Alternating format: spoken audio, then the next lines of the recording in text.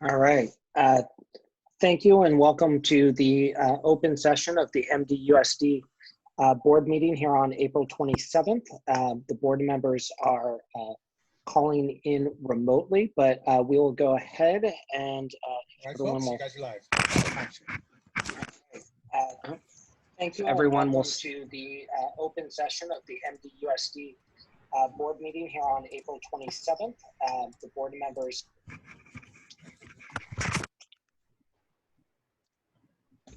I'm hearing a loop. Yeah. Are we able to fix that? So I just heard everything I said the first time. You're good to go. Okay. So with that, we're going to go to the Pledge of Allegiance, and hopefully we can have, like last time, have it. There it is. All right. And so if everyone would like to rise, and board members, like I said last time, I don't do well doing it solo, so I do it better as a chorus. So we'll unmute and we'll go ahead and start with I pledge allegiance to the flag of the United States of America and to the republic for which it stands, one nation, under God, indivisible, with liberty and justice for all. All right, thank you. So we will do roll call. I'm broadcasting here from my daughter's bedroom, and I tried to do a virtual background on my iPhone, but then it turns me upside down. So instead you get to see how my 8-year-old has decorated her bedroom. And so we will go ahead and start with roll call. So Ms. Durkee. Here. Ms. Count. Here.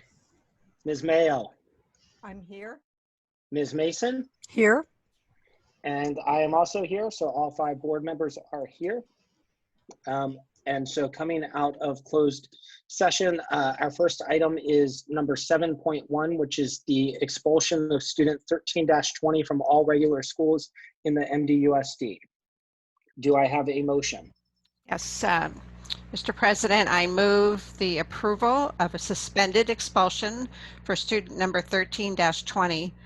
Prior to a readmission, student number 13-20 is required to meet the following requirements: participate in 20 hours of counseling to address anger management, decision-making, and peer pressure, participate in 20 hours of community service, participate in the California Offender Program for Aggression, COPS, and attend Mount Auburn Unified School District Saturday workshop for aggression. Show evidence of a successful school experience without having committed a violation of the California Education Code, reasonably warranting a suspension. Earn credit for all classes, earn 30 credits, and have a 90% attendance rate. Okay, thank you, Ms. Durkee. Do I have a second? I'll second that. Okay, second by Ms. Mason. I'll start with the voting with Ms. Mason. Yes. Okay, Ms. Count, Yes. Ms. Mayo, No. okay, Ms. Durkee. Yes. I also vote yes. Item passes 4-1. And with that, we'll move along to 7.2, expulsion of student 14-20 from all regular schools in the MDUSD. Do I have a motion? Mr. President, I move that we approve the suspended expulsion for student number 14-20. Prior to readmission, student number 14-20 is required to meet the following conditions: participate in 20 hours of counseling to address decision-making and peer pressure, participate in 20 hours of community service, participate in the California Offender Program for Aggression, attend Mount Auburn Unified School District Saturday workshops for aggression, show evidence of a successful school experience without having committed a violation of the California Education Code, reasonably warranting a suspension, earn credit for all classes, meaning 30 credits, and have a 90% attendance rate. Okay, and do we have a second? I'll second it. Okay, motion from Ms. Durkee, second from Ms. Mason. And we'll go ahead. Ms. Mason, how do you vote? I'm sorry, could you Yes. say that? Yes. Vote yes. Ms. Durkee, Yes. Ms. Mayo, Yes. and Ms. Count. Yes. Great. I also vote yes. Motion passes 5-0. And with that, we'll move on to negotiations. So the board gave direction to Dr. Martinez and the other representatives from our agency negotiations team. And then we move to item 7.4, discipline, dismissal, release, or reassignment of public employee.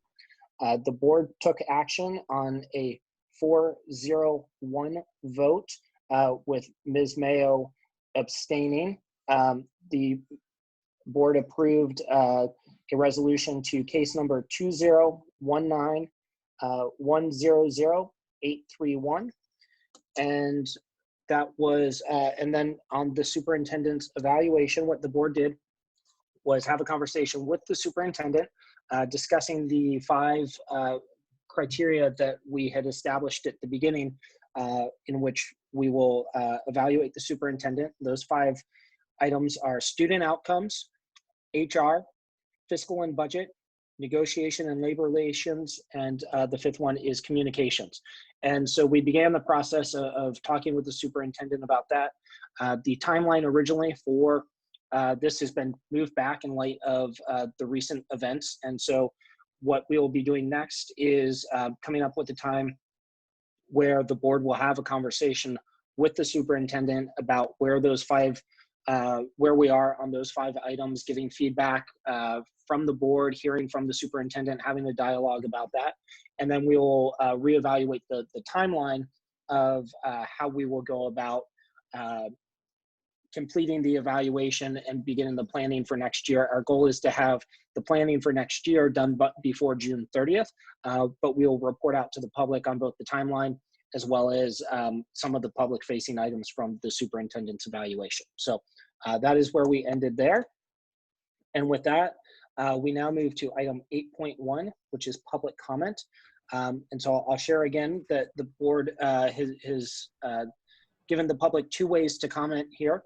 One is that they can leave a voicemail at phone number 801-228-0093, or they can email board comments at mdusd.org, and that will be entered into the public record. Everyone who had emailed up until this afternoon, that was placed in a document that the board members were able to access. Everything that's emailed through the end of this meeting, that will be compiled and attached as public documentation of any emails that were received.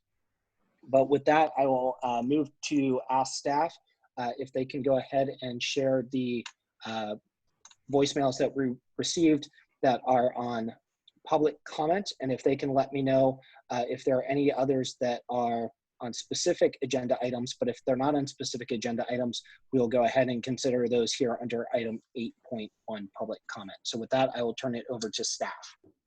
Yeah, so we got 1 comment. It's regarding my 17.1. I could probably hold on to that one. I'll play the 4 of them that I have right now to play. That would be great. And that was 17.1? Correct.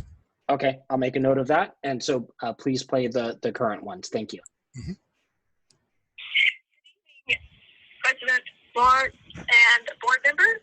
My name is Debbie Hickey, and again, I'm calling in regards to your reductions for our classified. I remember hearing at the last board meeting that you sent back to the superintendent and to his cabinet to relook at all of those positions and to justify the fact of why you are renewing, adding new positions to the upper management at the DEN Center and reorganizing with larger amounts of fees, however, cutting the smaller amount of fees by the classified. When I looked at both agendas from the previous and this month's Monday meeting, I have noticed that nothing has changed. So apparently the district superintendent did not listen to one word you told him to do. Who's running this district, you or him? Because all I see are the exact same items that were on the list before.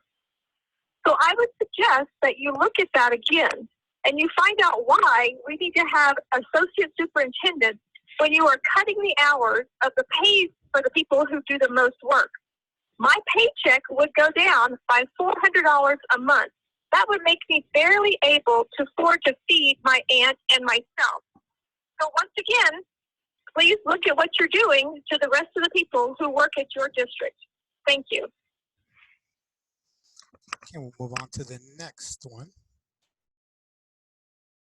I'm leaving a public comment for the board meeting on 4/27. Hi, my name is Isabella Triana. I am a junior at College Park High School. I have some concerns about the current coronavirus grading policies. We've been told that we will be receiving credit, no credit for our semester grades. However, I would urge that you reconsider this decision.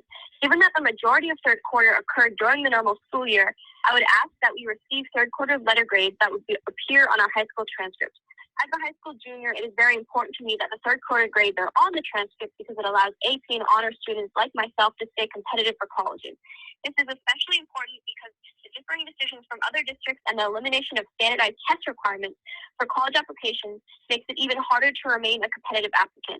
In order to remain competitive, especially because high schools, such as my school, College Park, do not offer many AP or honors classes to sophomores, and sophomore and junior years are the main years that colleges look at in terms of GPA. Our junior year GPAs are vital when applying to colleges. This is especially disappointing for students who had higher GPAs this semester and would like to showcase it in their college. I understand the need to remain fair, and that is why fourth quarter grades, because they are completely within the distance learning, should remain pass-fail. However, I would urge that third quarter grades remain normal grades so that colleges will have a good idea of how students are doing and applicants can remain competitive when applying to these colleges. Thank you. All right, go. Another message to play.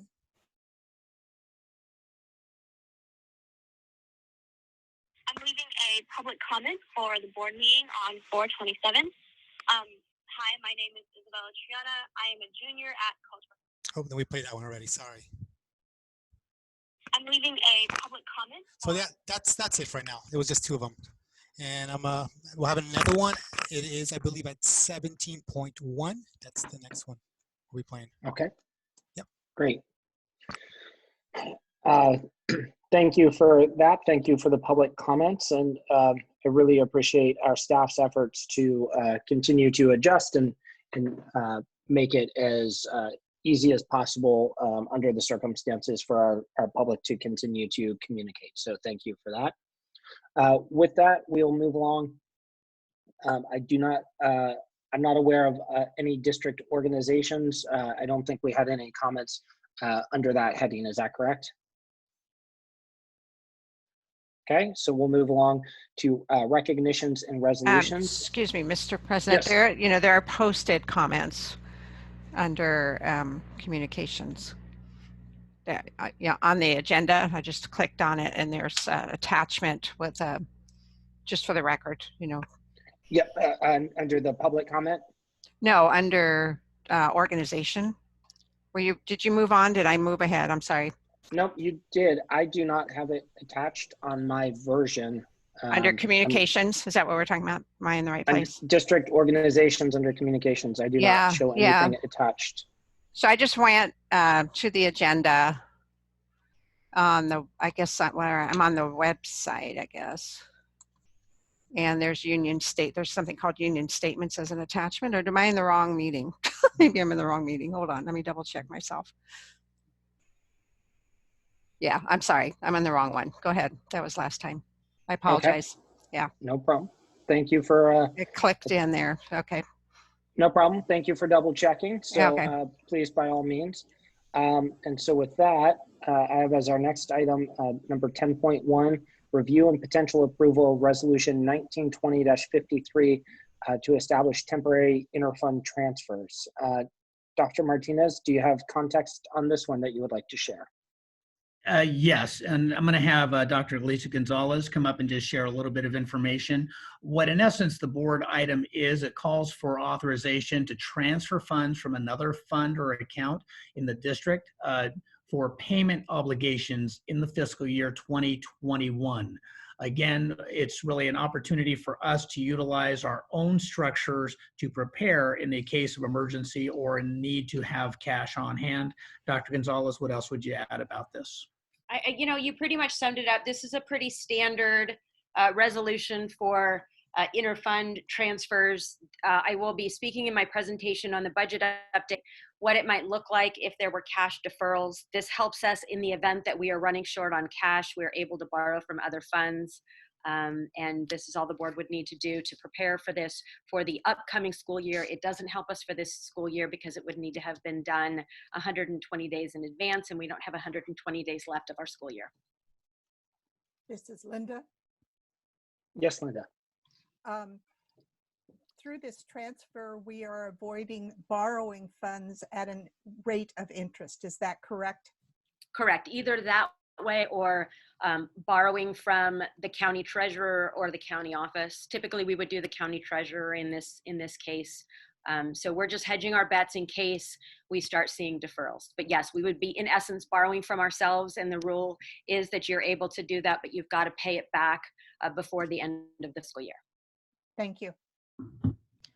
So if the board approves this, would we then receive reports throughout the year about how much money is transferred from which fund to which fund, so that we can oversee that over time and understand and also watch it get paid back?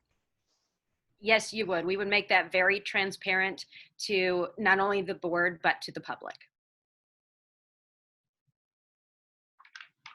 Great. Thank you. Any other board questions? Okay. With that, I would entertain a motion on item 10.1.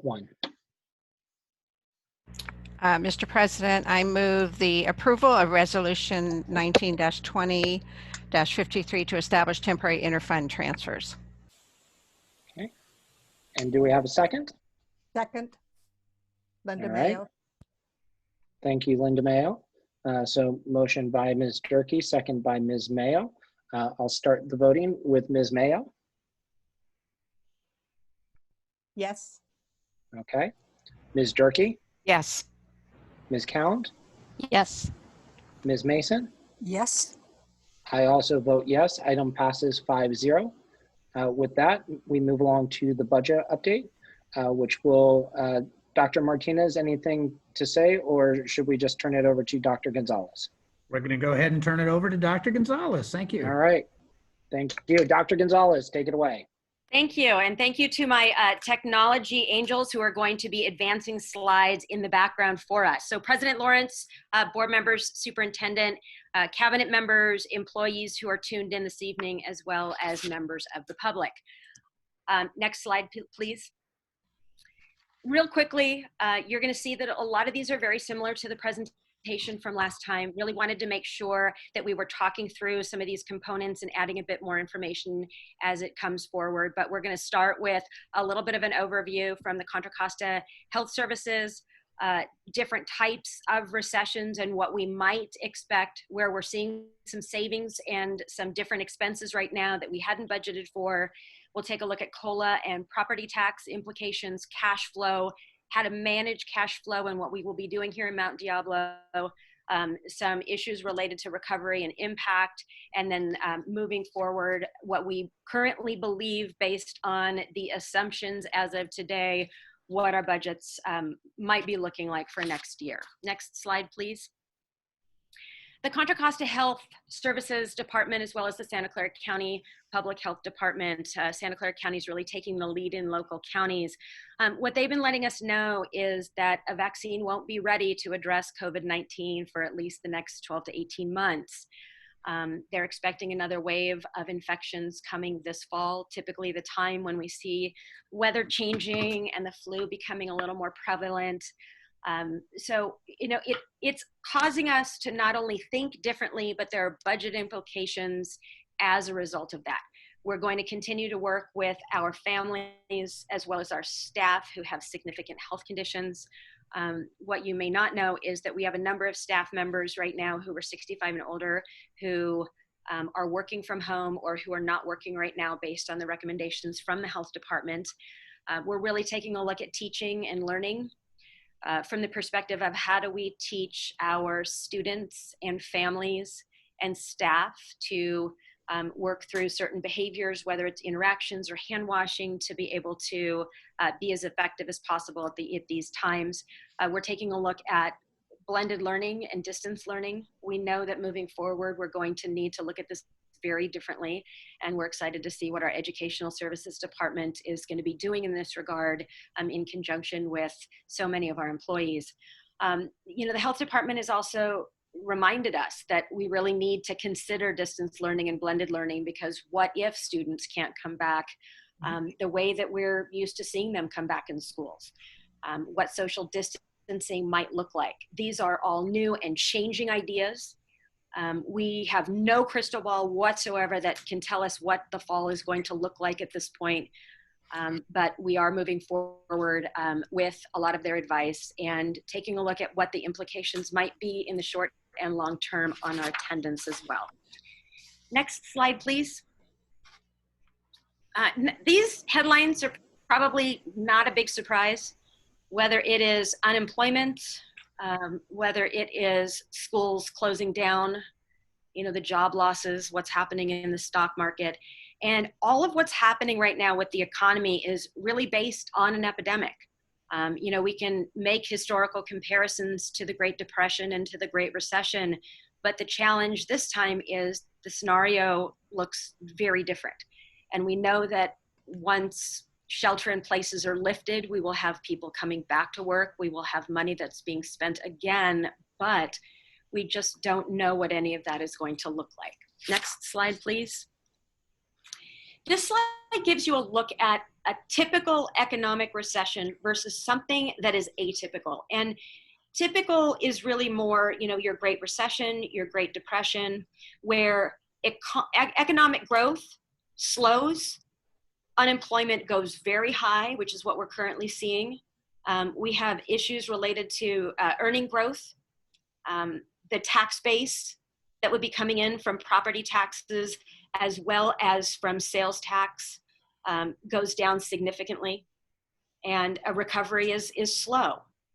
What we're in right now can be somewhat atypical. Again, we are right in the middle of it. Right now, we know that our economic growth really slowly, it slows after, let me start this piece again. The economic growth slows sharply until it reopens.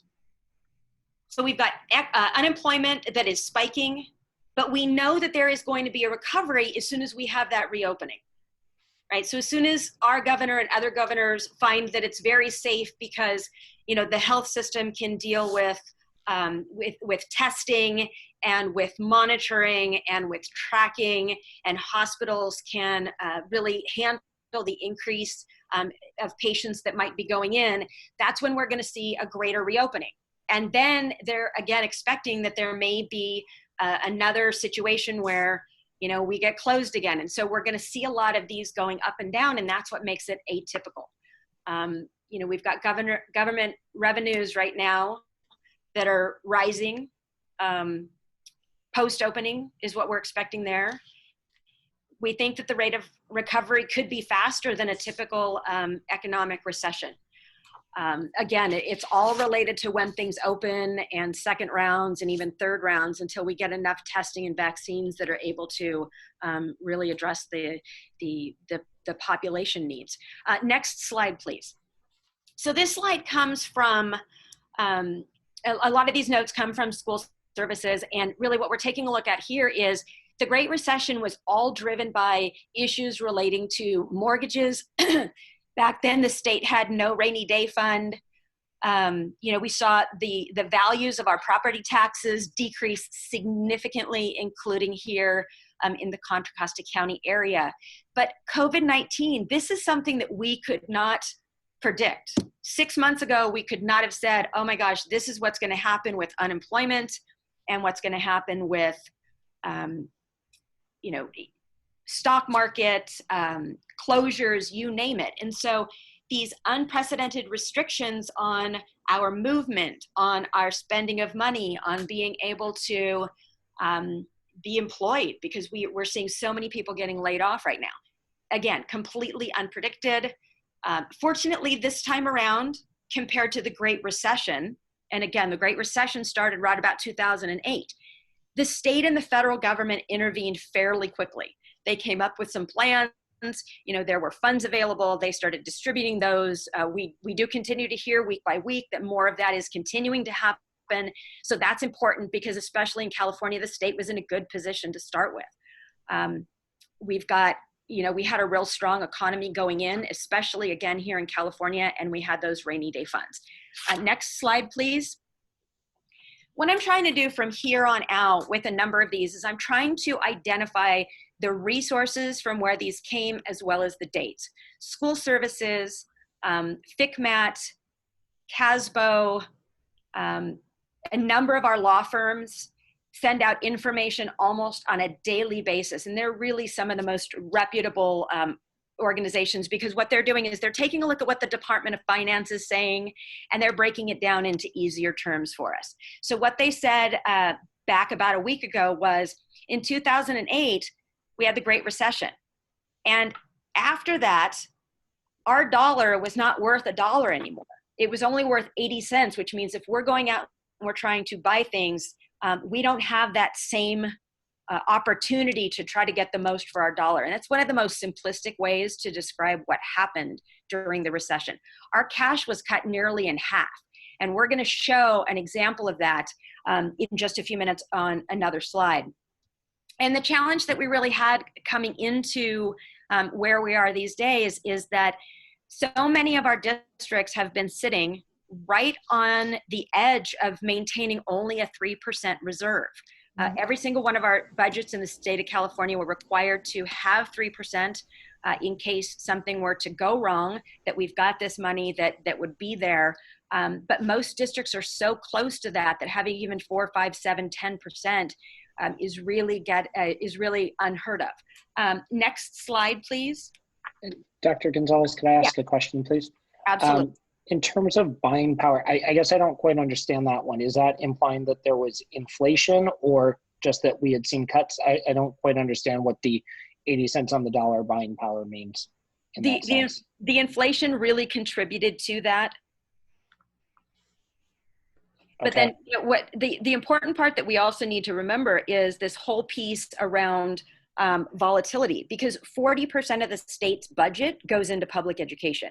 And so, you know, when funds are being held back that we are expecting to get, that also impacts the bottom line there. When we take a look at this message here from CESA, this also came in probably the end of the week, about 2 weeks ago. What they've really noticed and what they're messaging to districts is that we've moved into a very different economic environment very, very quickly. As a matter of fact, from 2 months ago to now, the impacts are really extreme with our districts. And I'll give you some bottom line numbers of what that looks like. One of the things that they've reminded us of is that recessions tend to last 10 to 15 months. But with public education, they can last a whole lot longer. Because when we've got deferrals, those deferrals, the amount of money that we're expecting to get from the state every month, if they're not paying that and basically giving us an IOU, it lessens our ability to be able to pay bills and really budget accordingly. And what they're now letting us know is that the May revise and the June budget that the state will be creating aren't going to have real true financial information, because a lot of the money that's coming into the state is going to be deferred in those property taxes. They're not going to really see a lot of that or the sales taxes until this summer. So they're expecting that this is going to get worse over time. Next slide, please. So what we've done as an organization is we've gone back and we've taken a look at our current savings as well as some expenses that we're seeing differently. And we just wanted to point these out because it would be remiss if we didn't show that right now we're saving in utilities, we're saving in gasoline for buses, we're saving in materials and supplies, the assessments that we would need to be hiring proctors or having folks work additional hours in order to take care of, as well as some of our contracted services, because we don't have students here or we don't have staff in place for some of that professional development, we are able to save some money. I know that a number of the board members have asked, well, we should be able to see some savings and substitutes as well, except we're really not seeing all that savings because that budget for substitutes had already been overspent this year because of the number of vacancies and the subs we've had filling those. So that piece really became a wash, if you will. But we have seen increased spending in devices, in some of our technology infrastructure, in online learning resources that we've needed to acquire, both with licenses as well as some of the safeguards that we need to have put on place, not only on our devices, but on our regular day-to-day operations. Cafeteria funds, we know that our food services is working every single day. We're providing more than 40,000 meals every week. So kudos to the teams from Food and Nutrition Services. But that's a differential. And of course, with a lot of these, we're going to go back and we're going to try to apply for many other federal grant funds, but that will not come in anytime soon, and we're not guaranteed any of those. But we've had increased spending there with cafeteria funds, with custodial supplies, as well as overtime in specific departments, including in our security department. We do have round-the-clock security, and I do want to remind the public that, you know, you're our eyes and ears out there. So if you're seeing anything that's out there at our school sites that you don't think should be happening, please, by all means, call 911 and help us out, because that will help. Next, I have a question. Yes. Okay, go back to the last. Have we contacted our waste management? We spend about $40,000 a month on waste management, and if we are not having kids at school eating lunch, I got to think we don't need to have a pool every week. We could probably have a pool like once every 3 months. You know, I can't answer that one specifically. I have a lot of information, but not that one. But I can get that question answered for you. And I would also think water, which we spend $70,000 a month on, would go down quite a bit, even maintaining watering of the fields. Well, we have some water and some waste that we may be taking a look at, but the fields do still need to be watered. And the most important thing that we need to do is make sure that we're maintaining those fields and mowing them and making sure that critters that like to come in and habitate don't have the opportunity to do that. But yes, all of these pieces are what our maintenance and operations and facilities department is really taking a look at. A question as well. So other areas, will we see actual numbers here at some point in time of, you know, how much we normally spend, say, on you know, air conditioning this time of year? That's probably all shut off, I'm assuming, at all of our sites. So that would be under utilities, but, you know, at some point will we get some actual numbers? I'm also thinking about a number of the contracts that come in. I see you have some contracted services listed here, but usually this time of year, it seems like we get, you know, additional expenses for transportation when there's more transportation than our buses can provide, you know, other contracts for special services or additional nurses. I don't think that we're doing all of that work. So have we gone through our contracts to figure out which ones could be revised or suspended so that we save the money in the last few months? Well, I know that with the departments I've been interacting with, they certainly have been having those conversations. I know that there's been some misunderstandings with a lot of the contractors that we do have, that they're going to get fully paid, and in some situations they are, and in some situations we're always making sure that we go back and we talk with our legal counsel, Cesar Alvarado, to look at specific contracts and see what our options are. There is that stipulation in the federal descriptors that there is an expectation that because schools are going to continue to be funded, that they would continue to pay most of those services. And we're looking at those on a case-by-case basis. But, you know, we are taking a look at, utilities. I think you mentioned transportation. A lot of that extra transportation at this point in time in the year would be things that different grade levels with going on field trips. And so what we've done is, you know, we're not going to have those expenses, so we wouldn't necessarily see the savings on the general fund. It would be departments, or it would be grade levels that would not have those funds spent for this current year and likely carry over to the next year. This is Linda. So in regards to the savings for electrical, We do have the solar system, which is feeding the electrical grid, but we aren't using as much electricity, presumably because of the HVAC, whether it's for heat or for cooling. However, I don't think we will see an appreciable savings because we don't get paid for the by PG&E for what we're putting on the grid. Is that correct? I can't answer the specifics of that. I can certainly ask Melanie Koslow to see if she can possibly address that. I know that she's listening in the next room because she's got the presentation after mine, so she may have some of those answers handy. I know that one of the things that we've tried to do as much as possible for the sites that we can control, the heat and air conditioning on the centralized systems, that we've been turning those off. I know that we've had to send individuals out to specific school sites that are the rest of those. So I think 20 of our sites are currently online and the rest are not. And some of those systems, we will turn them off and they will turn themselves back on. And so, you know, one of the things we're trying to do is fast track to make sure that we've got everybody on a central system. But, you know, there are those components that we're taking a look at, and you know, we're not getting it right all the time. There are sometimes when we'll go out and we'll turn everything off at a site, not all the electricity per se, but, you know, the heating and the air in it will come back on. So it's not been a perfect science yet.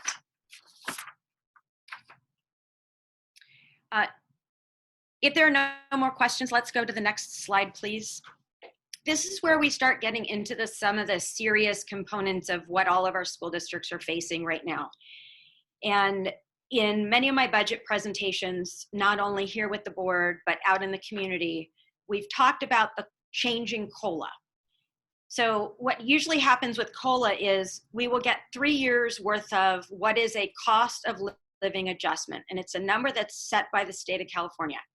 And a year ago, we expected the 2021 COLA to be 3%, which for us, it's about $3 million per 1%. So we expected it to be that. In January, when we heard the governor's budget message, it dropped to 2.29%.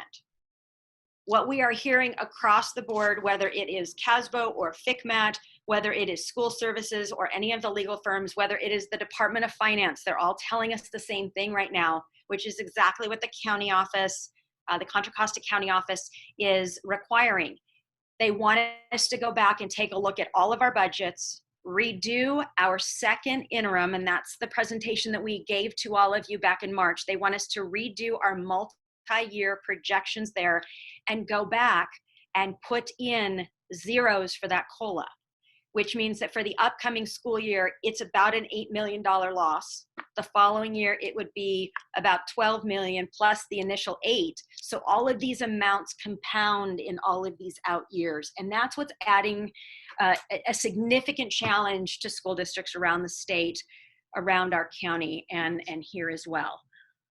So right now, if we don't have that 2.29% COLA for the upcoming school year, that's about a $6.5 million reduction.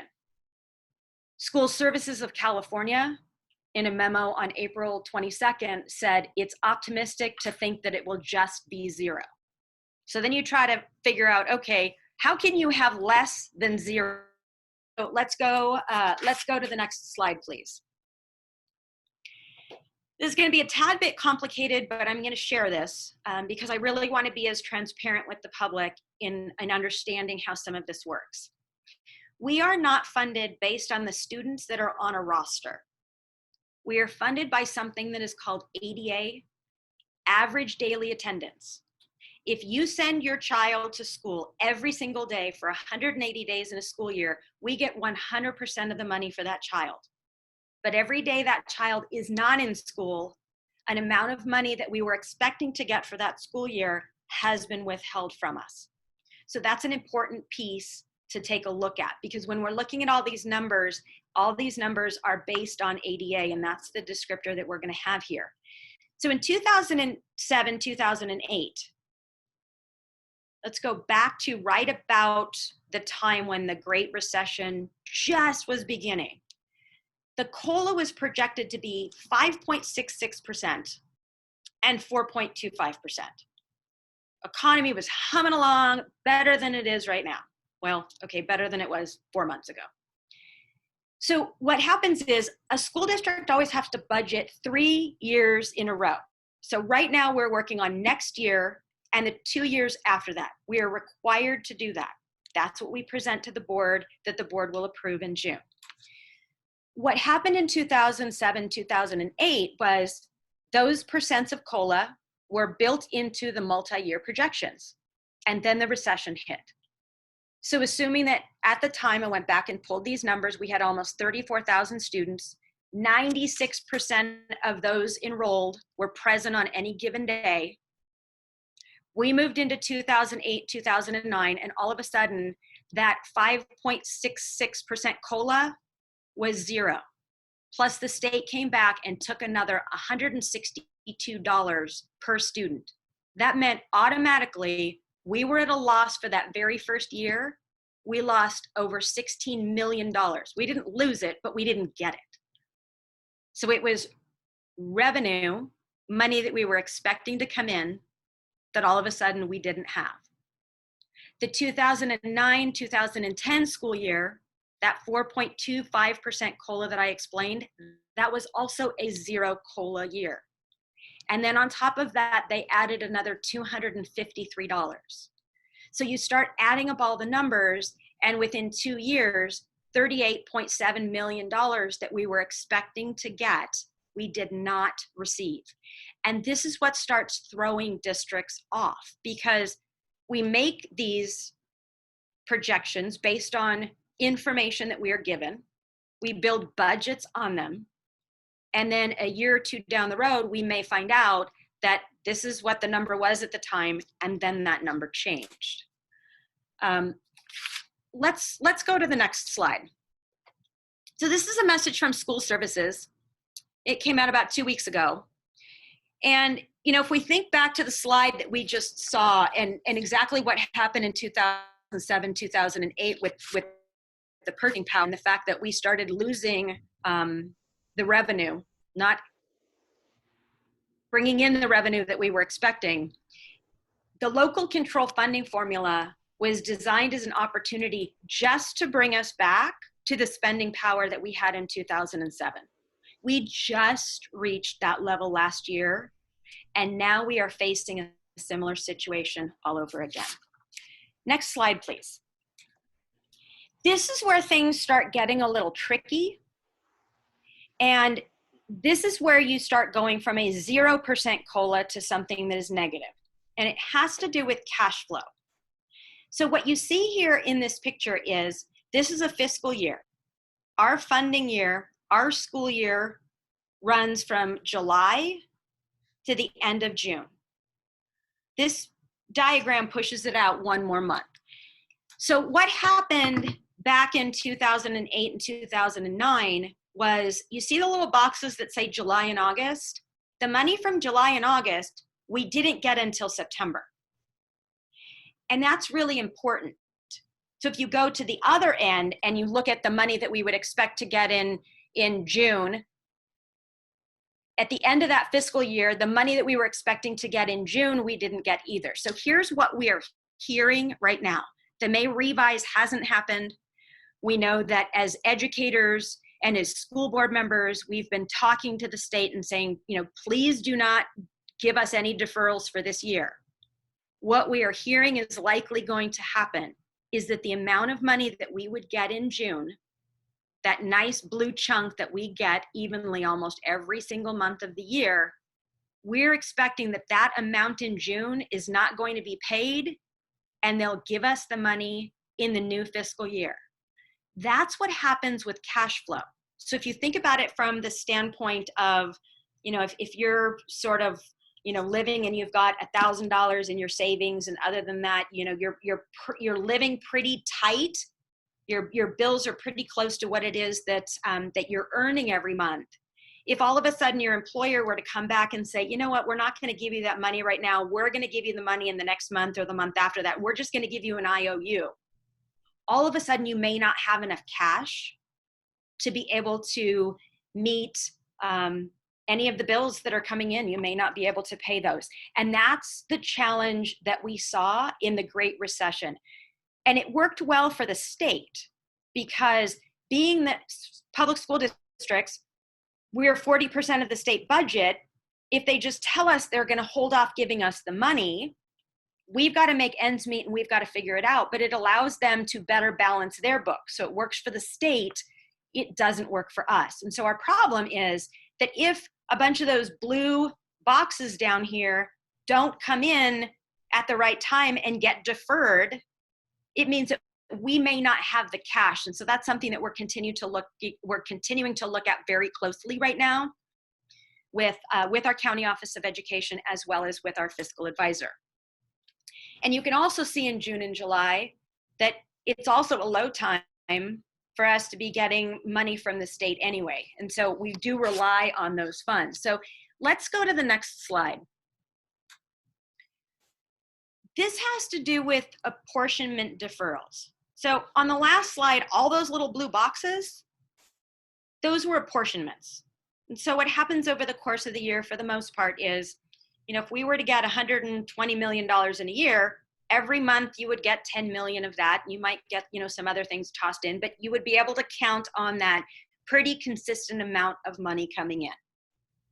What we did here in these slides was we took a look at what happened back during the Great Recession. And so what you see in the column there for deferral, that's the amount of money over the course of the year that was not paid on time. So for example, when you add all of that up, by the end of the year, 60.63% of the money we were expecting to get from the state was not paid on time. If you really jump in, take a look at July. Part of our money from July, 56% of the money from July, we got in September. The other 44%, we didn't get until January. So the problem with this is what causes cash flow. This is what causes a negative percent or a negative COLA, if you will. Take a look at April. Let's go from April on down. 20% of the money we were expecting to get in April, we didn't get until July, a new fiscal year. 65% of it, we didn't get until August. In May, 37% we didn't get until July. So all of these times in July and August, it means that we have bills that are due. We have expenses in the current school year, and we weren't getting the money until months later. This is what happened as a result of the Great Recession. At the very bottom, 38.10% of the money that we expected in a fiscal year, we didn't get until the next year. And that, again, is what causes cash flow issues. So we have to very carefully monitor exactly how much money is in the county treasury that is attributed to our district. We don't know what it's going to look like moving forward, but what we do know is this. The organizations that we most closely work with, including the county office, including CASBO, including FCMAT, including school services, they have all reiterated, and I'm sure CSBA has probably mentioned this as well, and it's our California School Boards Association. When the state did this before, it worked well for the state, and districts had to pick up these losses and cover these pieces. So yes, we got the money back, but we didn't get it back in a timely manner to help us. We are expecting that this is going to happen again because every indication is telling us right now that deferrals will take place. We are hearing right now they could be as soon as the month of June, which means the money or the revenue we're expecting for June, some of that or perhaps all of it we would not get until July. Next slide, please.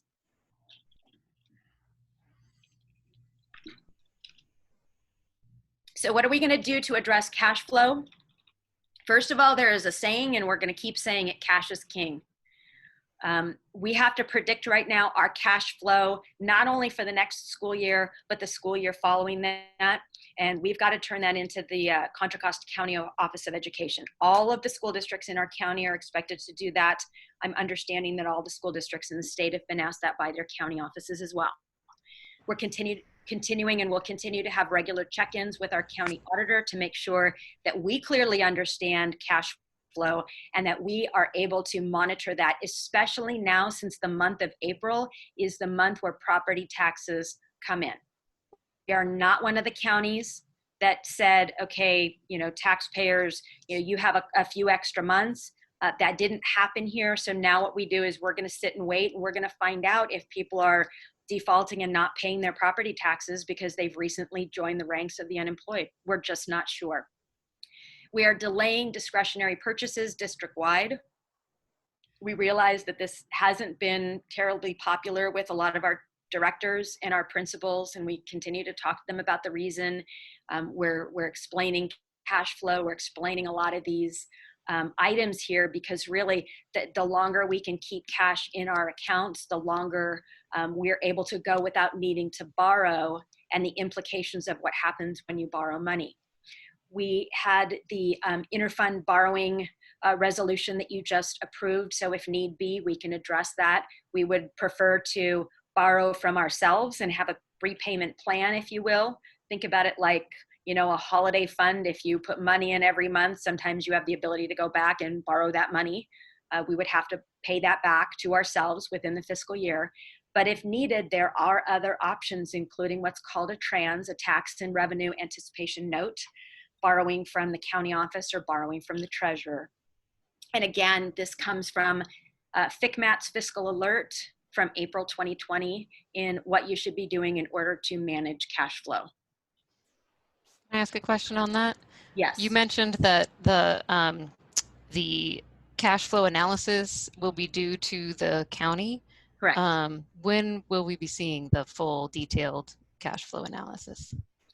I'd say we will probably have that done within the next week to week and a half. We're just finishing up the revisions that they've asked for on the second interim with the expectation of 0% COLA. And then once we're done with that, we will layer this piece on. Thank you. Next slide, please. This comes from the Department of Finance. Some of you may have remembered this from the last presentation. We just want to reinforce some of these key pieces. The doom and gloom is not because we are trying to be tight with any type of money. We have not made any of this up. The Department of Finance from the state of California let us know in March, and clearly a lot has changed in a month, and I can honestly say that things have not gotten any better. They expect negative effects on revenue, which means don't expect to get as much. They're reevaluating all budgets. They are going to do what's called a workload budget, which means they're taking their current numbers and rolling them forward. But at the same time, they are going to wait until revenues come in July and August, and then the state will revise its budget. But they're letting all of us know that we should have no expectation of full funding for either new or existing programs. And that's pretty scary when, the bulk of our budget is based on people. Next slide, please. So here's what the state is doing. What we're doing is covered in red. We will have what's called the May revise or the May revisions. Governor Newsom will be doing this. He'll be giving us some details on what to expect with the state budget, just at least as far as them getting ready for June. We will create our budget based on the May revise, as well as based on the requirements from the Contra Costa County Office of Education. They work in conjunction with CSESA at the state level. That's the California County Superintendent's Educational Services Administration. And what they really do is they really guide county superintendents. So it's sort of like the mothership of the county office, if you will. And that's where they get all of their guidance from educational programs and from business as well. So we will create our budget. The state will approve its working budget, perhaps after ours is approved. Tax revenue, again, will come in July and August. The state will revise its budget in August. We then have 45 days to revise our budget. In a positive scenario, it means that, maybe things get better and we will have more revenue than we are expecting. However, from every indication that we've seen, article after article, organization after organization that's reputable, including UCLA's financial team, that's not what they're saying. So we'll go back and we'll revise our budget within 45 days. But again, if the state budget decreases, it means that we will continue to face more reductions, and those would be starting in September, just because if the state comes up with something in August, it's probably going to take us, close to that 45 days to try to figure out how we respond. So as much as we would like to be proactive, some of this is going to be reactive. Next slide. Right now, we're planning on the worst case scenario. This is what we've been asked to do for part of the revisions to the second interim. But we wanted to make sure that we were able to show some numbers, because these numbers do make a difference. So if we have 0% COLA for the next 3 years, it means that it compounds. So in the first year, we would not have 6.5 million in revenue that we were expecting. Then we would not have 13. Then we would not have 19.5. But right now, all we're doing is we're taking a look at just the implications for the upcoming school year. So we're going to start by taking that $6.5 million. That's what it's going to look like for next year in a 0% COLA. We are expecting deferrals or possibly even elimination of monthly apportionments starting in June. At least our early indications are we're not going to have a cash flow problem in June, so we won't have the financial implications of that than some other districts might have.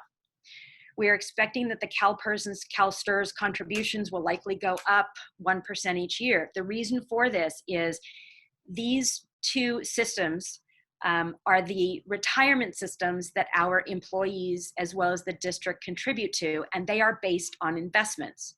So when the stock market doesn't do well, the investments that are the base of the PERS and the STRS retirement systems, they don't do well either. And there are certain amounts that the state and districts have to contribute. So if those continue to drop as we're seeing them drop now, we're expecting that it would be about $1 million per year.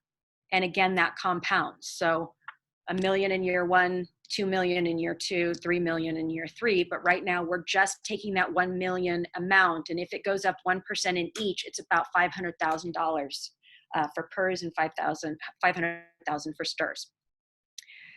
We've been told to take a look at reductions in both lottery and local revenue. If we were not to get 20% of the lottery funds that we're expecting, we use this for a number of things, including instructional supplies. For us, that's approximately $1.3 million. Local revenue is anything from donations to other things that we typically bring in. So that's a $3 million reduction right there for us. We've not even begun to factor the component of possible health benefit increases, just because it's yet another unknown and we don't want to throw too many huge reductions in there, but we're being told to go ahead and watch this. So the way that we got to the $11.8 million is the 6.5 from the zero COLA for next year, the 1% from the PERS and STRS, the 1.3 million, the 1 million from the PERS and STRS combined, the 1.3 million from the lottery, the 3 million from the local revenue. That brings us to $11.8 million of revenue reduction for the upcoming school year.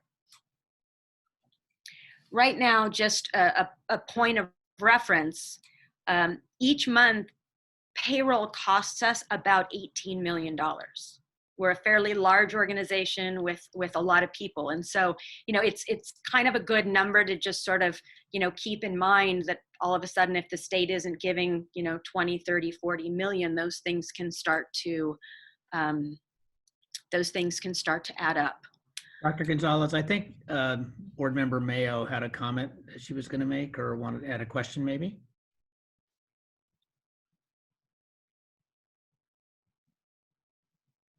Sorry.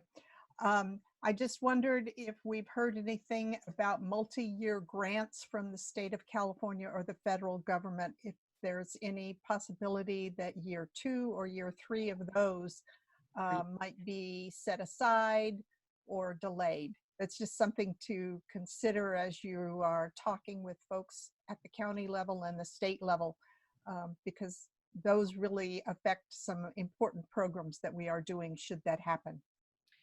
Correct. And I'm joined here in my office, although you can't see her, she's on the other side of my computer. Our interim director of fiscal services, Mika Arbelbeit, is in here, and she heard that question, and we have not heard anything, but we're certainly taking a note so that we can bring it up in our chief business manager meeting this coming Thursday. Another question. So the 20% reduction in local revenue, can you explain again what you're defining local revenue as there? Use permit, parent donations, other community donations.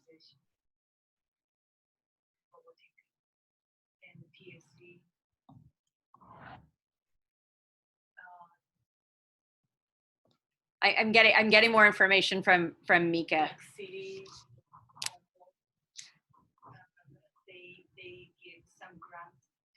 Okay, so we're hearing other grants from other organizations, other governmental entities, City of Concord. There are a number of them that go in that category. Chevron is another one.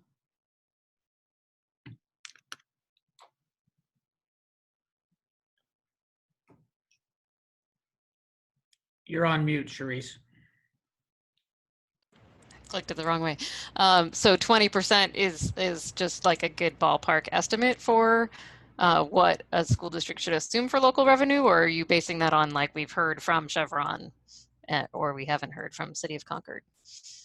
This was the guidance that we've been getting in conjunction with the conversations with the county office. They said that, you know, looking at 15 to 20% is really most realistic at this point.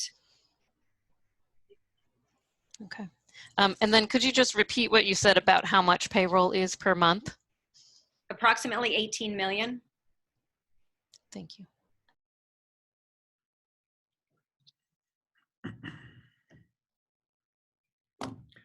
So we know that this isn't going to be the last time that we're discussing budget. We know that once the May revise rolls around, there will certainly be more information. What we continue to do as a team, along with our fiscal advisor, Mike Berg, is we're running different scenarios. You know, we haven't played scenarios out like, you know, what happens if our average daily attendance, if our ADA drops below 95%, or what would happen if it went much higher than 95%. That would be really optimistic as well. You know, and looking forward, we don't know exactly what attendance taking is going to look like. We don't know what's going to happen with our enrollment in general. What we factored in right now is a reduction of approximately 250 students a year. We felt like that was safe, but, you know, in a lot of the presentations that we've been doing about enrollment, our enrollment has pretty much, I mean, it's been a roller coaster. So it's not like a typical school district where you can say, you know, okay, we've sort of seen this slide up or down. You know, we really have a roller coaster. And so for us, we figured if we just look at 250, it's probably the safest bet. I mean, there's so many things that could go into that piece as well, but, you know, we're starting to hear that students are moving out. We're going to expect that some students are going to move in. We may have to factor in that there may be, you know, some families that because of job loss can no longer afford private schools and maybe coming back into the public system as well. So, you know, it's all unknown. Yes. No, thank you. Because again, I know at our special meeting last week, we provided a lot of the similar information. And then again, because things are changing really so quickly, we did make the decision to have some of this information brought back again, because it's sometimes so significant and overwhelming. It's hard to just kind of get it in one time and go, oh, okay, there's new situation. And yet it continues to change. What we're doing is, in essence, our best work, again, from the experts that are in the Capitol, that are responding to federal awareness, and our best budget planning that we can do. We want to be on point with being ready. So again, some of this information does present as really severe. It is. We have direction to plan that way from our county office. We have really guidance from the state in planning. And so we want to make sure that our board is hearing the information as best we can put it together for you and our public as well. We know that the public is dealing with the responses to the COVID-19 in their own way. And again, we're all dealing with our education piece for our students in a very different way as well. But the financial structure that we base everything on for our students, for our employees, for these communities is really changing. And so we're trying to be as steadfast we can in watching all the changes and tracking the changes, and are planning to be, as proactive as we can be, not just becoming reactive and having things done to us. So we're trying to see with clarity the best we can and build our budget for the future.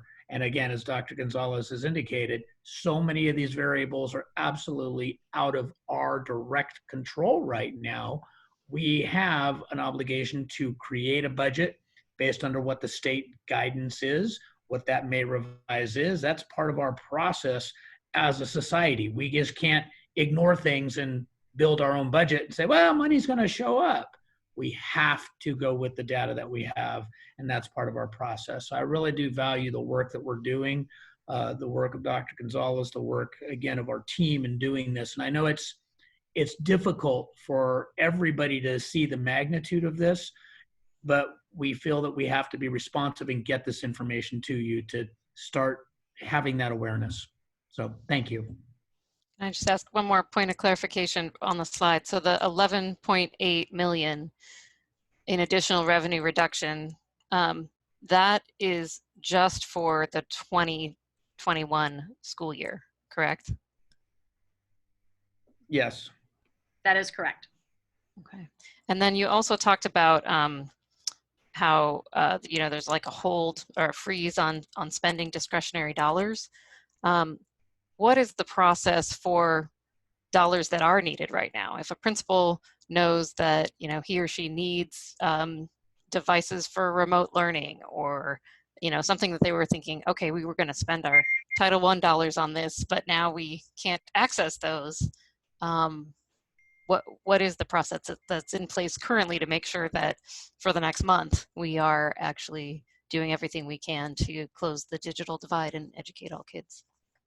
Well, the challenge we're having right now is that device orders that we put in back in March, we still have not seen, which means that even though you're going to see some items coming forward on today's or this evening's agenda for technology purchases, we're going to try to get those items, but there's a very good chance that we're not going to. And so what we're asking is the non-essential purchases, and a huge shout out to Elizabeth McClanahan, because she's our director of purchasing and warehouse, and she goes through every single purchase requisition one by one and goes back and asks a lot of those key questions. And right now, anything that is for next year, they can start putting in purchase requisitions as early as May 15th. Because that's when our next process starts again.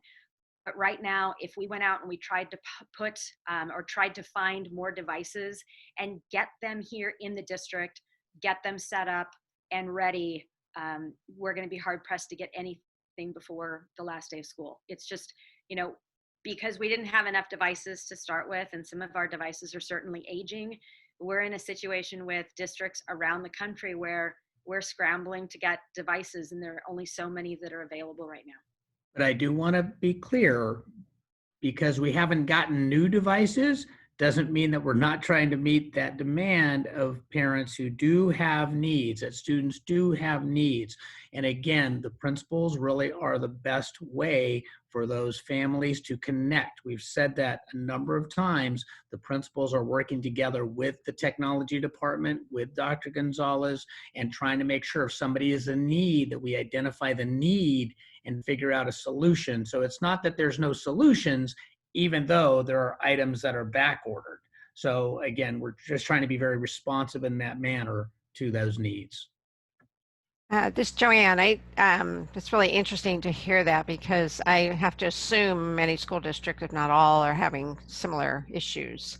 And it seems like that's what should be in the newspaper right now, right? I mean, all these, besides all the testing and the COVID testing and all those issues, that this is a real problem, and it needs to be known so that any people out there who have any wherewithal to help with this issue or mandate that more get produced or breakthrough or something, it's critical. So I haven't read that anywhere, and it just seems like somehow we get that out again collectively. Maybe the county office can help with that, but that seems like it's kind of ridiculous that we know this is what we're supposed to be doing and we're prioritizing, and if it's all hung up because we can't physically get the devices, it seems like someone outside our system might be able to help, or at least be aware. So, and I also want to reiterate that I know I've received many emails about the press conference that was a week or two ago, and all the devices that Google has ready to donate, and we've put in all the paperwork and we've looked into it. We've worked with our E-rate consultant, and when you get into the intricacies of what the verbiage says, we do not qualify because we are not a small to medium-sized district, and that's defined as anything below 10,000 students, and we are not rural. So, a lot of what you're hearing in the public is, oh, we've got all these devices and we're getting them out. And of course, as soon as we hear something, we jump on it, and nothing has been helpful so far. With that said, I just want to do a real quick public shout out to the Mount Diablo Educational Association, because I received an email from them just prior to this meeting started that I think so far they've been able to receive more than $28,000 worth of donations for devices. Likewise, I believe it's yours humanly, Dr. Martinez, yours humanly? Sunny Yes. Singh. Yes, with Sunny Singh. They've been raising money as well, and they actually were able to obtain some of those devices and were able to deliver them to the district today. So we're grateful for all the partners that we have out there and their support of our students at this really challenging time. I would just ask that you maybe keep us posted, as board members on, specific needs, and how many more you need or whatever, and then maybe we can help with that as well in terms of reaching out to folks or making it more public. Right. The thing that just on that particular point, Board Member Durkee, is that we are working with our principals regarding, again, accumulating data for the number of students who are actually have devices, are connected, are participating. And so we have it at the secondary level and the elementary level. I'll be putting that together for the board members, but we'll also be sharing that with the public as well. We have several schools where we have a really pretty good participation level, and others where it's more of a challenge. Right. Okay. Well, that's really great information to have, and especially because the needs will differ across schools as well, right? So it's being collected now. When do you think the board and public should expect to see some of that information? I understand that numbers probably change daily, but a first estimate. Yeah, we anticipate something by midweek. Oh, this week. Mm-hmm. Okay, thank you. And I believe it is the Mount Diablo Education Foundation, not the association, that had raised that money. Please excuse me. No problem. Just want to make sure we appreciate both organizations, but in this instance, it was the Educational Foundation. Yes. So. Again, at this point, I know, again, we did put a slide in there. I think the next slide was board question and answer, and we didn't know if the board had discussion or other items, but we know we have a number of things going on tonight. But again, we will be back with more information as well as it continues to change. And has the county given guidance on, we have a tentative agreement. I know other districts in this county have had are in the process of negotiations.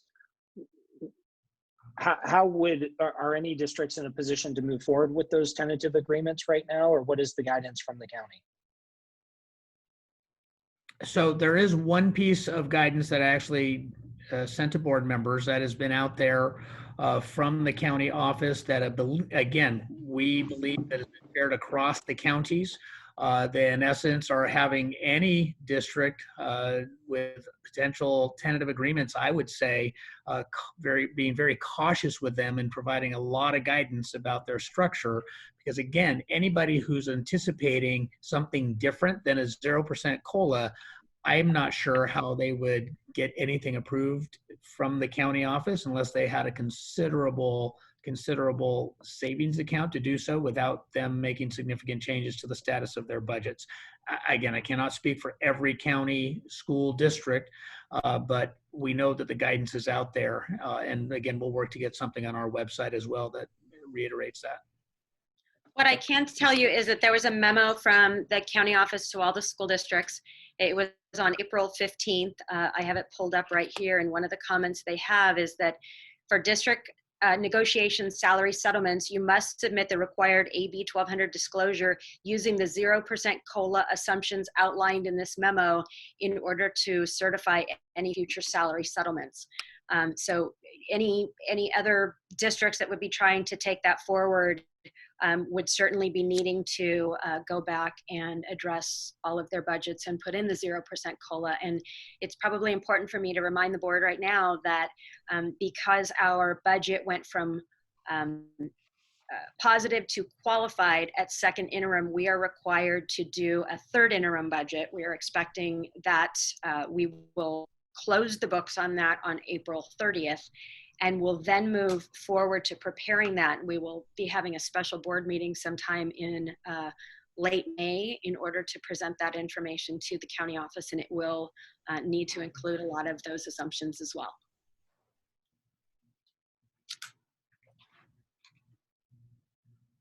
Other board questions or comments? So just to clarify or repeat what you just said here so that I just want to make sure that everyone's keeping up with this conversation who may be watching. So we have a letter from the County Office of Education that says, for district negotiation salary settlements, you must submit the required AB 1200 disclosure packet using the 0 COLA assumptions outlined in the memo. So just what Dr. Gonzalez just said. So for us, when you outlined those assumptions for us, it looked like an additional 11.8 million reduction that we will be facing once we put those assumptions in. So Correct. For us to ratify any sort of raise for anyone at this point, we would need to find another 11.8 million for the 20 to 21 school year. Well, the problem, because the COLA. Go ahead. Could I ask a clarifying question before you? So the COLA you said was roughly 3 million for each percent. So at 2.29, we had that slated at 6.5, and then there were additional things like the lottery funds. So is that correct? That is correct. Yeah. So the problem is that while it may look like it pencils out in year one, when we do a multi-year projection and we look at years 2 and years 3, we are significantly in the red, which means that it might look rosy for next year, but it's not going to pass any AB 1200 disclosure because you have to have a positive. You have to have a positive budget moving forward into years 2 and 3. So again, part of the process the intent was to share everything that we're seeing right now as part of that closure of the third interim comes to fruition. We're not there yet, but again, we have to build that document now based under everything that we know. So when that does come before the board, there will be some information that also comes to the public that again solidifies what we're seeing is going to happen right now as it continues to happen. So I'm not saying the numbers will be exact because they'll change again. But our intent is to then provide clarity, which again, every other district who is needing to do a third interim would be doing the same thing. I can't speak for every district in the county, but as far as their disclosures or any work to approve anything for a TA, they'd have to apply those same figures. Ours will have to come in the sense of giving the third interim will be the next clarity point for us as a district. It'll show us where we're at so far, again, through April 30th, and what, if any, other decisions we can make after that.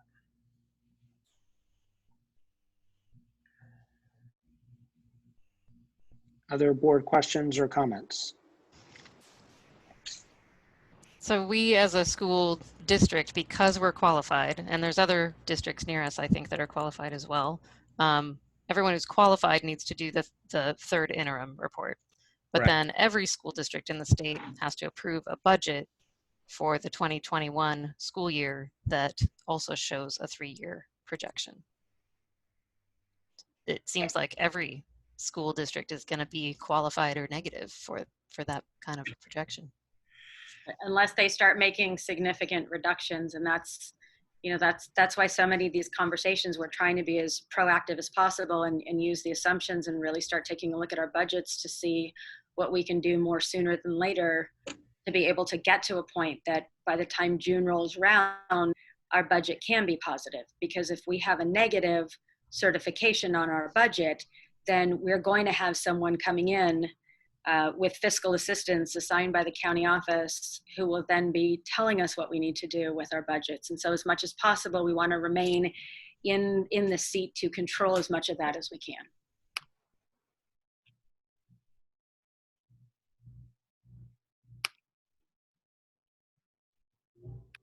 Okay. Any other board questions or comments? All right, Dr. Gonzalez, it wasn't good news, but we appreciate your thorough delivery of the news and letting us know where we stand and some of the things we might be looking at. So thank you for that. With that, we'll move along to item 11.2, which is Maintenance and Operations Department update. Dr. Martinez, any introduction, or do we want to just have Melanie present? Well, I think it's important to go ahead and present again, Melanie Kozlow, our Assistant Director of Maintenance and Operations. What we're doing tonight is really just giving an overview of some of the construction that's happening in the district and some of the specifics about information and projects that are going on within our maintenance and operations. So again, Melanie, go for it. Hey, good evening. Good evening, President Lawrence, Vice President Mason, members of the board, Dr. Martinez, and community. As you stated, we just wanted to give a quick overview of what's happening at M&O, and if we can go ahead and move on to the next slide. So what COVID-19 means for M&O. Obviously, throughout the district, we were all kind of shocked with how things happen so rapidly, but we have picked up and continued on basically immediately.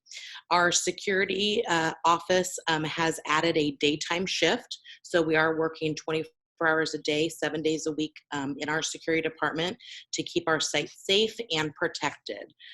We're increasing patrol to monitor the district for unwanted activity to make sure that our sites are secure and protected.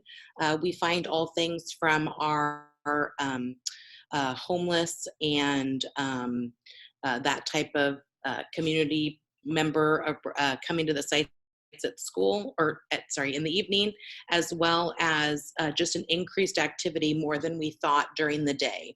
So we're continuing to monitor our schools, asking the community to leave the site when we find them there, and just kind of doing our due diligence to make sure that the community is safe. We've been posting our public notices to ensure that local and state orders are followed.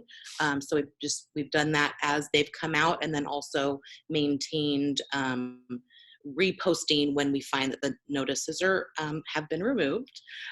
We are supporting our food and nutrition services, feeding the community. So we do have site custodians scheduled at all 9 sites for the 3 days a week that we are feeding the community to clean up the kitchens, deal with the recycling and all of those types of things, as well as taking care of our central kitchen, which has also become our current dry storage with the amount of community members that the food and nutrition services are serving. All of our essential staff here at the district office, as well as throughout the district, we are serving them. We have custodial, which I'll talk about in a few more slides and what that schedule looks like. All of our trades and landscape divisions are completing urgent and emergency and safety type work. And then the maintenance and operations office staff is working some remotely and sometimes at the office when necessary to support the department operations. Next slide, please. So all of our mechanical and building trades from day one have been responding. So when we have an emergency or an urgent matter, even with the shelter in place and the social distancing, when a site has a need, all of our staff has responded. The landscape department, we worked closely, myself and our building and trade supervisor or manager, David Hart, and I worked together on a plan. We worked with the union and we brought back our landscape department to complete fire prevention work starting last week. So we are starting the 2nd week of a 3-week plan to prepare us for the upcoming fire inspections that we know we will go through. As the community has voiced and our own concerns, we needed to make sure that our sites are safe. So it's going to be slow to get the work done, but we do believe in a 3 to 4 week period, we will be in a much better position as far as our grounds look. We are careful to follow the executive order that is in place. There are very strict guidelines on what type of work landscape crews can take on. So we're not doing aesthetics, we're not doing like the day-to-day maintenance. We are focusing just on fire prevention, which includes mowing, weed abatement, and eventually weed spraying. Our HVAC staff, or the 2 of them that we have currently in the district, returned back to work on a modified schedule today. They've been working as needed, but they are back as of this morning to support the energy management project that's ongoing and about to complete here at the district, as well as continuing to shut down the boilers. One of the comments that I heard a little earlier was kind of where we were with that. With the energy management system that is being installed at about half the district, we have about 20 sites or so that we have currently in an unoccupied mode, and the new energy management system allows us to do such. So if a staff member, a principal, an office manager arrives on site, they can override the unoccupied for an hour at a time, but we have pulled that in so that we can maintain the savings that possible during this time that our sites are unoccupied for most of the day. Work order system. We have a very extensive work order system. It's called TMA. And we have spent the last couple weeks reviewing, pulling out essential, more urgent prioritized items.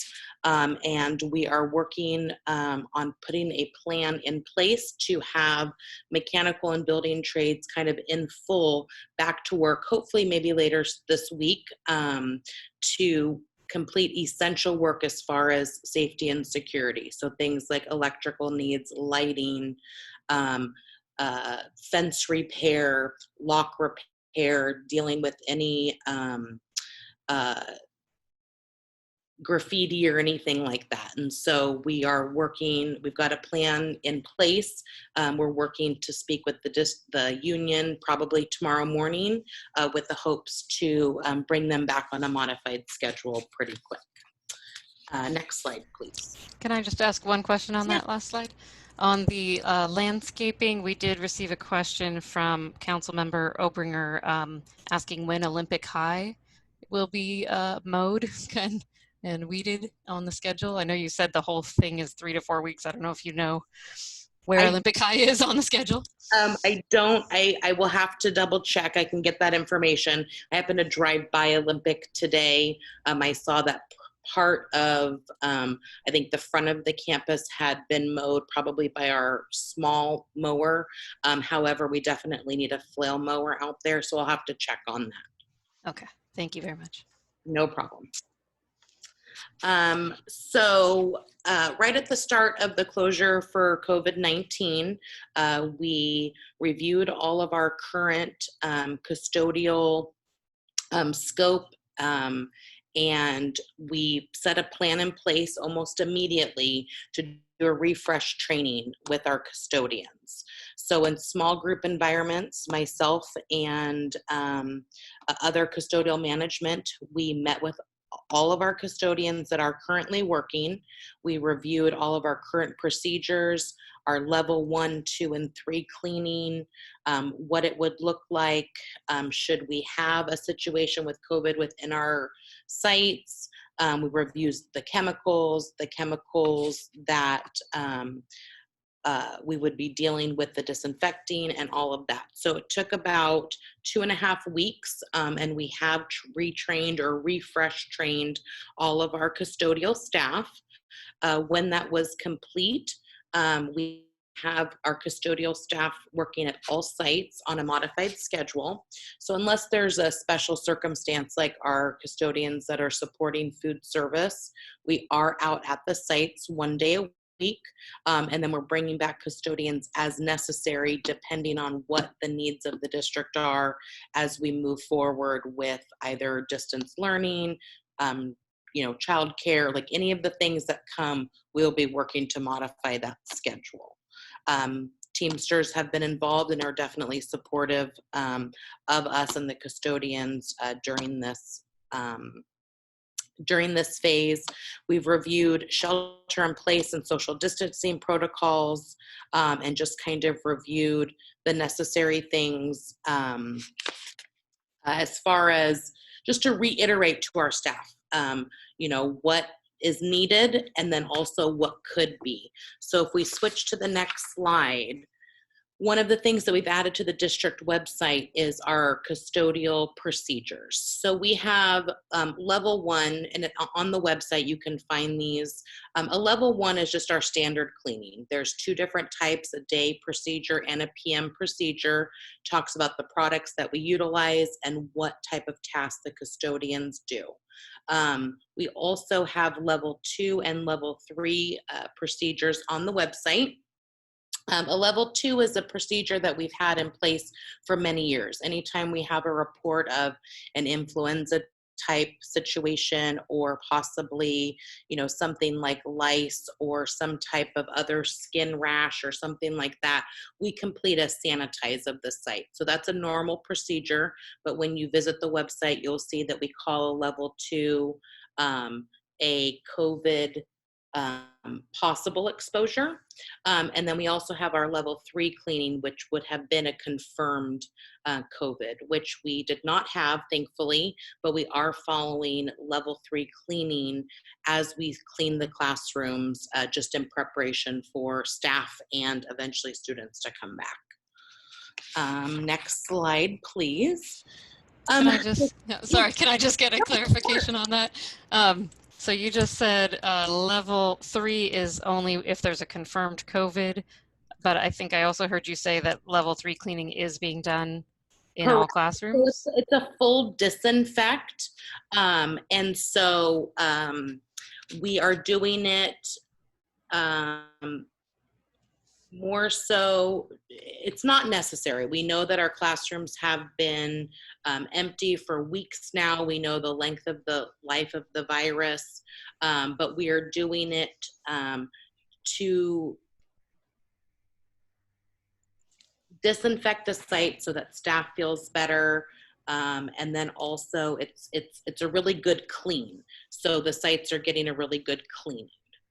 So basically, the parents and staff, as they come back to any of the sites in the fall, if we open in the fall, can expect that classroom or space would have been cleaned at least once with the level 3. Exactly, Is that what you're saying?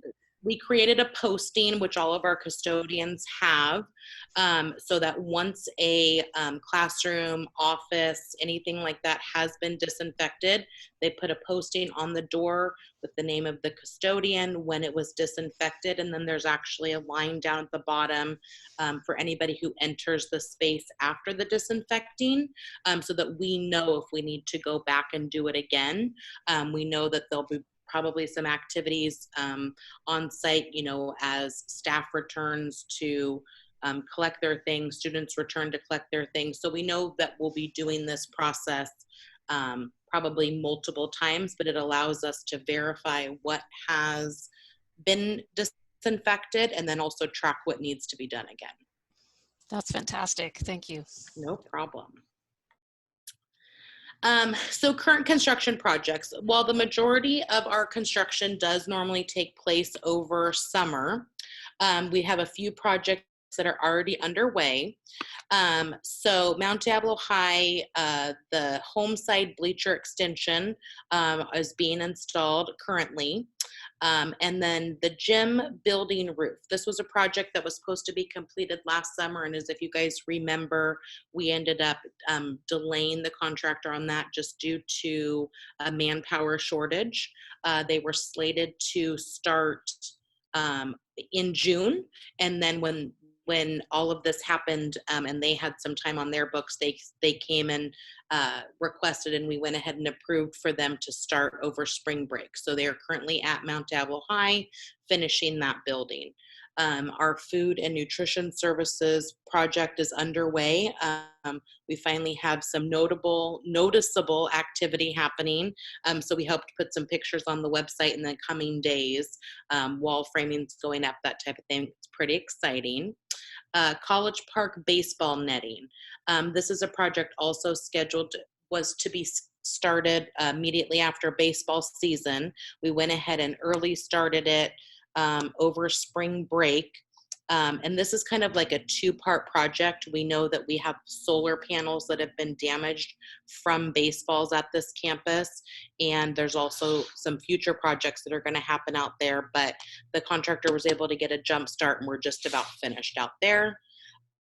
Pleasant Hill Middle School, we had a classroom that had the old flooring. It needed to be taken care of. It was scheduled for spring break. We went ahead and did it. Solar panel cleaning normally starts in June. They contacted us and wanted to start early. And so they've just been deployed, I think Friday or maybe even today.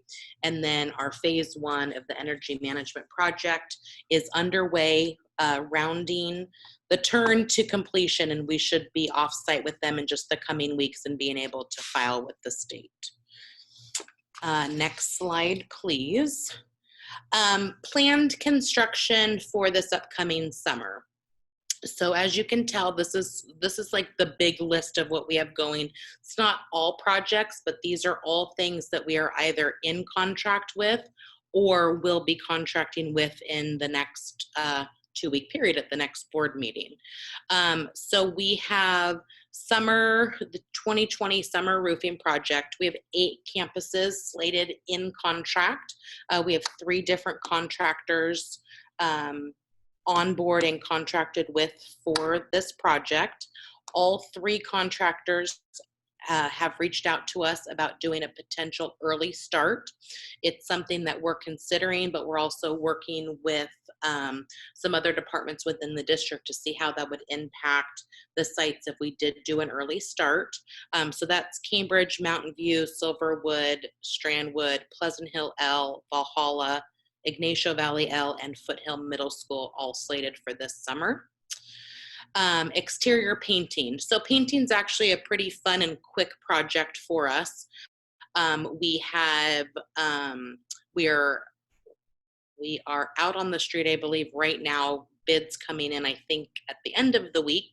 And so we will be completing painting at 10 schools. We won't know if they want to do an early start or not quite yet, but we do know that painting goes pretty quick. We had planned to work around summer school schedules, so we'll just kind of see how that lays out. But the sites that are scheduled for painting are Bancroft, Fair Oaks, Gregory Gardens, Mountain View, Mount Diablo L, Sun Terrace, Pine Hollow, Valley View, and then Shadelands and Sunrise.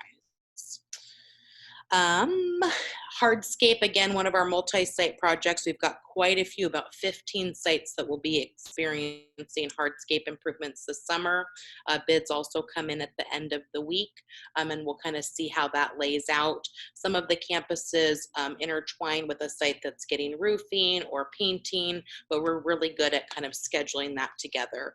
And so then that's going to be Bancroft, Cambridge, Gregory Gardens, Hidden Valley, Meadow Homes, Pleasant Hill L, Shore Acres, Sunrise Shadelands, Oak Grove Middle, Pine Hollow Middle, Pleasant Hill Middle, Loma Vista, Ignacio Valley High, and Willow Creek Center on the Diablo Day side. So we did some work over at Willow Creek last summer, but we've got some remaining work at the Diablo Day site. And then a few other projects we have going on. Woodside Elementary HVAC, we talked about this at the last meeting. Contractor has also expressed interest at starting early. So they're just waiting for some information from us, and we're waiting for some additional information as well.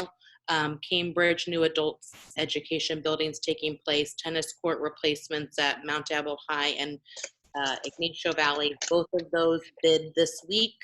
And then we've got some site landscaping, which is ready to bid, and we're just trying to decide if it's a necessity at this point. But I do foresee putting that out for bid in the next week or so. Egress lighting at College Park is needed, phase 2 of the energy management system. After going through this situation, I feel that we really could have benefited from streamlining this or putting this out prior to phase 1 because we could have had a bit more control. So it's definitely a necessity for us to be able to control the whole district HVAC system. We've got a portable move at Bancroft, and then also just the overall maintenance, cleaning, utility work, and some other miscellaneous projects throughout the district. So we plan to be quite busy. Our construction management team has not had a break at all. They've been moving right along, and I definitely appreciate all the work that they've been putting in. Next slide. Any questions? I just have a quick one. How are you dealing with the homeless situation? Because I know in the state of California, you cannot remove homeless from public property if they're not disrupting anything. So since our schools are closed, if they're sleeping on the lawn, I don't know what the law would, if they would see that as disruptive. So thankfully, in most cases, when one of our security guards or security dispatch maybe notice somebody on the cameras, we have, and we ask someone to leave or they see us approaching, they just kind of gather up and leave. We haven't had any real issues as far as anybody refusing to leave. We do have some repeat visitors that we know, we recognize, and our guards have good relationship with the local police force. And so sometimes they make those calls directly to the officers and ask for some assistance because they've been dealing with, you know, a certain individual. We are dealing with some daytime activity, which we're not normally used to, even with some staff on site. The sites just are not as busy as they normally are. And so we're trying to just remind all of our staff that if anything happens, security's there, contact us. If we're not available, obviously reach out to PD. But I feel I haven't seen anything in our reports that show any cause for concern where anyone is either in jeopardy if they were to be asked to leave. For the most part, if we approach, they're gathering their things and leaving. I have a question. Yeah. Normally in June, maybe July, there's the fire alarm system testing as well as the sprinkler testing. Yes. Will that be occurring earlier and maintenance be done on the system when students aren't around? So funny that you asked that. We will actually be bringing their contract to the board on the May 11th board meeting. We were in the process of obtaining quotes and that type of thing. And the firm that we will be bringing the contract forward with actually is ready to go right now. But we told them that we had to wait till we brought it to the board. So they'll be probably, a week or so after our next board meeting, they'll be starting. We'll communicate that out. And it's normally a couple month, if not longer, process. And a lot of times it goes into September for the repairs and that type of thing. But we will see that probably start a little bit earlier than normal. Well, the folks will appreciate not hearing all the alarms sounding. I agree. Quick question. First of all, thank you, Ms. Kozlow. This is very comprehensive, and I think it's really fantastic for the public to see all the work that's planned to be ready for school next year. You mentioned that the idea of putting a photo up of the construction. If the community member goes to the website, where should they look for things like that, or like this list of projects and that sort of thing? Is it under M&O, maintenance and operations, or is it under bond capital improvements? It could be either. We're looking at combining the two pages so that it's easier for the public. So I would say for now, bond improvement, since the projects that we're talking about with probably the biggest fame are going to be things that right now the bond is funding, but we are working at combining the two, and then underneath that we'll just have construction, and all the photos will be there. Wonderful. Thank you. I had a couple of questions. The first one is just, we had heard a while back that there had been a lack of cleaning supplies, and obviously many things were back ordered. Do we have the cleaning supplies we need at this point? Are there disinfectants and things like that still on back order, or where do we stand in terms of you having the supplies you need for your team? Sure. As far as our normal chemicals, our Hilliard products, which we have at all of our campuses, we are fully stocked on those, with the anticipation of not only the disinfecting that we've done already, but going forward, we have ordered some additional stock, which may already be here, of the two most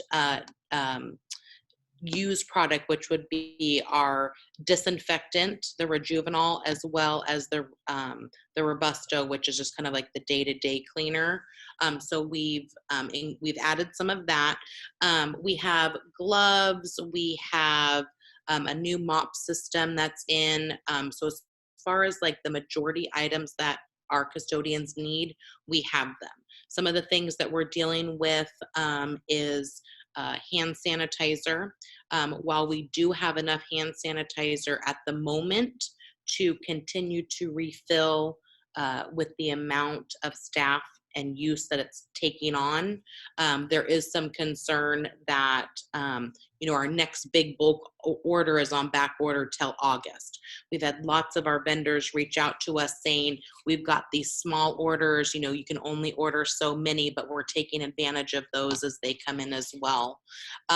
Masks are our biggest concern and issue, especially with the updated mask order.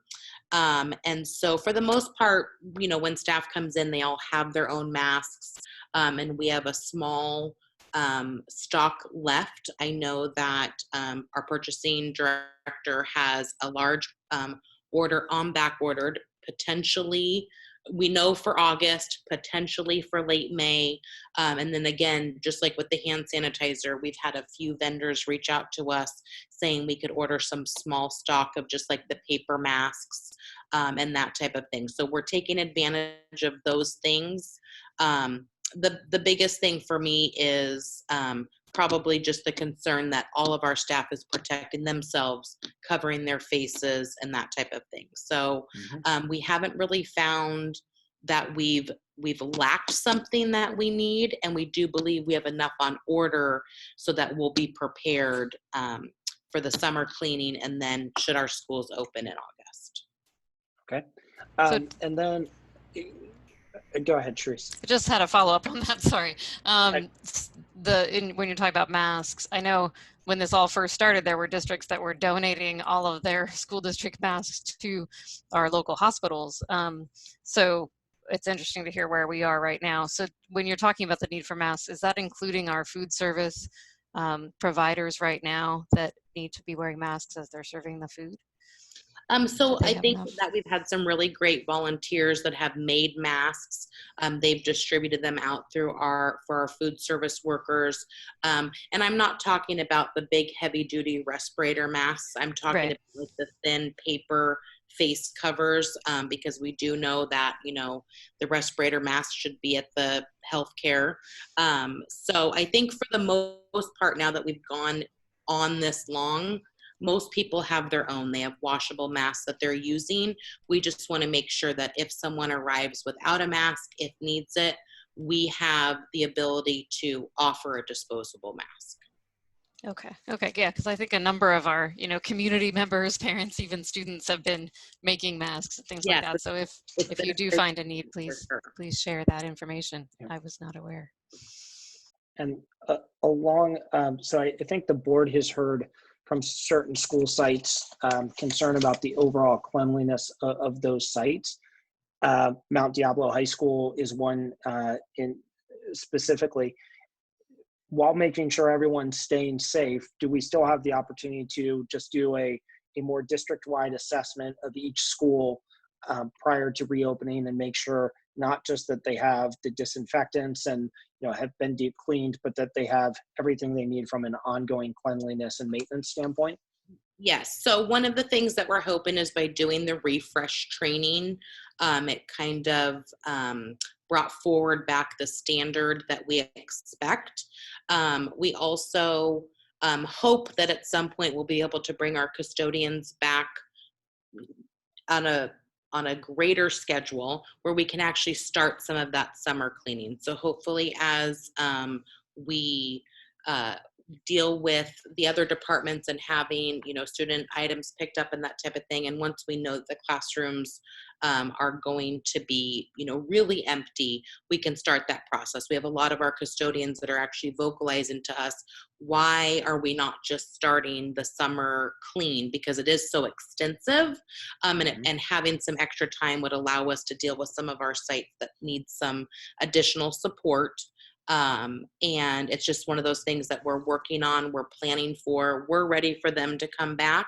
And we're just dealing with our union partners and following the shelter in place order for when that right time is. But it's definitely something that we look forward to having some extra time in order to be prepared for August.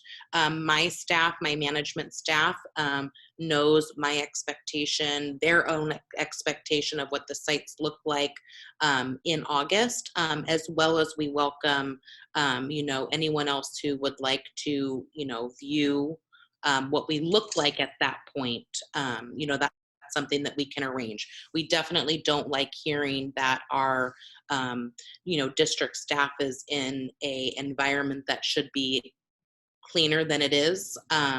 We know that Mount Diablo is a site, as well as a couple others that struggled with. We had staff that was out for different reasons, and so we were having to fill in with some subs and that type of thing, and that always kind of loses the greatest, cleanliness. But we're definitely ready to go. I think that doing this refresh training really helped all of us be prepared for what this summer is going to look like. Great. I had a couple other questions, but I want to pause and give other board members a chance. Linda, Joanne, Deborah, any questions from any of you? Okay, then, so my other questions are, and I greatly appreciate that we are doing the mowing, because one, for the fire hazard, but two, in many of these schools, we have invested a lot of money, and we want to make sure that we don't have rodents and destruction of the fields and things like that. But once we're past the fire abatement, will mowing be ongoing? Is that the plan, or is it just for the fire inspection? Do we So envision? that's my plan. My Okay. plan would be that we would continue. It's really the reason that we did an initial 3-week plan is because we knew the current shelter-in-place order was set to expire within that 3-week period or at that 3-week period. Now that we have knowledge that we'll be extending to some degree, once we have the exact order, we'll look at what we can do. On the March 31st tightening of that order, that really is what kind of hurt us, because they specifically listed the type of tasks that landscapers could do. So not continuing the mow schedule right away could be looked at on both ends, because we know that just a few weeks after not mowing, we'd be right back where we are. We did get notice from the Contra Costa Fire District sometime late last week, reminding us that we have to be ready for these inspections. And so we're kind of talking about that internally and also with our union partners. Okay. And, as part of that, I know we have some very well-meaning parent volunteers who have even gone and mowed lawns themselves, but I'm presuming that we do not recommend that, even though we appreciate it, that instead it'd be best to contact the M&O department at the district if they see an issue, and we can assure them that we are working towards getting every site back up to standards in terms of mowing and maintenance, correct? Correct. So I also heard this morning that we had some very well-to-do neighbors that were helping us at some areas. And while we do appreciate it, it is a task that our department is required to do and is scheduled to do. So anybody who would like to email me or reach out by phone, by calling the maintenance and operations department, my voicemail is available, my email is available, and it allows us just to kind of respond and speak with the community. We know that so much of our community is on social media, and maybe I'm not necessarily in that loop, but if I can provide some answers that they can then share with their neighboring communities, either on social media one way or the other, I'd love to be able to help, communicate the correct information. We were struggling, having the landscape department out for the time that we did, that we are taking longer than normal to get caught up, which is to be expected, but we will get there. One of the things that we talk about a lot is the amount of improvements that we made over this past year at some of our fields and small lawns and that type of thing. And we definitely want to make sure that we continue, that we appreciate the money that was put in and the time and effort that was put in, and that we take care of these areas as necessary. So while we appreciate it, if we could refrain from mowing, that would be wonderful, and we'll take care of it through the landscape department. Great, thank you. And then first, I wanted to say, Melanie, I think this has been one of the most useful and comprehensive presentations I've had experience during my time on the board. So thank you. We really appreciate all the updates and the thoroughness. And again, our appreciation to everyone in your team and department. And our foremost priority is we want everyone to stay safe. A last, I guess, almost comment would just be, my hope would be as we start to move towards reopening, that we do consider the possibility of giving more access to our schools, to the grounds, the tracks and things like that, as we get guidance from the county and things like that, because I do think, the shelter in place is now lasting through, the end of next month. And I think that when people have the opportunity to go out, if there are only a couple places they can go, then we have more people, as we saw like in some of the beaches down in Southern California, versus hopefully if we're able to give people a chance to go for an open air walk when that's deemed safe and use our track and things like that. That's just one request I would have, is that we continue to look at that and assess and take the guidance from county health and things like that. But I would love to see us be able to reopen when we could. And I would just, Melanie, I would jump in here because I don't want you to promise something that we cannot do, because I know you want to, but of course, we will pay attention to the public health guidance. We will work to stay in alignment with the shelter in place. And when we can, I think it's important that we provide opportunities like that at some of our schools and our processes. For example, one of the things that is happening is the farmers market that we have allowed at Concord High School through the city of Concord, working with our legal department, working with appropriate distancing, working with our maintenance and operation, working with the city of Concord. So there's so many different layers of people and individuals that go into that type of decision.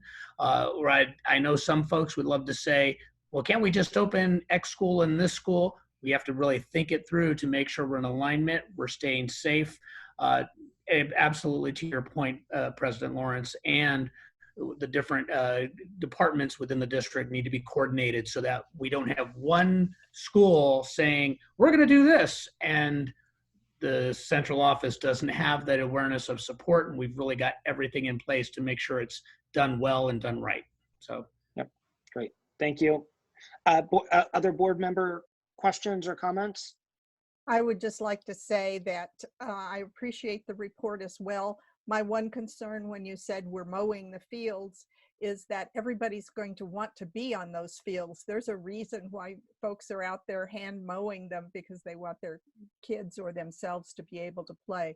We have a large number of what a friend used to call weekend warriors who would go onto our school sites and use the fields for different athletic activities. And I know you've taken efforts to make sure that all of our PE equipment is contained.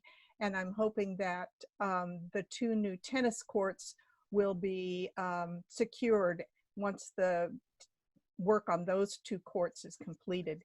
I know everybody is anxious to be out there on those courts, but when they are not supervised, that's when damage occurs.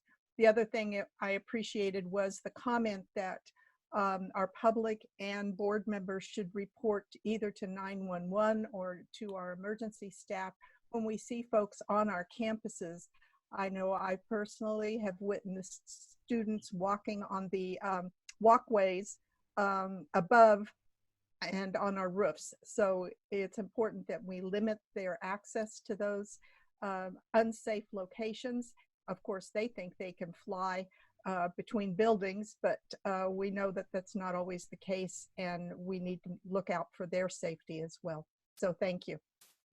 Yes, thank you. It was my pleasure putting this together for everyone and reporting out to you, and I look forward to providing more information as we move forward. Great. All right. Any other board questions? Well, thank you again, Melanie. Thank you. All right. With that, we'll move along to board member reports. Ms. Mason, how about if we start with you? I'll be very brief. I've been in conversation and working with Supervisor Glover to see if we can increase internet access for the students in Bay Point. They're having some issues around the distance learning because they don't have internet access. And I will keep you posted as I learn more. Great. Thank you for that. Ms. Cound?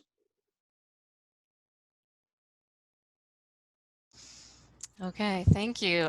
That's fantastic to hear, Ms. Mason. I've definitely been having some similar conversations in Concord, so we should connect on that. It is frustrating to know that all the information that we've sent out so far about internet, just call Comcast or some of these companies, to find now that there are so many barriers to the people who need it the most.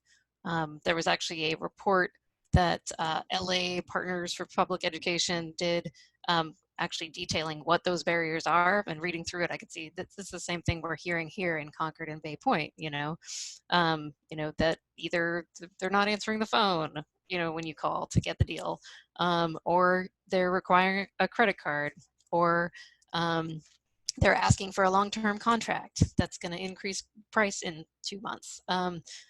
barrier after barrier after barrier. So it really does make me feel like there's two things we need to do. One is short term, get hotspots as quickly as possible from wherever the heck we can get them, because apparently everything's back ordered. But you know, anyone who has a contact who can get some hotspots, let's do that and get them out to the students who need them the most. That's so the short term. And then long term, I think, is exactly what I think you were talking about here too, Ms. Mason, is you know, ultimately the internet is a public need, and we actually need to blanket these areas, and ideally we would first do it in the places where the digital divide exists the most, so Concord and Bay Point. Work with our cities and our internet providers and our governmental officials, anyone who can help to make sure that we blanket the cities with free through-the-air Wi-Fi for everybody. Then we don't need to worry about if people are homeless, if they move often, if they can you know, understand and sign a contract, any of those things. You know, that's ultimately where I think we need to get. So it does feel very immediate right now, though, in terms of just hotspots or something to make sure that our kids are connected. So so yeah, that's really something I've been focused on as well. Just really reflecting on, as a district, as we make any of the decisions that we're making, you know, are we looking at this through an equity lens? Are we making decisions, whether it's budget or reorganization or even logistics? Are we thinking about making sure that we're educating all kids? I was on a call the other day with that Betty Yee and State Senator Holly Mitchell were on, and I asked them, you know, how school board members should be budgeting for next year with so much uncertainty, and their answer was really just stay focused, be aware of who's being served and who's not being served, and figure out what works to reach the kids who are the hardest to reach, and just stay focused on that. And you'll be okay. So, and then now on top of that, it looks like the LCAP requirements, you know, are delayed and shortened and all of that, but they do require districts to explain in detail, how are you providing remote learning? How are you closing the digital divide? How are you specifically spending your Title I and LCFF supplemental dollars in particular to students who are low income, homeless, foster youth, or English language learners? So we need to have really specific and clear answers to that. And I think those are the things that are immediate right now. So I know we have a freeze on spending, but I feel like we need to have a very clear system in place for if a teacher or a counselor or principal identifies a need, you know, for this particular population, that they are able to access the funding or resources that they need to get that child learning now, right? That's not a long-term plan. I have been really excited to see all the quality learning that's going on out there, and I think the more that our teachers, educators, staff can keep sharing out the fantastic things that they're doing, you know, that's going to be really the way to go. You know, whether it's, you know, our technology gurus who've for years been going to the tech conferences and, you know, hosting the STEM symposium, you know, what do they have to offer to other teachers? Then looking at our STEM schools. You know, I've heard that Sun Terrace has a full math and science, you know, remote curriculum that's going really well right now. You know, that's the math and science school. I understand that, but maybe we can share that out to the other schools, you know, learn from within. I did see Blanca Vega with her Spanish speaking videos for parents to learn how to use Zoom or Google Classroom and various other things on her YouTube channel. And that's one of those things that our other teachers don't necessarily need to you know, start from scratch and reinvent the wheel. They could use her videos and make sure, let's get those out to all of our Spanish speaking parents to see, right? So, and it's great to see all the partnerships out there, you know, the partnerships with Meals on Wheels and the city, the churches, to make sure that we're feeding everybody.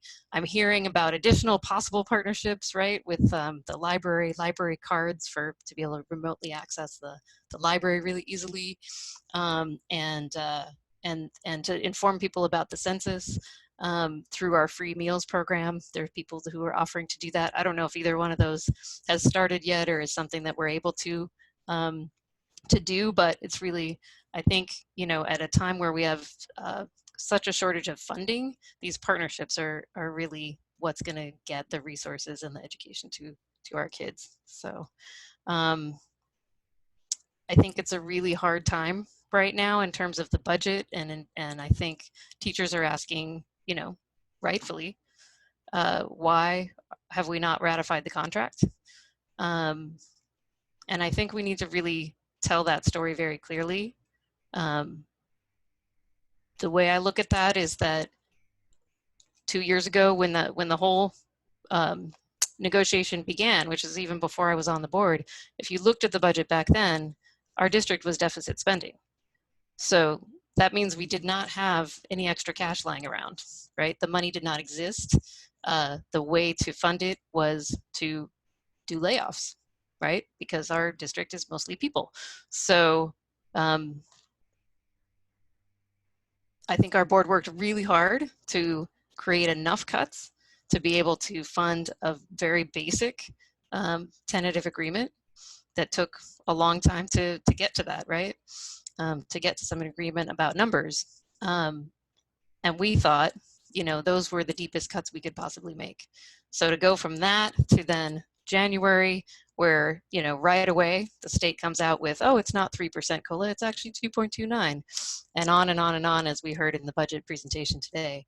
You know, I think we're just in such a different place right now. And I think the priority now is to make sure that we keep our schools running. Hopefully we don't have to close schools or do anything drastic like that. Hopefully we can keep as many people employed in exactly the right places in our school district. And I think we just need to stay focused on that piece. You know, how do we keep education going in a way where we're reaching, you know, all of our kids in our district? Thank you. Okay, great, thank you. Ms. Mayo?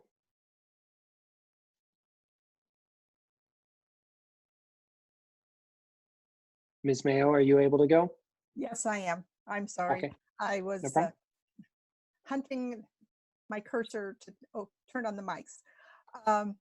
I just wanted to remind everybody, and you received a reminder from me by email today about the Contra Costa County School Board's presentation on April 30th at 6:30 p.m. It will be a virtual presentation, and Dennis Myers will be presenting on the budget for us. He will have some insight, though not all insights, about possibilities and for the May revives. And then he will be returning, I believe it's May 21st, for another presentation where he will follow up on what is happening in Sacramento after the May revives.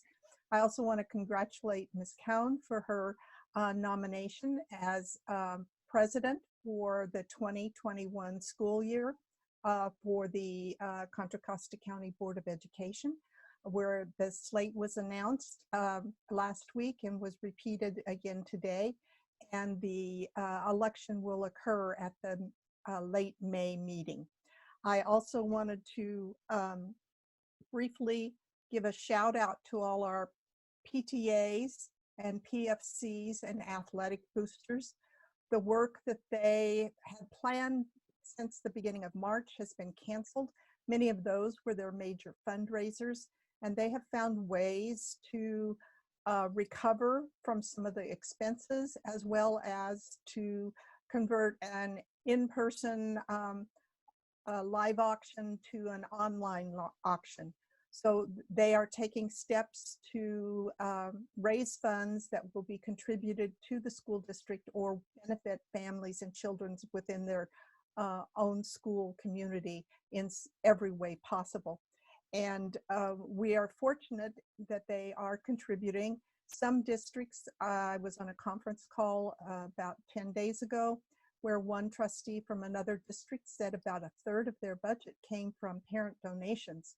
And those donations are down dramatically in that particular community. So that board, just like we are, is looking at 4 and 5 scenarios for their budget next year. And like Mrs. Gonzalez said, they're struggling with cash flow and how they will make payroll in the beginning of next year. So we're not in this situation alone. And like we've been saying all along, together we're stronger, and we just have to keep looking forward and welcoming that great sunshine every day. Thank you. Thank you, Ms. Mayo. Ms. Durkee? Hi, thank you. I will also hopefully be briefed. I think first of all, just more specifically, I'm really interested in hearing more about special ed, and I know that's a challenging area. I know that we were waiting for some additional guidance, perhaps, and it's just an area I think that I am sure others would be interested in hearing more about in terms of how that's being handled, just providing remote learning for those students and parents. Things I worry about is I worry about parents at this time, and in all kinds of scenarios, you know, the whole spectrum. Parents that are fortunate to have jobs but are doing their jobs at home while also trying to be their children's teacher or support person. And those that are working, are essential workers and working in very stressful jobs that has to be terribly worrisome, and their children are home, and those that aren't working have lost their jobs. You know, it's just the whole spectrum. And so I just kind of always want to be looking for what we're doing or what we can be doing. We're feeding people. I mean, who would have thought, right, that we'd be feeding beyond our own student population, but that you know, wasn't long before you know, the folks in charge decided that that was the right thing to do. So I'm hoping that more and more will be able to also contribute to people's overall family well-being. So, and then I guess just more philosophically, you know, something I think about all the time is like, you know, I think we're all planning, or people like to plan, well, when we get back to normal. I'm not sure personally that's ever going to happen, at least maybe not in my lifetime. I think, you know, you can get very philosophical about this, but I think we may never see that normal again, you know, you know, we're hearing about, you know, people getting used to doing distance learning, because that may always be part of what happens now going forward. But I think, you know, in a more positive way, personally and, you know, more societally, what are some opportunities here, you know, that maybe things we would have figured out, or we would have discovered, or we would have become had we not been in this situation. So I just want people to take care of themselves. I also want to, and look for those silver linings, I guess is what I'm trying to say. You know, there's opportunities for growth for each of us and for our systems. But I also want to thank everybody. You know, I want to thank our students for handling this major life stress change. You know, again, this is an experience. There's so many losses that students are experiencing, but they're also going to develop some great skills and ways of being that hopefully will serve them well in whatever our future is. Parents, you know, that are doing double duty, our teachers that are, you know, being super creative. I've heard some phenomenal things that some teachers are doing, many teachers are doing, working very hard, but some very creative solutions in how to reach students, and going above and beyond when students aren't responding, to reach out to them or reach out to their families. Administrators, our district, everybody is working. We're hearing these fabulous reports, and so it's hard work, because it's hard in many ways because it's so different from what we're used to. But again, I hope that we'll all come out, whatever we're coming out to, better as people and better as society, figuring out some really wonderful things, and most importantly, staying well and staying alive. So thank you. All right, thank you. And hopefully better as a school district. Right. So thank you, board members. So, you know, I want to start off with, you know, I appreciate the sacrifices everyone in our community has made. We're 6+ weeks in. There was a lot of debate, and there are a lot of conflicting stories when we made the decision to start closing our school sites. But I think, you know, on the positive side is, you know, we've known all along that we would not be able to, you know, have this coronavirus not impact us, but the idea was to flatten the curve. And I think in Contra Costa County and the Bay Area, we've really done that. And there, you know, as of the last I saw, 25 people who've died in Contra Costa County, which is very tragic. But when you consider the magnitude and the fact that that ends up being less than one person, averaging less than one person per day, it could have been much worse than that. So I appreciate the efforts that people took. You know, there are a few things that I wanted to touch on. From our public comment earlier, we had one of our students weigh in, which I think every board member is always eager to hear, particularly from the students, and you know, on the grading. And I think that, you know, the hope is that what we're hearing from the UCs, from Cal State, and from private universities, and just everyone across the board, is that people are in a similar situation and they recognize that the grading is going to be very different this semester, and that students will not be penalized for that. But I think we had to do a balance. And, you know, I think one of the big things, and this is a theme that I heard from the other board members, is, you know, there's tremendous stress on families right now. And we have students who, they are suddenly becoming a primary childcare for a younger sibling, or just the emotional trauma that may be taking place. And we have to understand that people are in a different place. And, you know, I think there's so many parents who, you know, I think all of us have an even greater appreciation for our teachers and staff, but that parents who feel very ill-equipped to step in and become the primary deliverer of online learning to supplement the teachers. And so I think we just need to make sure that parents and students understand that we are going to get through this, that we implemented a policy which was designed to take the stress off, that if a student was on track to be successful this year, that they're not going to be penalized for what happens over the next few weeks here, and that, you know, to take care of themselves, because at the end of the day, come fall, people will be able to catch back up. We have some great teachers who are going to be able to adapt, and they'll do assessments as to where each individual student is, and they will help catch them up, but to take care of themselves. And I would hope, Dr. Martinez, that we could take a look at providing some more guidance to principals, and principals then to teachers, to figure out how much homework each student is receiving, and maybe place some limits on that, because I think that a huge amount of homework on top of everything else that's happening for some students, that may be too much right now. So that's one thing that I do hope we can look at. I do want to make sure that our seniors, as Ms. Durkee said, that we do acknowledge them. I think we're going to continue to look at what our graduation options are. Some of the different ones I've heard is, you know, certainly to do some type of virtual ceremony, do some type of ceremony later on. I think I think we want to make sure we celebrate these students this year, versus perhaps there's a supplementary thing that we do in the future, physical in person, but I think we want to make sure that we do celebrate them this year. I think that, you know, I've heard suggestions around parades, the way many of our schools have done, where teachers have gone to visit students. I think we can look at some of our community partners, like the drive-in movie theater, which they're looking at in other districts, and ways to do that. So I do think we need to make a commitment as a district to make sure that we will be celebrating graduation for our students this year. They've earned it, they deserve it, even though it will be unlike other graduations, but they're special and resilient, and we'll make sure we have a ceremony that reflects that.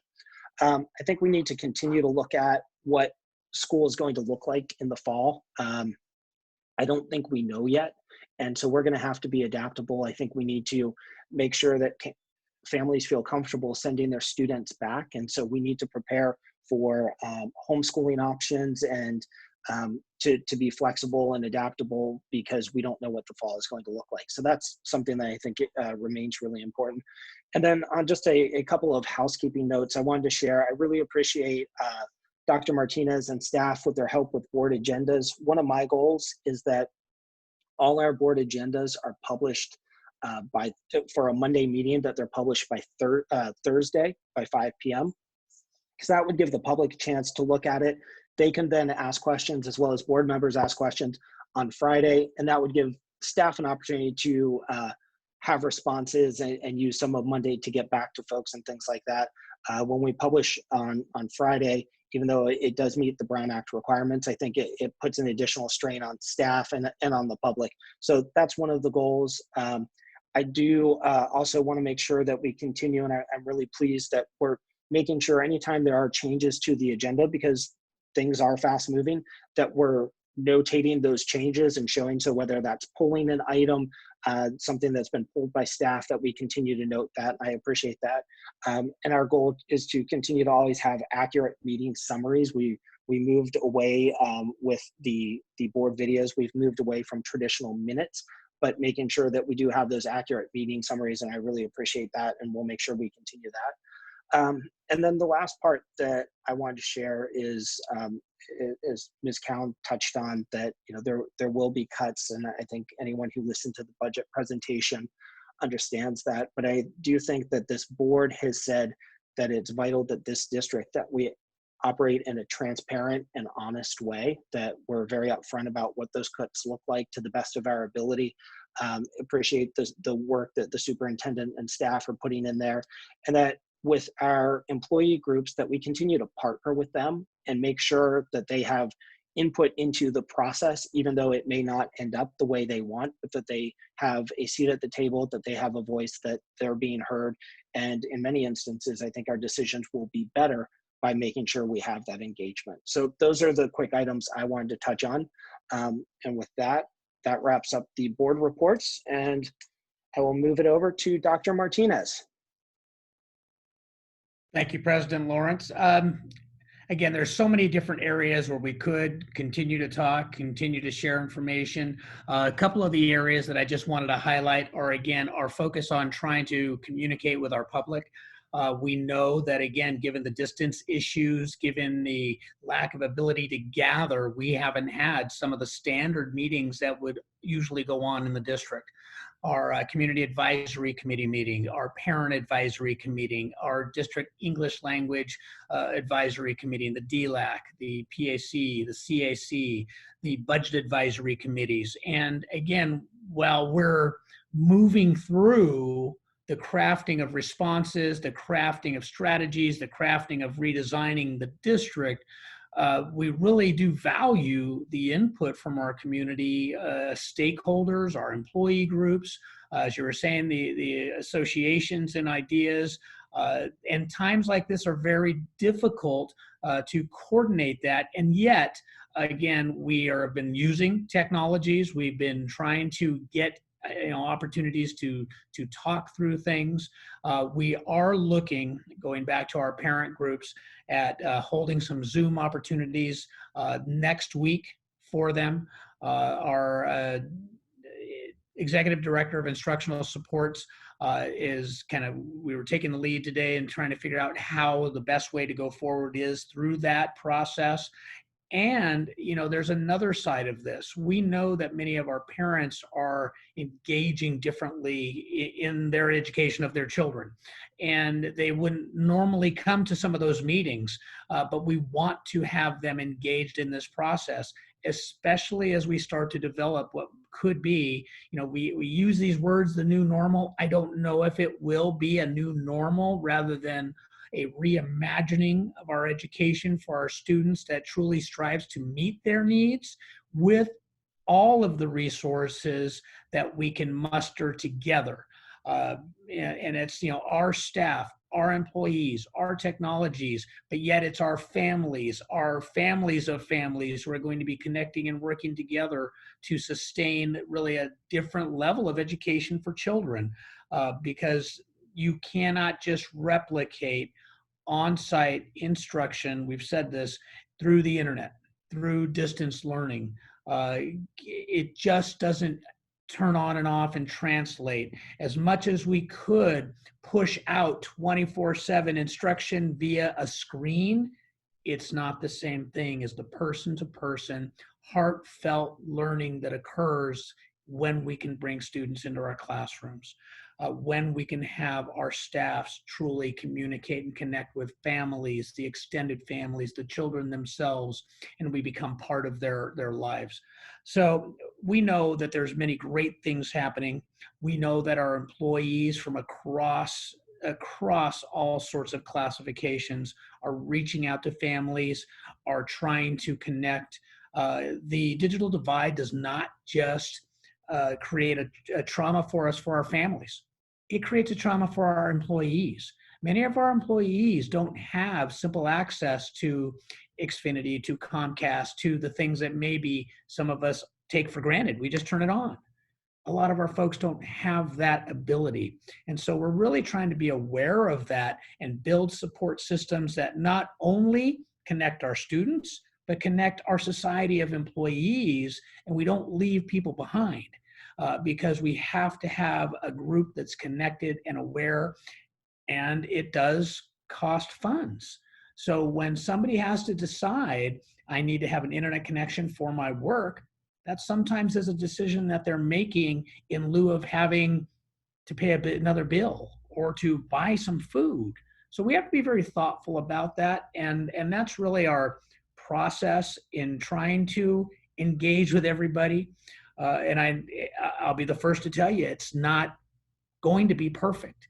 We have not had systems that said, when the pandemic hits, do these 10 things perfectly and you'll be okay. There's no book for this. So we're really, again, coming back to being people first, trying to connect the best we can, hold those communication opportunities, work together.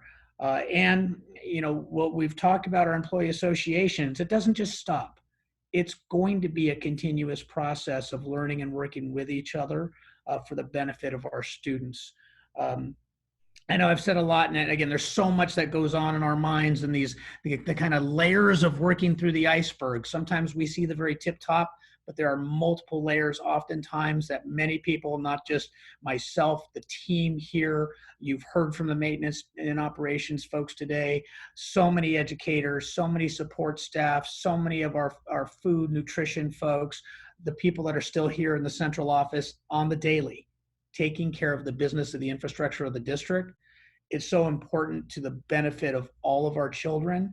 Again, and the parents, my goodness, the parents who have been just very gracious in their process and working for the benefit of their own children, but it's still so gracious in how they've been approaching this with us. So we'll be pushing out more information on our website, but we're also going out in communication with, again, Isabel Lora, our community liaison, getting information out to the communities. People have talked about partnerships with different churches and different processes, and sometimes it comes down to one person reaching out and making that connection on behalf of a lot more other families and students. So again, we are here to support. If people do have ideas, we want to engage, and we will continue our communication process. You were talking about, again, graduations. And again, I would just reiterate, our goal is to have something. We'd like to have some very significant plans go forward. And we have to, again, I'm going to unfortunately come back to the experts and what they're going to be willing to allow us to do. And it's one of those things where we even seen in different communities, sometimes the parades of our teachers wanting to go out and connect and see their kids. And yet some of the authorities are saying, well, maybe it's not a great idea. And so we're torn with ideas that are connecting us as people, and then the rules that are saying we can't connect in this way, even because of the concerns that it brings about. So while nobody wants to be, putting out great ideas, we have to be thoughtful and work within our realities to do the things we want to do. But we will be pushing out information about communicating with our parents in a number of different ways. Board Member Durkee asked about the special education. That's one of our components, is creating another, whether it's, we call it a webinar or town hall, getting information out for our special education families as well. We anticipate having another kind of presentation on Monday of next week where there'll be a lot more information pushed out to our families. So I'll stop there. Great. And Dr. Martinez, so attached to your report is the reorganization. Would you be able to speak to that some, please? Yes, yeah. One of the things that, again, through the process of the design of our district, had even we been not dealing with pandemic, but really focused on, again, meeting the overall outcomes for our students, given the financial crisis and the pressing needs of, again, truly looking at all of our different systems. There's a lot of thought about a reorganization of the district, the structures of the central office, in essence. And so what I have put within the superintendent's report is really, and I'm not going to go through the entire presentation, but then again, they just put it up for me. So I'll just speak to some of the highlights here. What this does was really kind of add some goals into the rationale behind some of the thinking behind the reorganization plan. The idea was that we needed to, again, reduce some level of expenditures at the cabinet level. Well, the district was going through a financial restructuring. We thought it only appropriate to have some level of redesign there that saved the district dollars. We need to increase our communication internally across the district, as well as we've been talking about external communication to our families, stakeholders, students. But across the district, we needed to do a better job of ensuring that our departments are working in sync with each other, that there's clarity of process, that we really have ways to connect with each other. And again, our changes needed to focus on the essential elements of instruction and learning for all of our students. We've used that word equity a lot. And yet we really need to be ensured that all of our instruction and learning is connected together and it's aligned. So I believe that the process here needed to be redesigned. Going on to the next page, what you see starkly is that we do have a couple of positions that are within the executive cabinet level that won't be here next year. And there are a couple of positions that have been, in essence, renamed, reorganized, so that we have an assistant superintendent of human resources, an assistant superintendent of educational services, an assistant superintendent of pupil services and special education, working with the chief business officer, myself as superintendent, and our associate general counsel.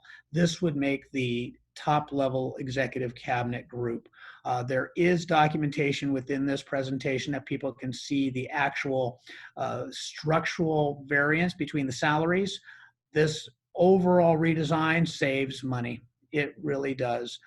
There's been some thought that people have said, well, we're adding top level positions, or we're actually removing several other top level positions and redesigning so that we have folks within positions that may incur a little bit more cost into next year.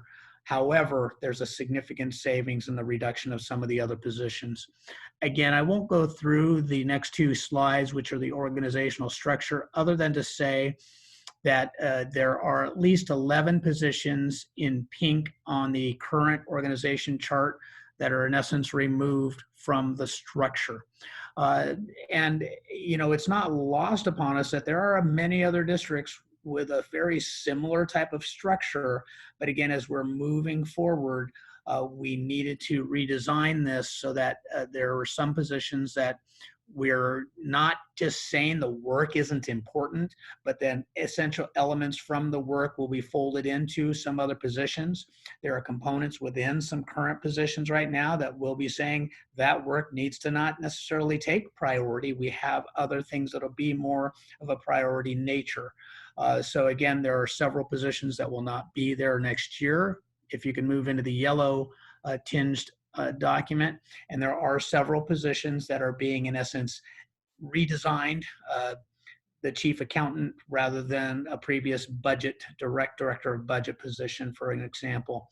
Yes, the redesign is present within our human resources department.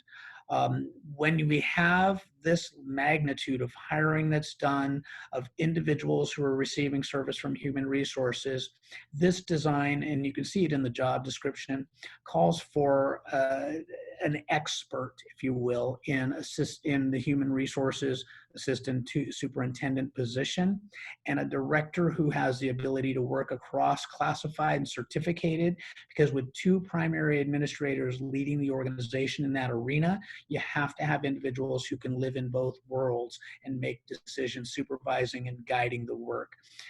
Again, the structure does call for one person in charge of our educational services division. Times back in this district, we actually had 3 assistant superintendents, one for elementary, one for middle, one for high school, plus a cadre of folks supporting those teams. We don't have that luxury right now. And so we still need to have one individual who's able to work across the aisles, if you will, of elementary, secondary, working with our alt ed, understanding curriculum, working with our English learner programs, who is really seeing and putting it all together. Yes, I'm overseeing this entire work, but it has to be the educational service department is working in synergy, not in silos, in isolation. We just need to have clarity in our process. The idea behind our assistant superintendent of pupil services and special education really folds into primary components of our district that serves our students. Our special education needs are significant within this district. Practically almost over a third, close to a fourth of our budget is special education services overall. It's a significant factor. In addition, our student services department that does meet the needs for enrollment purposes, for working with our homeless youth, our foster youth, our very significant needs of students, need to be working integrated in a process with our special education folks. So that is what I'm calling for in this redesign as well. Again, the next several pages really just had some overall goals about why some of these things were done. I won't read these to you. It really is about advancing, though, our efficiencies across the board within our fiscal department, within our technology department. I'll say that Dr. Gonzalez and I have already spent some time working with digital advisors about the re-envisioning what our technology department needs to be doing, especially now in this advent of distance learning and expanding opportunities for students. But this is even more. This is all of our infrastructure, every piece of technology that we utilize on a day-to-day basis within our HR, within our business office, across our school sites. It's really enhancing so that we become a digital district. Some people have talked about going paperless. I don't know if I'll ever see that time in my career where we really don't have paper, but being a digital district really means something different, that we're using technologies to our benefit to enhance opportunities for kids and get more work done in a better efficient way. So we'll be doing that. Again, maybe we could just use a lot less paper. Not entirely paperless. I agree. Absolutely. Okay, thank you. Yeah.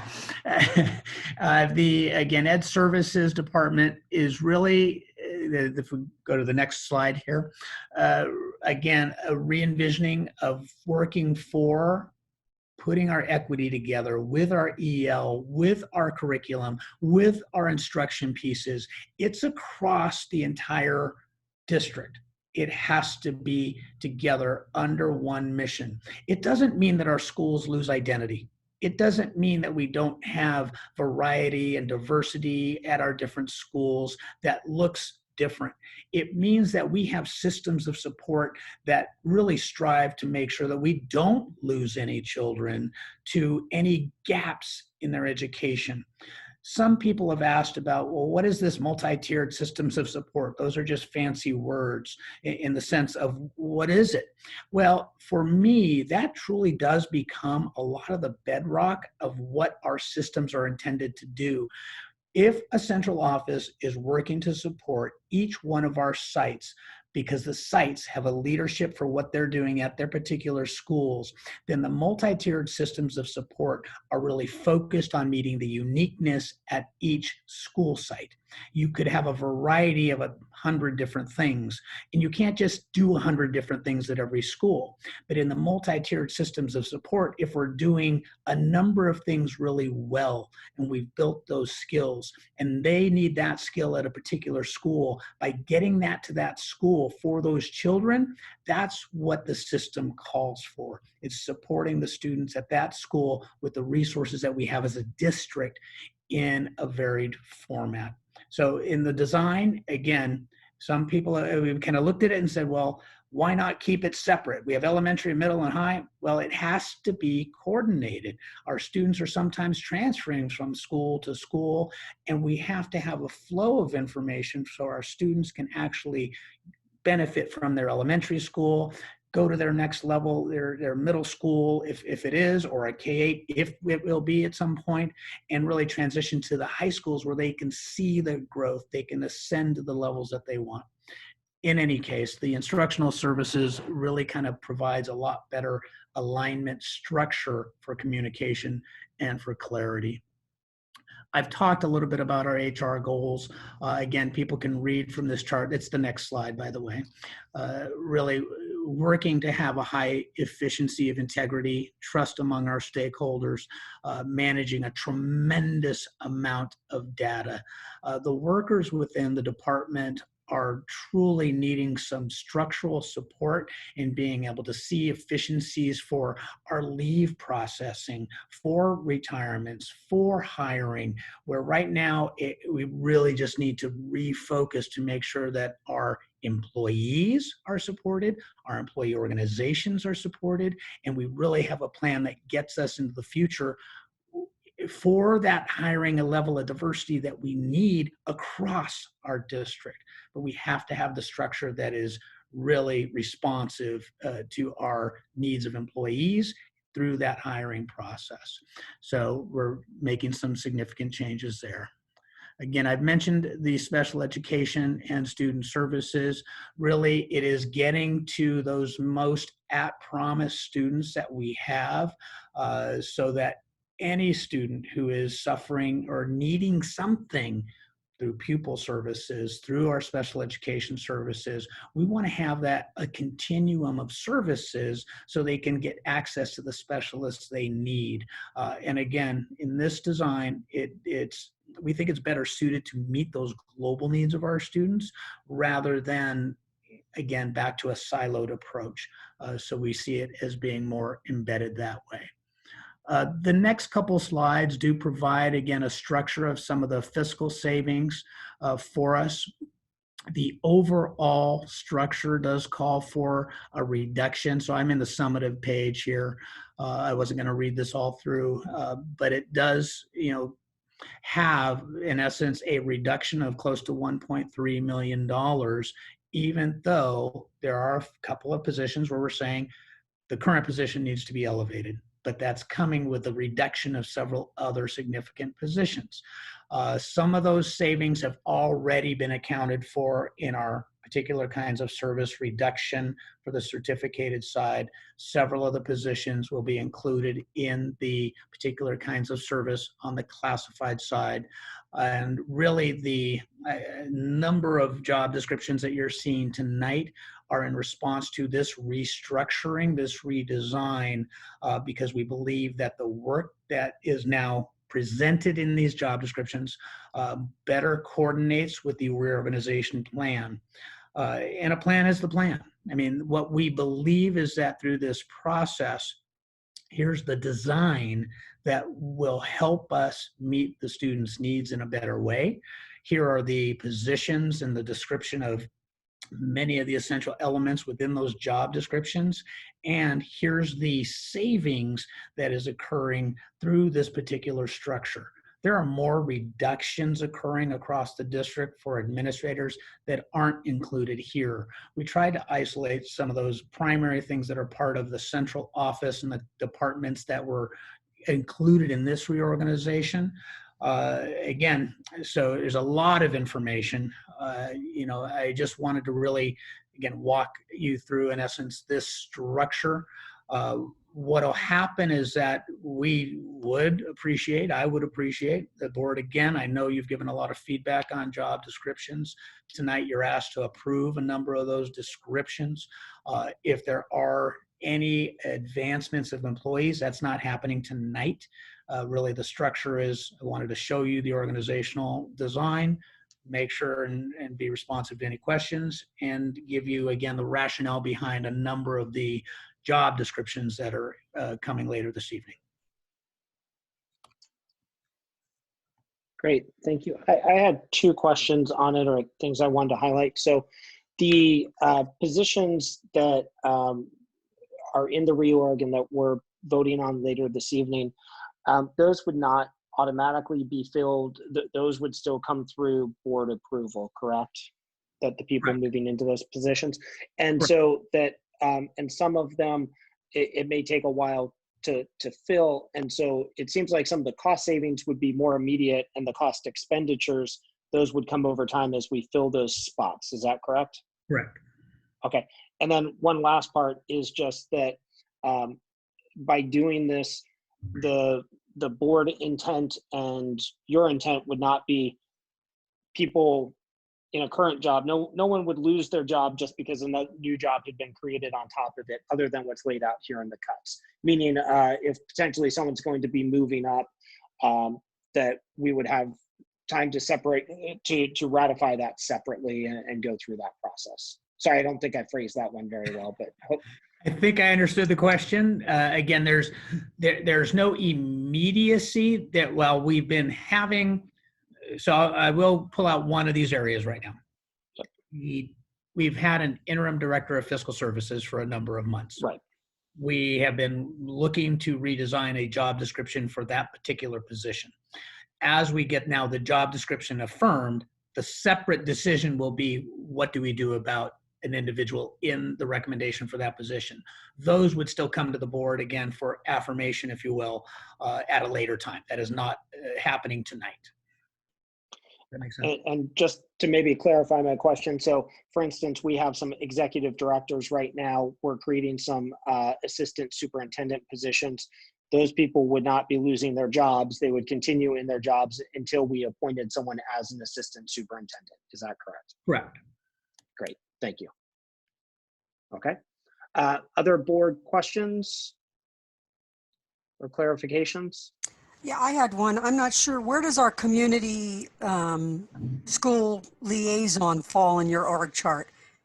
So I only saw one parent liaison in there. Right. All of the positions that are in these organizational charts are Diablo Management Association positions. That is not a Diablo Management Association position. That is a CST position. So as such, it's a CST position that is continuing at this point in time. We have not included that position on part of a full reduction. Thank you. I just wanted to thank Dr. Martinez for putting this together. I know you were trying to, because of the hour and all the reports we've had, feeling like you needed to kind of rush through it. But I think it's really good information and really valuable for us as well as the public. And, you know, just really clarifying, and it'll help, you know, as we go into the job descriptions a lot. So it's very clear. So thank you for that. Welcome. Okay.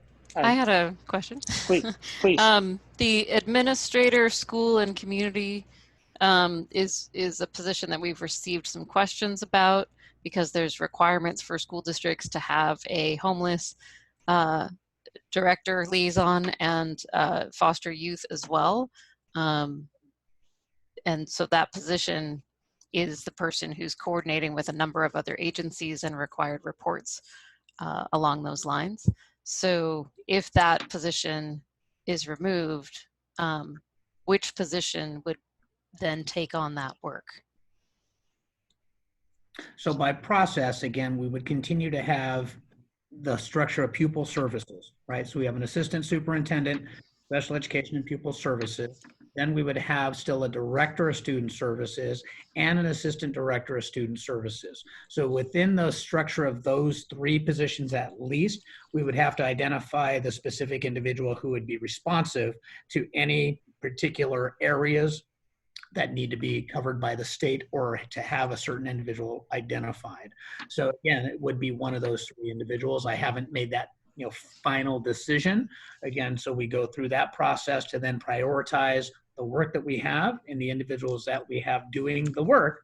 And so it could be that there are some things that are not carried over that some people are doing right now, because very difficult to have the work of 4 people done by 3 people. Yes.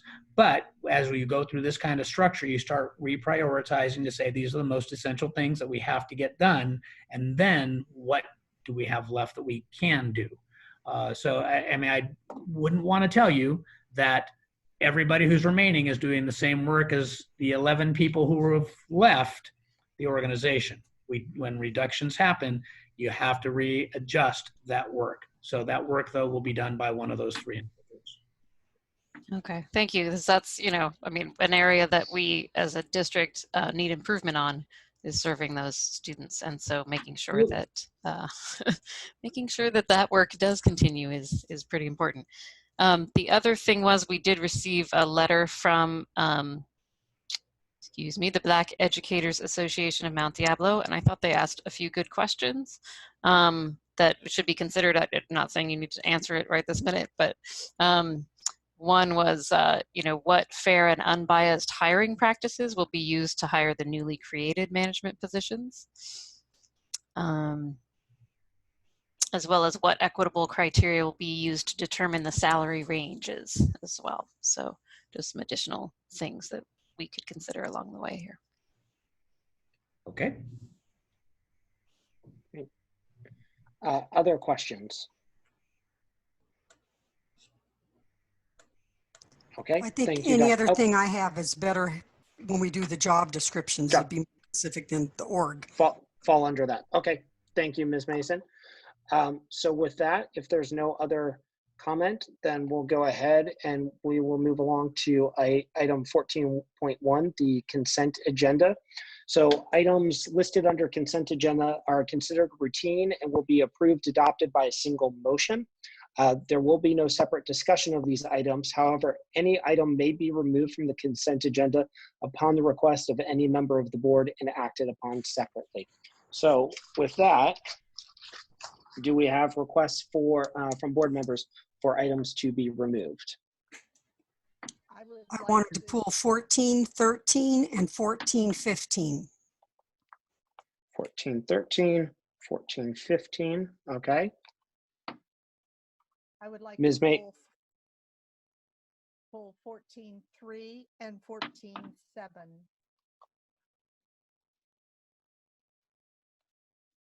Okay. Any other items? I would like to pull 14.4 and 14.12.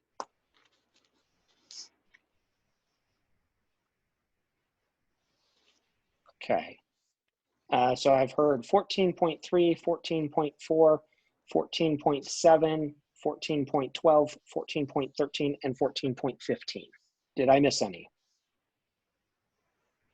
Okay. Would someone like to make a motion for the consent agenda minus those excluded items? Mr. President, Madam President, Mr. President. Habit, I understand. I move that the board adopt the consent agenda with the exception as stated by President Lawrence. Okay. Second. All right, motion by Ms. Mayo. And Ms. Mayo, at least for me, it's you're becoming softer as the night. Yeah, it's harder to hear you. Through. It's harder to hear you. Yep. Okay. Was still able to do so, but it's more difficult. So motion by Ms. Mayo, second by Ms. Cound. So with that, I will go ahead and call for a vote on the consent agenda minus items 14.3, 0.4, 0.7, 0.12, 0.13, and 0.15. So Ms. Durkee, how do you vote? Yes. Okay. Ms. Cound? Yes. Ms. Mason? Yes. Ms. Mayo? Yes. And I also vote yes, so that carries 5-0. We will move to the first one, which was 14.3, which is now for separate consideration. So approval of Contra Costa County Office of Education contract to provide a one-to-one assistant for one student. Prior to a motion, would anyone like to ask questions or make comments? I would like to make some comments. There, in this item, as well as in 14.7, there is a reference to Heritage High School and Heritage School. This one discusses Heritage High School, whereas the second one just says Heritage School, which is an out-of-state placement. My question was whether or not it's the same school if there's an error in one or the other document. It would the error would be in this particular document. Okay. Dr. Martinez, is that one that you're able to answer, or would we be able to get staff to help with that?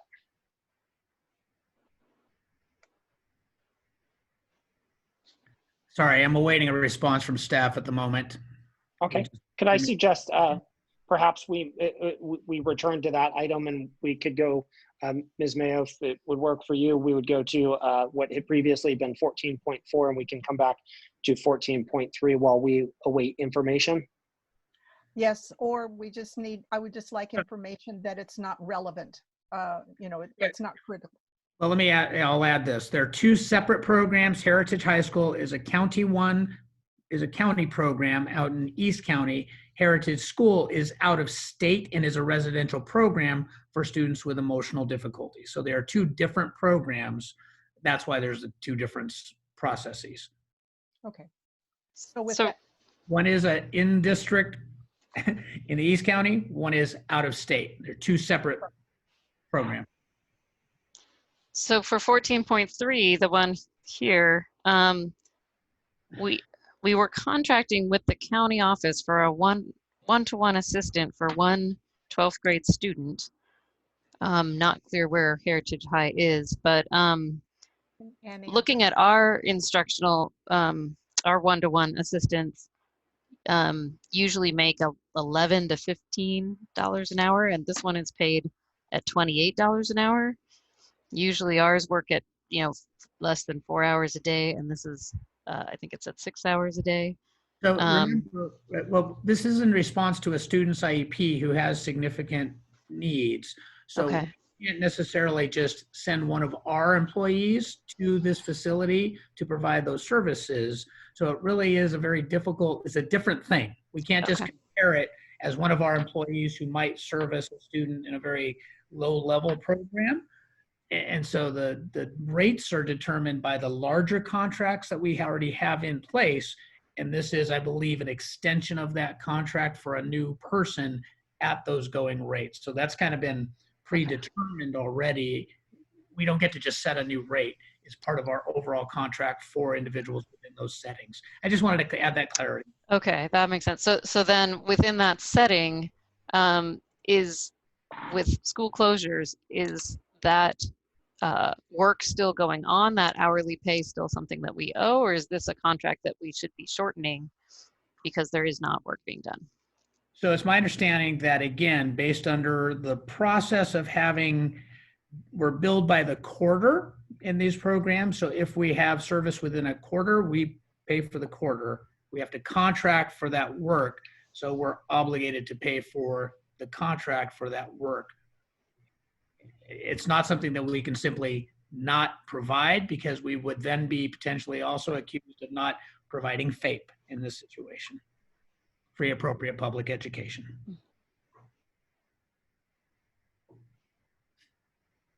So would April, May, June be the fourth quarter?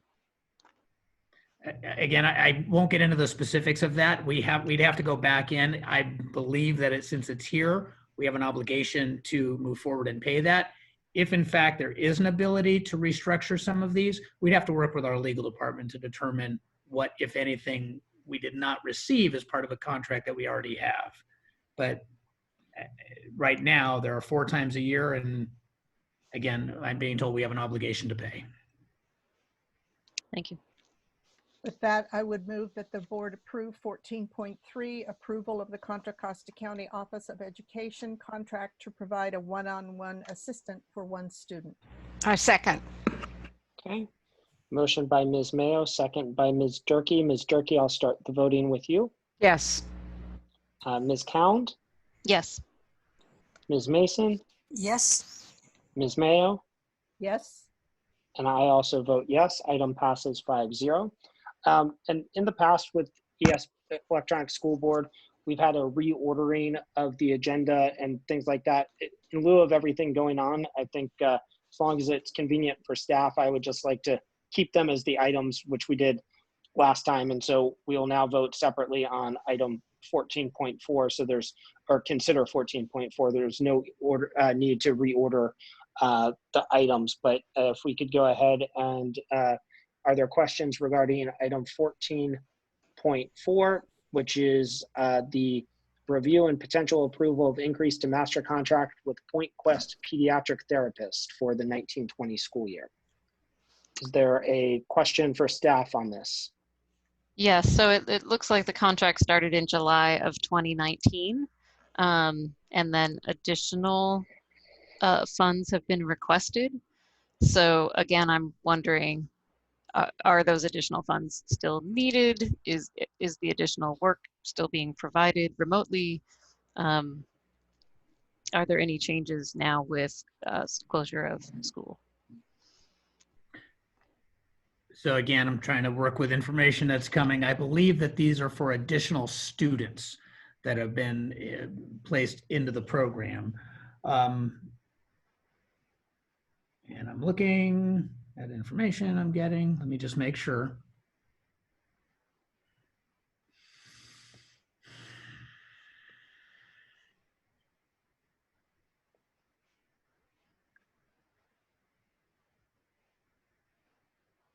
This is for funding that's paid through March 16th, is my understanding. So it's services that have already been provided. Yeah, but it was an increase to the overall bill for more services for students. Okay. I move that we approve item 14.4, increase to master contract with Point Quest Pediatric Therapies for the 2019-20 school year. I'll second it. Okay, motion by Ms. Cound, second by Ms. Mason. Just before I call for the vote, so I think I'll, kind of echo what I'm guessing was part of what was driving Ms. Cound's questions was just, I think that as we balance one, our budgetary needs, two, making sure we provide all the necessary services to our students, and three, looking at cuts for our potential CSEAs. I think there, at least on my part, and I'm guessing on other board members' parts, just a desire to take a close look and try to utilize our own services. And I know that's something that Dr. Aguili has consistently done, but are there more opportunities to use our own staff? One, to save money for not having to go to outside contracts, and two, being able to keep those dollars within our own employees, and three, everything we can do to improve the level of service. And I know there's always a balance, but I'm guessing that's kind of what the driver behind Ms. Cound's questions, and that would certainly be my desire. Yes, Any thank other you. comment? Okay. So with that, I will go ahead. I will call for the vote. I'll start with Ms. Cound, Yes. Ms. Mason, Yes. Ms. Durkee, Yes. and Ms. Mayo. Yes. Okay, I also vote yes. Item 14.4 passes on a 5-0 vote. We will now move to item 14.7. Review and potential approval master contract with Heritage School for the 1920 school year. I'm guessing similar type questions. They've been answered. Okay. So I'm ready to make a motion I Okay. move that the board approve and the review and potential increase to independent service contract with I'm sorry, I'm on the wrong one. Item 14.7. 0.7. I Master. didn't advance. Okay. Okay. I move the board approve the master contract with Heritage School for the 2019-20 school year. Second. Okay. Motion by Ms. Mayo, second by Ms. Durkee. We'll start the voting with Ms. Durkee. Yes. Ms. Mayo, Yes. Ms. Mason, Yes. Ms. Cound. Yes. I also vote yes. Item 14.7 passes 5-0. We move along to item 14.12. That was me. Okay. I just wanted to point out that I'm very sad to see a few people leaving that are stars in our district. I'm sure probably everyone on this list is, but in particular, my experience has been with Mr. Kirk Wetterholm, who's been, I don't know how many years, gosh, that he's been, band director, award-winning, an inspiration to so many. So I was sad to see him on the retirement list. And then I also saw Julie Johnson. Was Silverwood's the one that just won the award this year, right? Yes. So another an award-winning principal that's going to be leaving us. So I just wanted to mention that. I didn't have any questions. Okay. Thank you for sharing that. Would you like to make a motion, Ms. Cound? So I move that we sadly approve item 1412, the recommended action for certificated personnel. Okay. Second. Do we have a second? Okay. Motion by Ms. Cound, second by Ms. Durkee.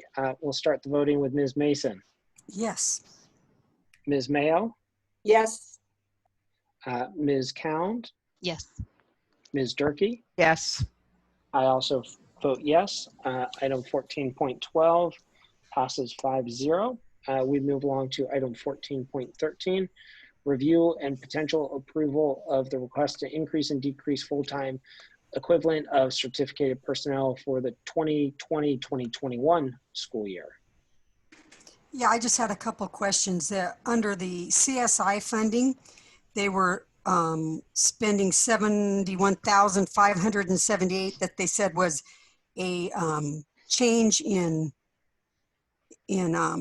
funding, and then there was a Title I change in funding for $100,644, and I want to know how did they change those? What were they funded by before?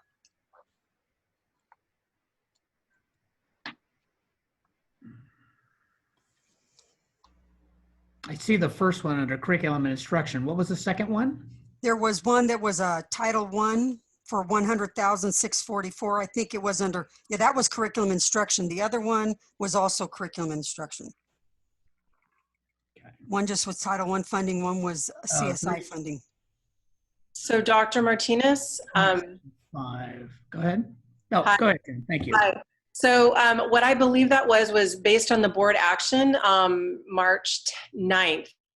There was a direction to move some positions into restricted funds in order to ensure that we had the savings in the general fund that we needed. And so that's what those shifts ended up being.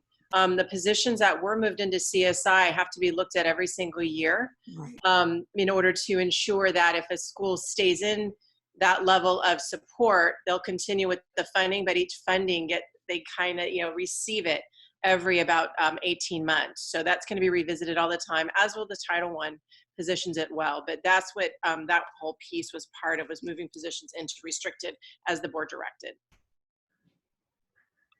So for CSI, that's for specific schools that are under school improvement, correct? So we would need to be able to show the before and after data of the students and how this spending of funds has improved their achievement, right? Absolutely. So as Dr. Martinez shared, as we move and refocus what we are doing and providing support for our school sites, their responsibilities will be adjusted. So if indeed they're being paid out of a CSI, we have a plan by which if a school has fallen into a CSI situation for, let's say, literacy is a huge concern, then some staff members out of the district CSI funding source would be putting in extra time at CSI sites in order to do exactly what you described. Work with the teachers, work with groups of students, take a look at that data every 6 to 8 weeks in order to kind of create those improvement plans. So yes, everyone's job responsibilities are going to be very much realigned to the funding source and what our students in our schools need and what's going to best support the school sites. So in this case, the teacher coach specialist isn't listed for a specific school on here. No, but because of this CSI designation, they will be working specifically with one or more CSI schools. So that would have been an example of when we were told that they were moving, Dr. Gonzalez was saying they were moving things, as many as they could into restricted. They went after but we had no clue that it was coming out of CSI or Try to Win. We just knew it was coming from some restricted fund. My concern being, I thought the CSI funds were supposed to be controlled by the CSI schools. So the CSI money, per the state trailer language, comes to the district, and the district then sends it out to the school sites. What school districts are allowed to do is to provide district level support. And so they utilize some of the funds for that, and then they push out their remaining dollars to the schools in order for them to work with their school site councils and their school communities in order to establish CSI plans that are aligned to their single plans for student achievement. Right now, the school sites have been allotted a large amount of funds out of this new CSI bucket. So they're utilizing that now in order to take a look and revise their current single plans for student achievement to include those levels of support that the CSI dollars will now be able to support as we look to 2021. Okay, thank you. You're welcome. Okay. And so if there's no other questions, I'll make a motion that we approve 1413. All right. Do we have a second? Second. Okay. Is that Ms. Durkee? Mayo. Ms. Mayo. I should know by now, but sorry, every once in a while. So motion by Ms. Mason, second by Ms. Mayo. Ms. Mayo, we'll start the voting with you. Yes. Okay. Ms. Mason? Yes. Ms. Cound? Yes. Ms. Durkee? Yes. I also vote yes. Item passes 5-0. And we move to our last consent agenda item that was pulled, which is 14.15, review and potential approval of the request to increase and decrease full-time equivalent of classified personnel for the 1920 and 2021 school year. And that was along the same lines. And my question more specifically to that one was, how does the site, I'm assuming the site makes that decision. There was a change for Oak Grove for $40,000. What is the process? How does the site access that money? And I think she partly answered it in the last one, but if she wanted to add anything, she could. So yes, the process at the school site is they receive the funding into their budget. They work with their site council in order to create a CSI plan where really it's a little bit different, where they're really building in research-based strategies, which of course they do often, but we really look to a 6 to 8 week monitoring window on whatever they implement. What does it look like as they go through kind of an instructional cycle?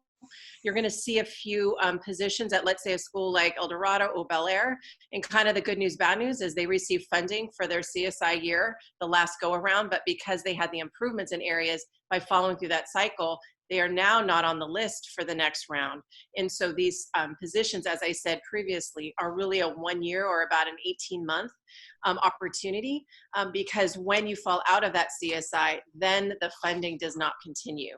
So the sites that are in right now will be in for 3 years, but we will not add sites, but we can always have them exit based on the improvements of the students at the school site. Thank you. I have another question. Towards the bottom of page 3, program 76070, it has Measure C Director, funding, and it says funding change, but it says Measure C 2010 Series F on the first line, and then on the next line, it still says Measure C 2010 Series F. So I'm not sure what the funding is changing from and to on that one.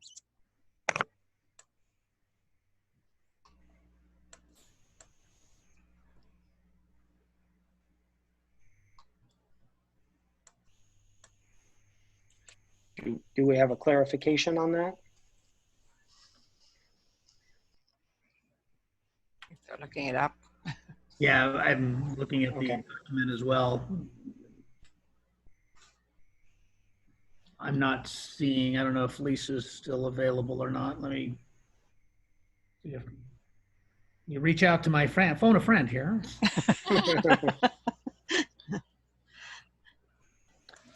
Okay, so actually I'm getting some information here.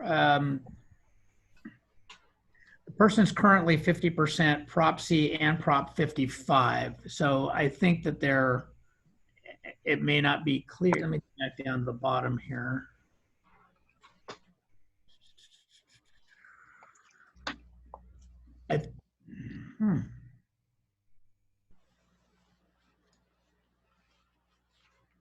Okay, my understanding is that she's changing to Measure C and 51. 51 is state facility funds. I'm not sure if that number is tracked in there differently.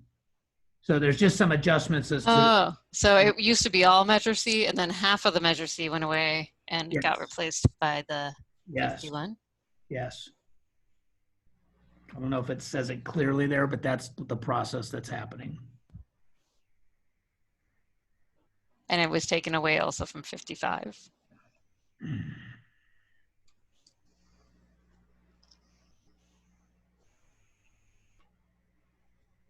Yes, it's a split. Yeah.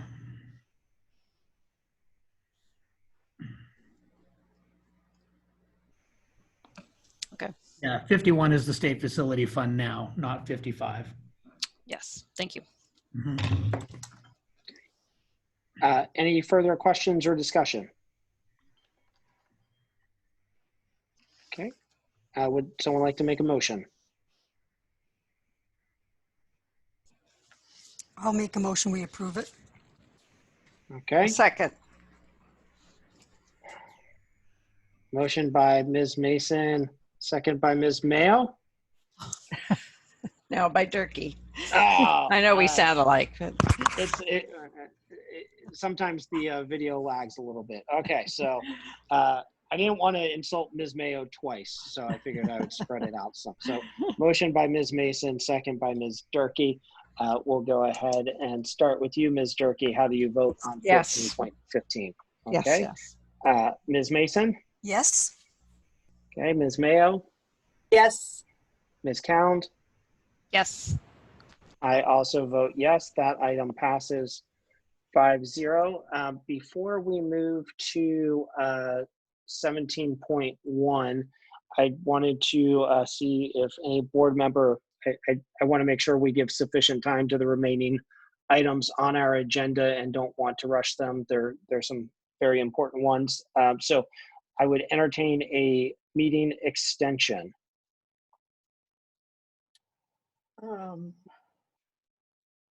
We're at 10:22 right now.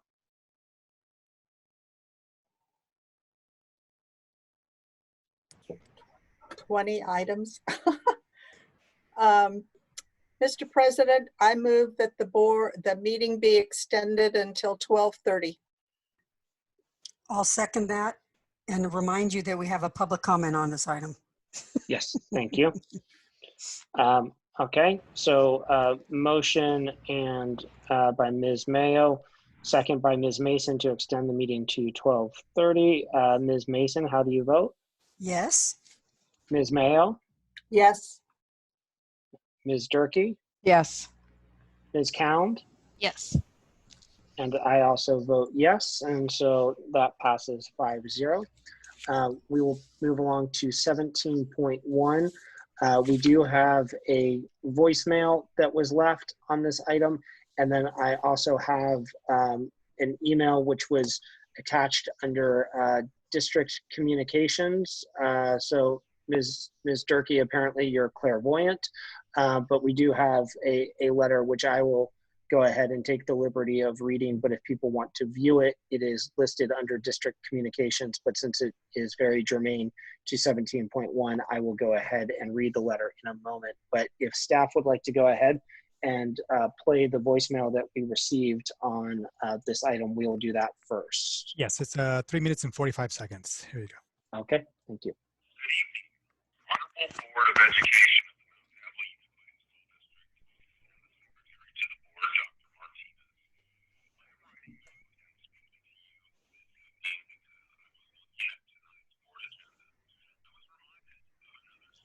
Board meetings under similar conditions. The unit had just had its hours reduced. Many individuals had just received their notification, and something was introduced.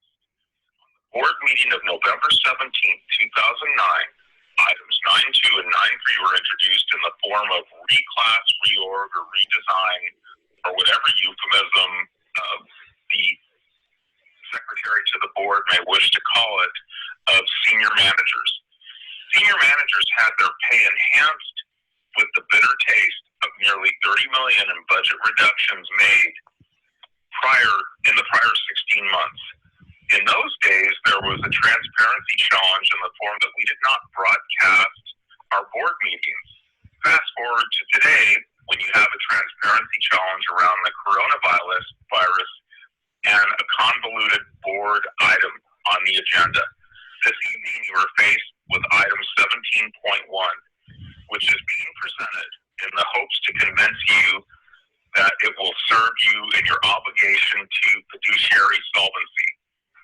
In this item, there's not only budget reductions, but budget enhancements in the form of job title changes, pay raises to certain senior managers. I would submit to you that these are two different results in your vote are mutually exclusive of your fiduciary obligations. On November 17th, 2009, we burned many bridges with lack of transparency and trust from our bargaining units, our public, and many stakeholders. The ramifications of those actions took years to rectify by new leadership that spent much resources in rebuilding trust and transparency before they could even begin making Mount Diablo Unified School District a better organization.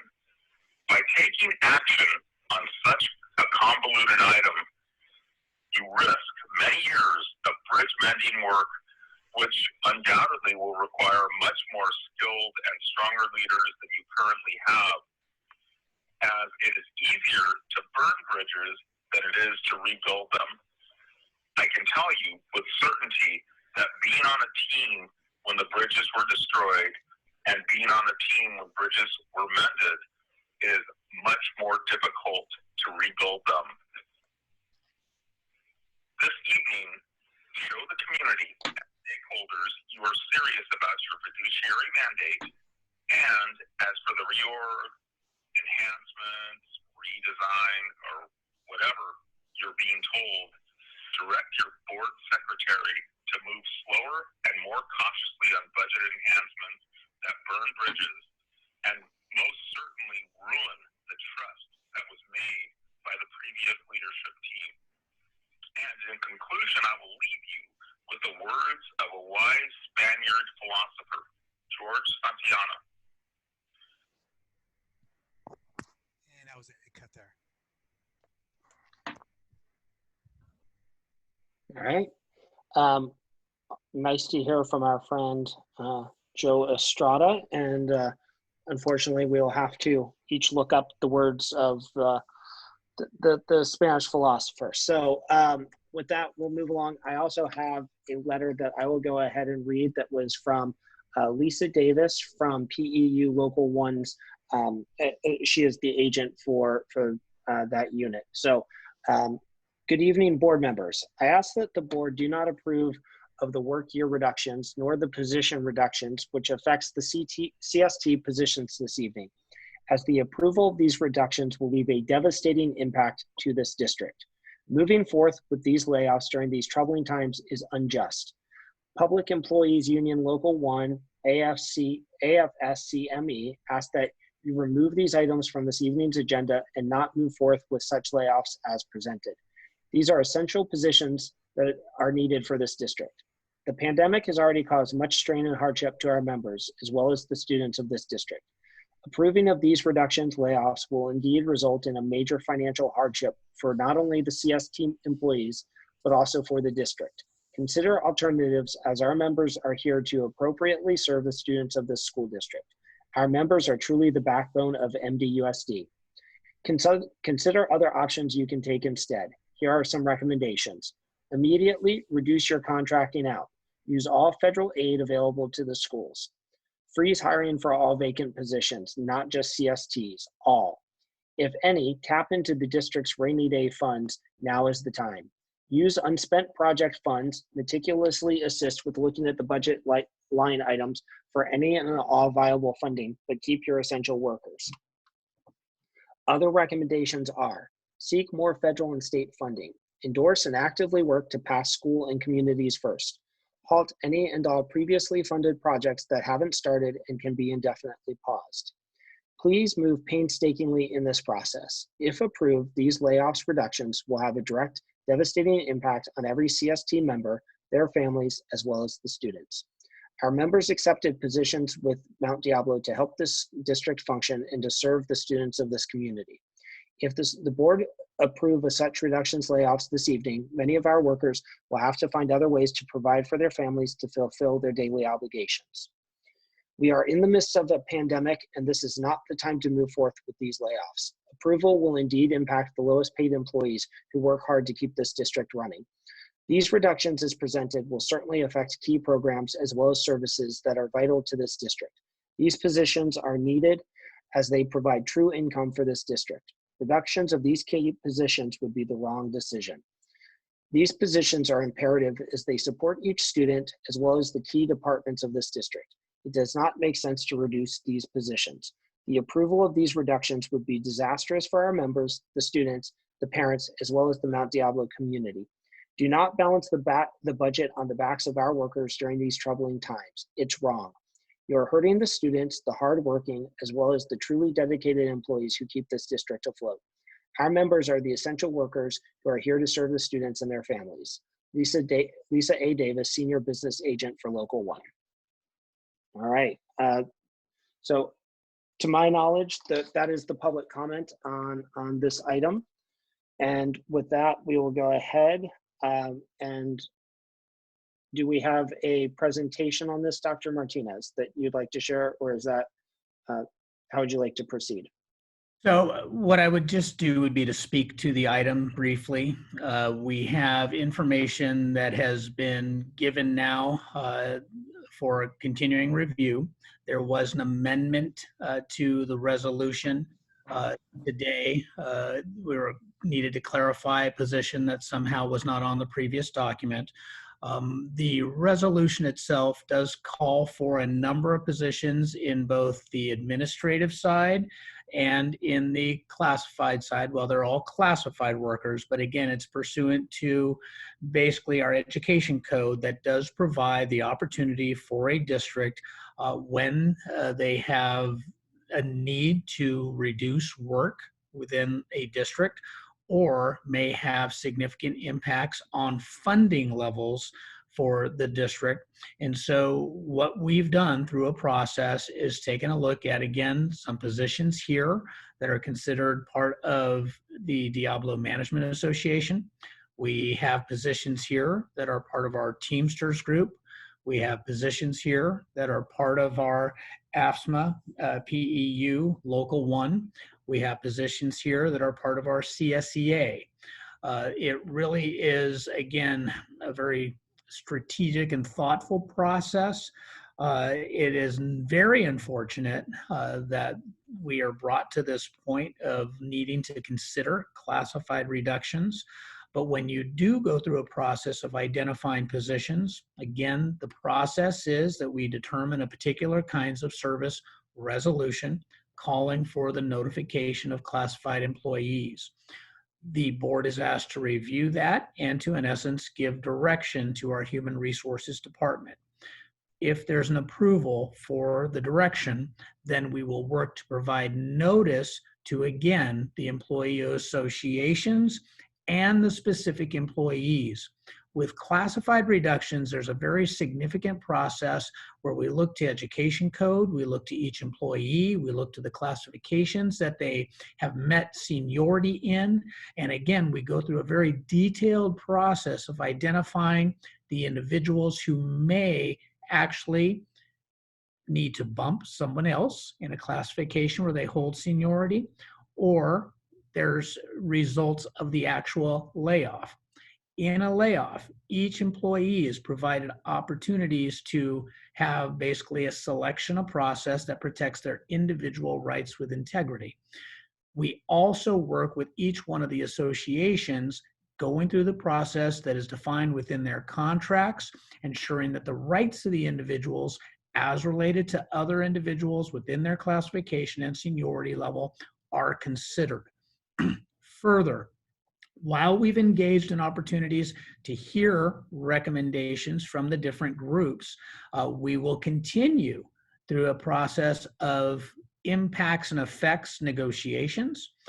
So what happens is that once, if the board does approve the resolution, we will again engage in conversations with each employee representative group about any particular changes to the process for the employees that they represent.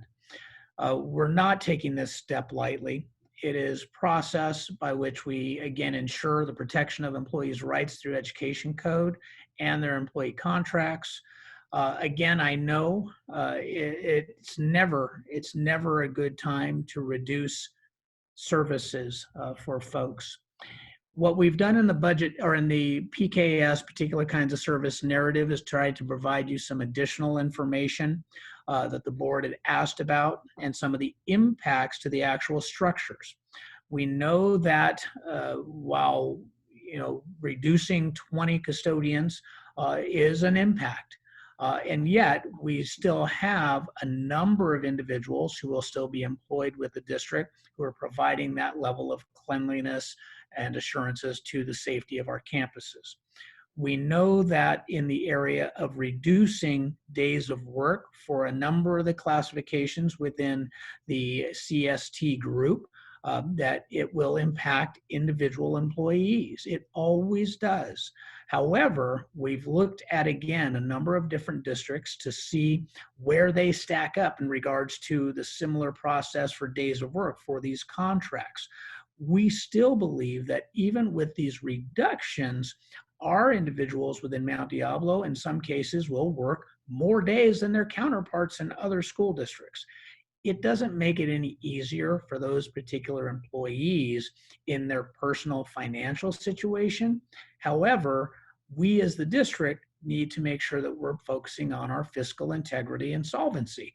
And so the difficult decisions that are now before you are part of that process of looking for the best ideas we can muster at this point in time.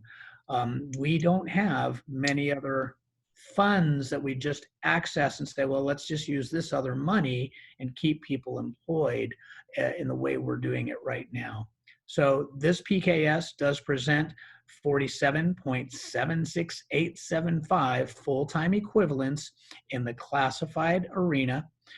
We do have a number of days that are reduced for, again, there's a listing of clerical positions. Part of the CST contract does allow for the reduction of days.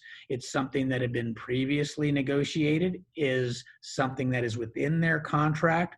And again, at this point in time, we believe that it's important to sustain the fiscal integrity of the district by moving forward in this process to keep more people employed, quite frankly, rather than massive reductions of full positions within that group. Again, we will engage in conversations about impacts and effects negotiations. We will work out of a level of integrity for each employee so that the options are clearly explained to them that they have. Right now, again, we're happy to try and answer any other questions that you might have with response to the PKS. I've got a couple of people. Okay. Board members, questions and comments? On the custodial, for some reason you have El Dorado being on a different schedule, the same as a high school rather than a middle school. And I was wondering why. And I was also wondering why Riverview, because it's actually a high school campus, wouldn't be on the A, B, and C schedule.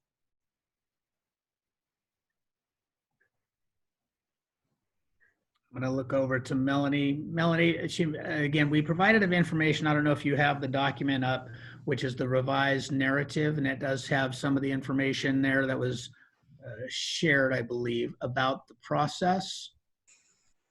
I'm looking at.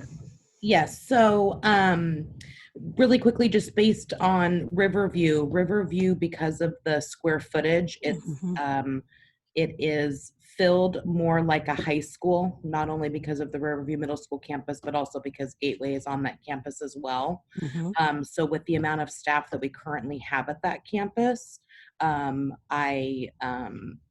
not doing a skip clean like we are at a high school. And El Dorado, due to the square footage of the campus, which is why we're on a partial skip clean over there. Thank you. No problem. So can I just follow up on that? So high schools usually are larger campuses than middle schools, right? But so we're cleaning a larger square footage less often? Speaking of Riverview or El Dorado? High schools versus middle schools, it looks like we have a plan to move high schools to an ABC schedule so that they'd be every third day cleaned. So the way that a high school is filled, we have normally 6 total FTE of custodial on site. And so because of the square footage, our high school square footage varies anywhere from 140,000 square feet maybe to Mount Diablo High School, that's over 200,000 square feet. And they are funded, or they are filled the same. So some campuses do already skip clean more than others do. And then the same thing with El Dorado, it's a larger middle school campus, which is why we have a partial skip clean there. So that's interesting that we staff the same number of FTE per high school regardless of square footage, and yet we were surprised that Mount Diablo is not being kept as clean as other high schools. It seems like it's only natural that it would if it has the same staffing but larger square footage, that it is a much larger square footage, and depending on how the reductions take place, we would not be reducing as much at Mount Diablo High School because of the square footage. Okay, so what I'm reading here is I'm just really concerned about equity issues here. Hate to keep using that word, people, but this is, I don't know. So prior to any changes, it looks like we were skip cleaning at El Dorado and Mount Diablo High, and we weren't at other campuses. So, you know, like if I were a student or a teacher or parent at those campuses, I would kind of be wondering why that's happening only at my school.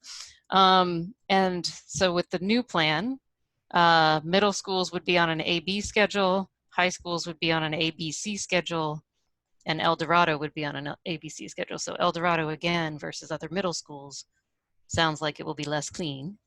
And high schools, if the staffing is still equal among high schools and Mount Diablo is still a higher square footage, it seems like that will continue as well, that Mount Diablo High would be less clean than other high schools. So one of the things that we plan to do as the plan and reduction moves forward is make sure that we are routing our site, doing our routes for spaces that actually need to be cleaned on the daily basis or on the every other day basis. We know Mount Diablo is a very large site, and potentially there's spaces on the route that don't need cleaning as often if they're unused space or space for, offices or board or conference rooms that aren't used as often. And we're looking at redoing the routes, which is the only way that we can handle, taking care of the reductions. So that's part of our plan.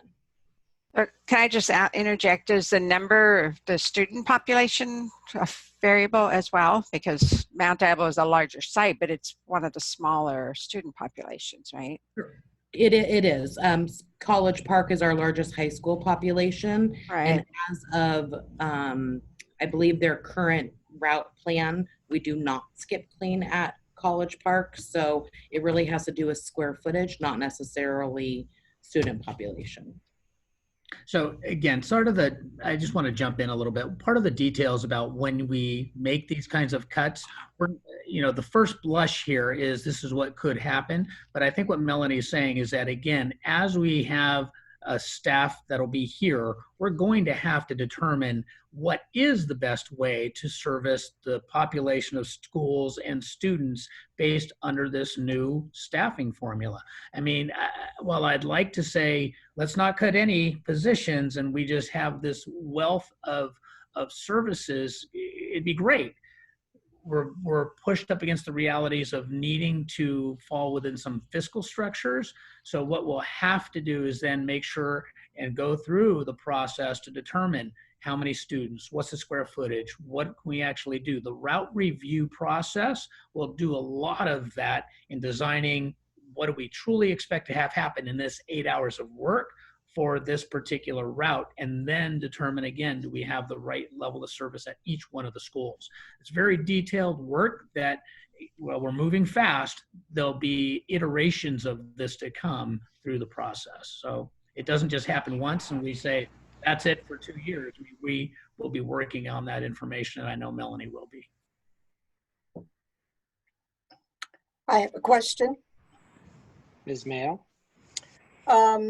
On number 24, in the narrative was added the coordinator assessment for research and evaluation as a 1 FTE to be reduced, but the dollar amount did not change. So was this just an omission in the original document?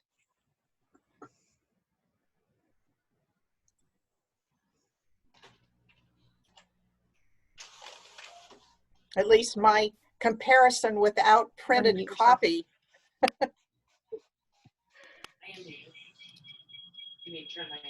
Yeah, sorry.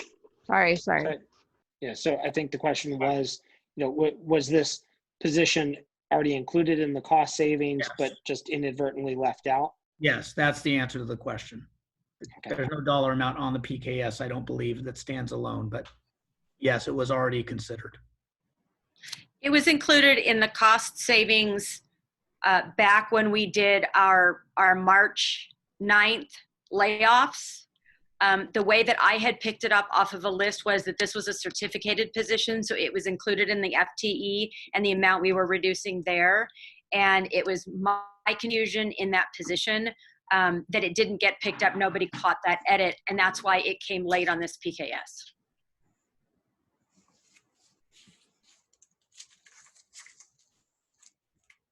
Other board questions or comments? I would just say I have not moved on my position to not hire assistant superintendents. I think all those positions can be called executive director. As a matter of fact, if you call the two that are currently executive directors, if you leave them, you're saving like 30-something thousand. And then if we don't create the new one altogether, that's like $60,000 almost in savings. So I am not going to support those positions to be assistant superintendents.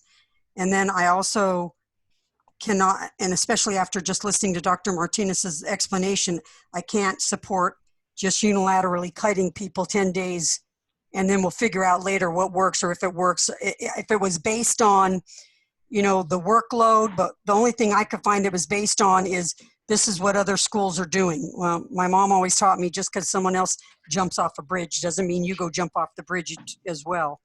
And again, I would support a eliminating the position of the after-school coordinator. I understand it's a grant-funded position, but it's over $100,000 that could then be shifted over to the director of partnerships and I would say grants, but they're having a multi-tiered system of support.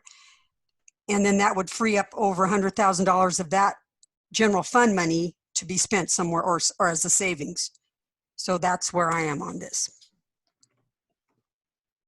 And I think along the lines of some of what she just said, I believe 2 weeks ago when we first started discussing this, that we asked for discussions to happen with the labor groups and to hear back at this meeting what their feedback was. So for example, if the 10-day cut happens, what does that look like on the ground from the perspective of someone who's trying to open school? Or for custodial, well, what have the Teamsters said about what this will look like for them and their ability to achieve the same goals that we have, especially with the higher expectations of COVID. So I'd be very interested to hear what the Teamsters said in those discussions and what CST and others have said as well. Okay. Other board questions or comments? So I'm going to echo a couple of other board members, but for me, there were three major concerns that I've had with this. One, I will echo Ms. Mason regarding the assistant superintendents. I think that's something we had both flagged 2 weeks ago and asking, executive directors and just appreciating that people are taking on more responsibility. But I think it's difficult to swallow when we're in a situation of looking at, how do we have shared sacrifice and then promoting people who are already at an executive director level to an assistant superintendent level with the pay raise associated with that. I have major concerns about that while certainly recognizing and appreciating the work that's being done.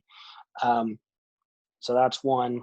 Two, I would just echo Ms. Cowan's comments that we did ask very specifically, to hear the feedback from the bargaining units. And I know we just recently appointed our interim head of HR, and there's been some transition and availability, but I do not feel that, based on the feedback I've received from the bargaining units, that the level of consultation and collaboration that we had hoped for, that has happened yet. And then the third concern I have is that I recognize we will need to make cuts, but a lot of this was predicated upon these were the cuts that the county was asking us to make in order to approve the tentative agreement. We are now in a position where I think, based on the information we currently have, the tentative agreement is on hold until we have more insight. And so while recognizing we still need to make cuts, I'm wondering what impact the lack of the tentative agreement moving forward in the immediate future. I continue to wonder what impact that has. So those are my three major concerns on this item.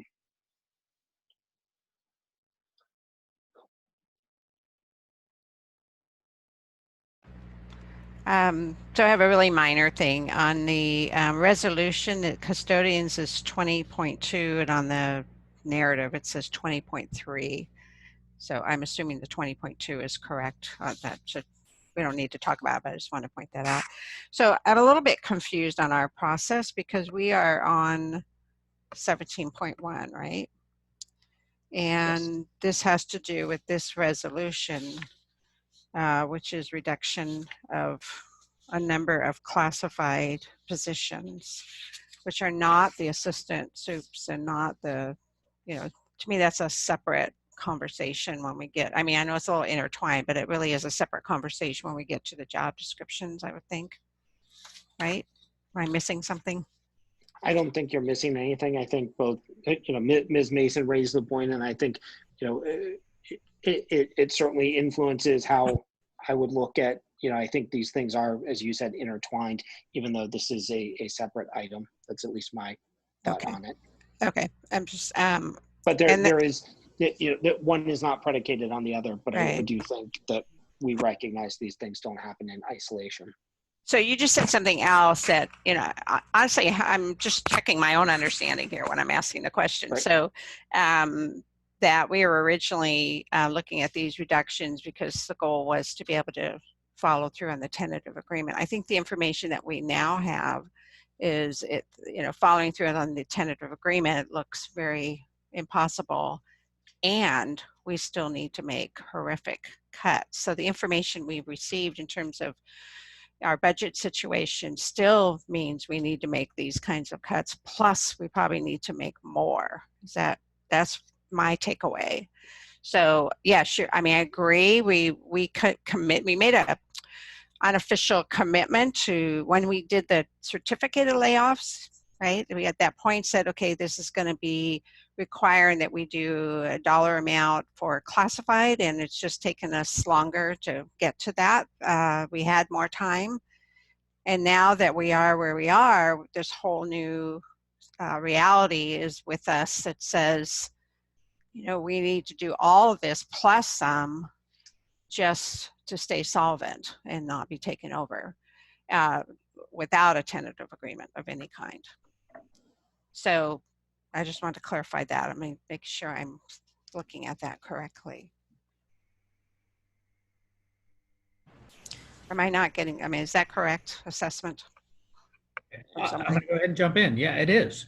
If, again, predicated on the previous cuts and where the board was going, if in fact we don't move forward with any classified reductions, then we have to roll back our number from 14.5 to really 12.5 is really what you've cut so far. So the $11.8 million problem really becomes a $13.8 million problem. Again, the current presentation as it is has about $2.5 million in it. So the $11.8 million problem is an $11.3 million problem. So again, the math here is not good for anybody. Right. Math here tells us that right now we have to make significant reductions. Again, I do appreciate the sensitivity that we're working towards, and we love to be able to have our employees tell us how they could make these levels of reductions. But on the other side, education code provides us with the ability, us as a district leadership team, to make these very difficult decisions, and the associations with the opportunity to discuss the impacts and effects of those decisions. The decisions from the governance side, the budget side, the structural rationale behind what we're doing should come from us. If left to the device of we'd like the associations to make some decisions about the structure, we might be in a very different place moving forward. So I appreciate the desire to have much in the way of conversation. The process does also, again, this is why I've mentioned the impacts and effects negotiations. That is the process that is protected under the EERA, so that when you make a decision, there are official negotiations and conversations that take place. Usually those conversations and negotiations, well, we can gain input. Yes. Right. Yeah, go ahead. I just want to, you know, I know I tend to speak at the 30,000 foot level up in the sky or something very more philosophically, but it's kind of what I was saying earlier is I personally feel like there's a hard reality all of us collectively, I'm not just talking about this issue, haven't really grappled with in terms of the reality of the future with this virus and how our lives are going to continue to be changed and how school needs to look different, all that. I think as a board, we're struggling the same way with the reality of the fiscal situation. It's hard to accept. You know, it wasn't that long ago, you know, where it was just not like this at all. We weren't having to look at this. It was like, oh, what kind of a raise can we give? There's a hard reality here. And I think it's our job to make sure the public and all stakeholders understand that. It's really bad, really, really bad. Now, do we know the details? We don't want to overdo it. I totally agree with that. I think we need to proceed. But I'm just saying, if you think about it just rationally, that we were committed pretty much to making this level of cuts. That's when we were trying to do the tentative agreement. And then the tsunami has hit us. We can't do that. And we still got to do more. And so I think we're trying to hold off the pain a little bit, but we have to, I don't see we have a choice. And any cut, every one of these is painful and it's hard and it affects people's lives. It hurts all of us. We already did certificated, that was painful, but it's almost like we're not talking about that anymore. Now we're talking about this, and it's just not good. But I don't see any other, it's just like, Mr. Lawrence saying 2 meetings ago when some of us were still saying, well, maybe we could still figure out giving this kind of a rate, whatever. And you're the one that kept saying, folks, you got to face reality here. And it's true. And we all take it in at different paces and, kind of ebb and flow with it. But to me, it's bleak, and it's just inevitable that we have to do something, and we can talk about it till we're, I don't know what, in real trouble, but I just feel like we've got to make some move forward and let the superintendent move forward. Well, we do need to make cuts, I agree, but I think we do need to consider the reality that we're in, that what school is going to be like going forward. Given COVID, we are going to need cleaner campuses than ever before, and we're going to need to be able to support technology, not only at the school site, but off-site for teachers and for students on an ongoing basis, not just this month, right? And so I guess, Mike, I'm a little bit concerned about a pattern I feel like I'm starting to see here. When we were doing the certificated cuts, there was a cut that was made to English language learner department, right? And when we asked for more information, it came back that, well, they really weren't consulted. There was, and talked to about the possibility of making cuts, especially that drastic of cuts. And that's an area where our district really needs to improve. We have students who are not succeeding, who are English language learners, and we have more English language learners than ever before, coming from different countries with different languages, right? So we as a board held that off and said, no, we need to actually not make cuts in that area. Now I feel like I'm back in that same boat again. We're only given one set of choices, and the set of choices seems to be focused on, we're cutting our custodians right at a time where I don't know how we're gonna do all of the required cleaning. We're cutting technology. And I hear that there's a redesign of our tech team, but my sense is that every staff person there right now is really busy fielding calls from teachers and parents and students and trying to update the Chromebooks and all of that stuff. So I'm not sure how fewer bodies in that particular arena is going to be more successful, unless we're going to depend on the consultants, the digital advisors to really do the work of answering those phone calls or something, which maybe is the answer. Maybe consultants are the answer for technology, but I still feel like I haven't heard the details on that. So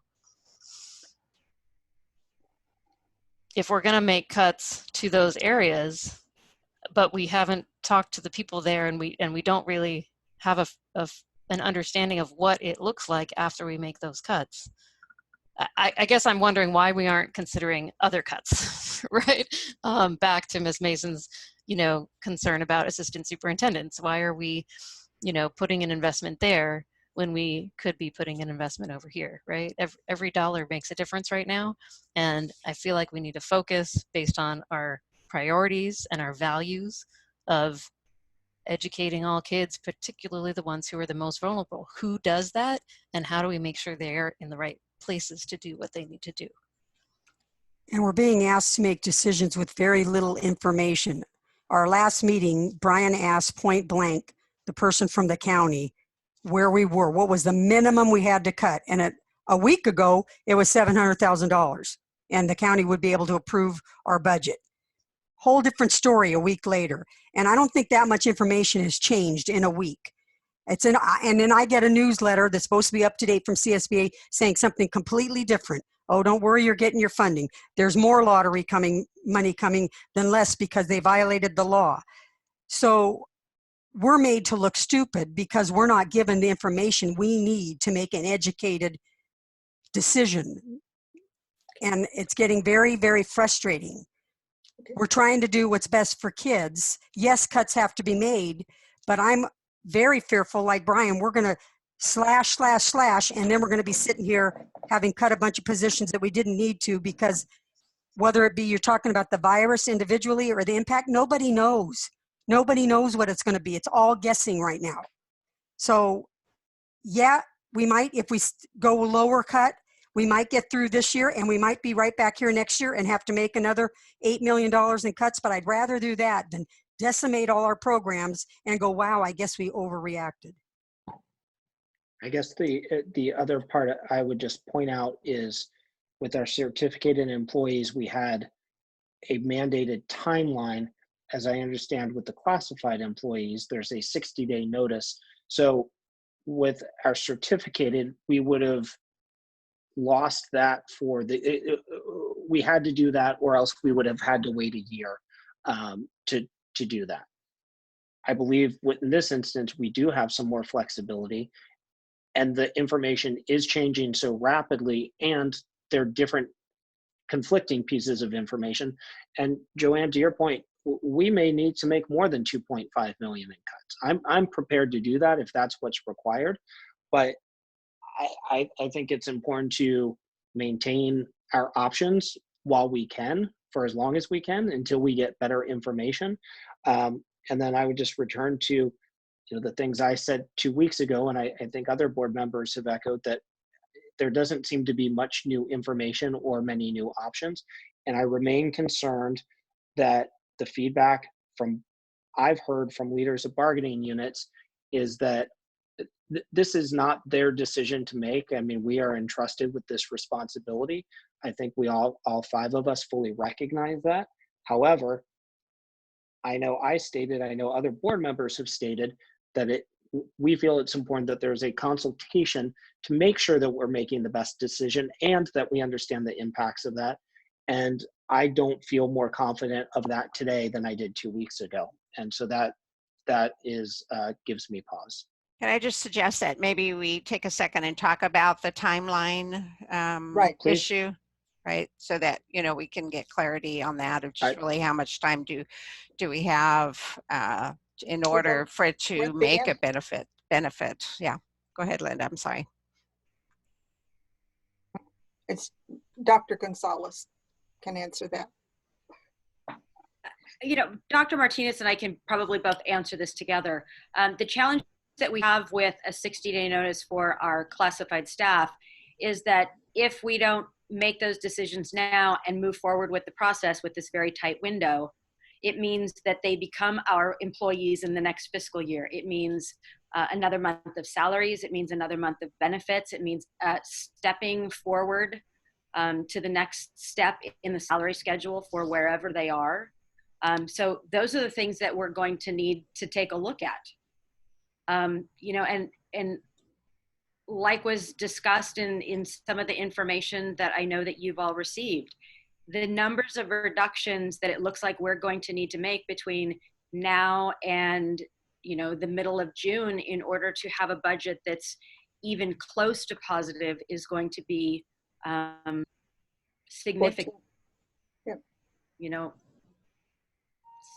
We're looking at probably something in the $7 to $8 million range on top of these reductions now. So in light of that, Dr. Gonzalez, do you consider it a good idea to be giving raises for assistant superintendents? Can we afford that?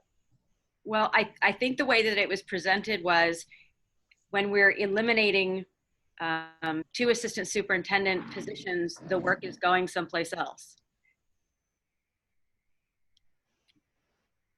So this is Linda. regardless of what the board's decision is around the assistant superintendents, because that seems to be the major bone of contention, we still have to make reductions. And I guess I looked at this process as the reductions needed to be across all bargaining units. I do believe that there has been an evaluation that was conducted that we could debate whether it was fair and how many people were included, but there was a process that was involved. We each had the opportunity to reach out with Dr. Martinez and bring forward our specific recommendations for these budget reductions. As to the concern about Mount Diablo High School, while we're talking about it being the largest square footage campus, I bet that square footage includes classrooms that are not currently used or the classrooms that are underused with a low student population. And there's an entire building, first floor and second floor, that is not used for students at all. So maybe only 1 or 2 rooms in that entire building are being used currently. So those numbers are mixed numbers. Where am I going with this? I do agree with Mrs. Durkee. We're tying the hands of our staff, and we're tying our budget crisis and kicking it down the road. By my calculation, we are looking at another 11.8. Dr. Gonzalez just said 7 million, whether it's 11.8 or 7 million, it's not going to matter what we do with the assistant superintendents necessarily tonight when we're talking about the classified reductions. And we need to move forward with this. There are 24 items on this particular docket. We can make a motion and go through each one of them, since we all seem to have better knowledge than the superintendent provides, and we can get through this item and at least consider some of them. Otherwise, the other alternative is for one or more of you to say, I move that we consider 3, and then by the end of we finish with all 24, we'll know which ones have no support and which ones do have support. Right now, that's the only situation we have to move forward, I think. Yeah, I would agree. I think I can go through the list right now. Well, I could make a motion that we approve it, removing the technology position, the custodians, and the across the board cut in on CST. And the rest of it, I'm willing to approve.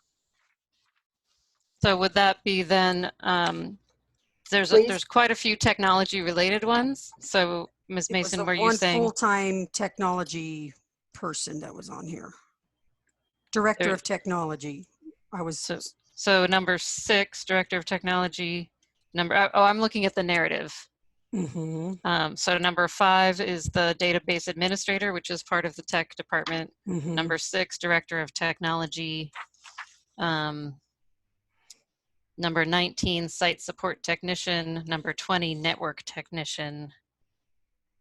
I think those are the ones that seem to be related to technology that maybe we could just discuss separately as a group and understand how those work. I'd like to point something out on number 19, which is the Site Support Technicians. This is 2.33125 FTE. These are school sites who have let us know that they can no longer afford the positions. Okay. So they were donations, probably. They were donations 19. from PFCs. Correct. Okay. All right. So skip 19. I also had a question on number 16, the intermediate typist clerk. We received messages from quite a few people saying that that person was really key for them in terms of tracking of English language students. So the question would be who that work falls on. How will that work continue to get done? The plan for that one was to combine the work with a number of other positions that are over at Willow Creek Center because staffing is going to be reduced over there. There would be some movement of personnel. But you feel confident that that work in supporting the English language learner department, that role will be covered adequately. Correct.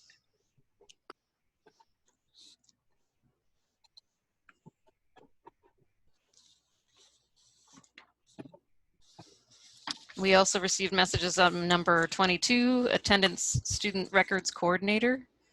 It sounded like there's a lot of, you know, back and forth fixing of numbers, making sure that everything's correct, and then turning it in, which affects our funding. That is correct. And what we're doing with positions 22 and 23 is we're eliminating both, and we are creating a new position that takes a look at attendance. That is also going to be looking at the staffing attendance component, which will allow better articulation between the Human Resources Department and the Fiscal Department. And this was worked out not only with our consultant, Mike Berg, who's been our fiscal analyst. We took a look at all the positions in the Fiscal Department, and as well as with our interim director of fiscal services. Oh, so I see. That's part of the redesign of fiscal. Correct. Okay. Okay. So are we approving that the new position that you're describing tonight? Let me look.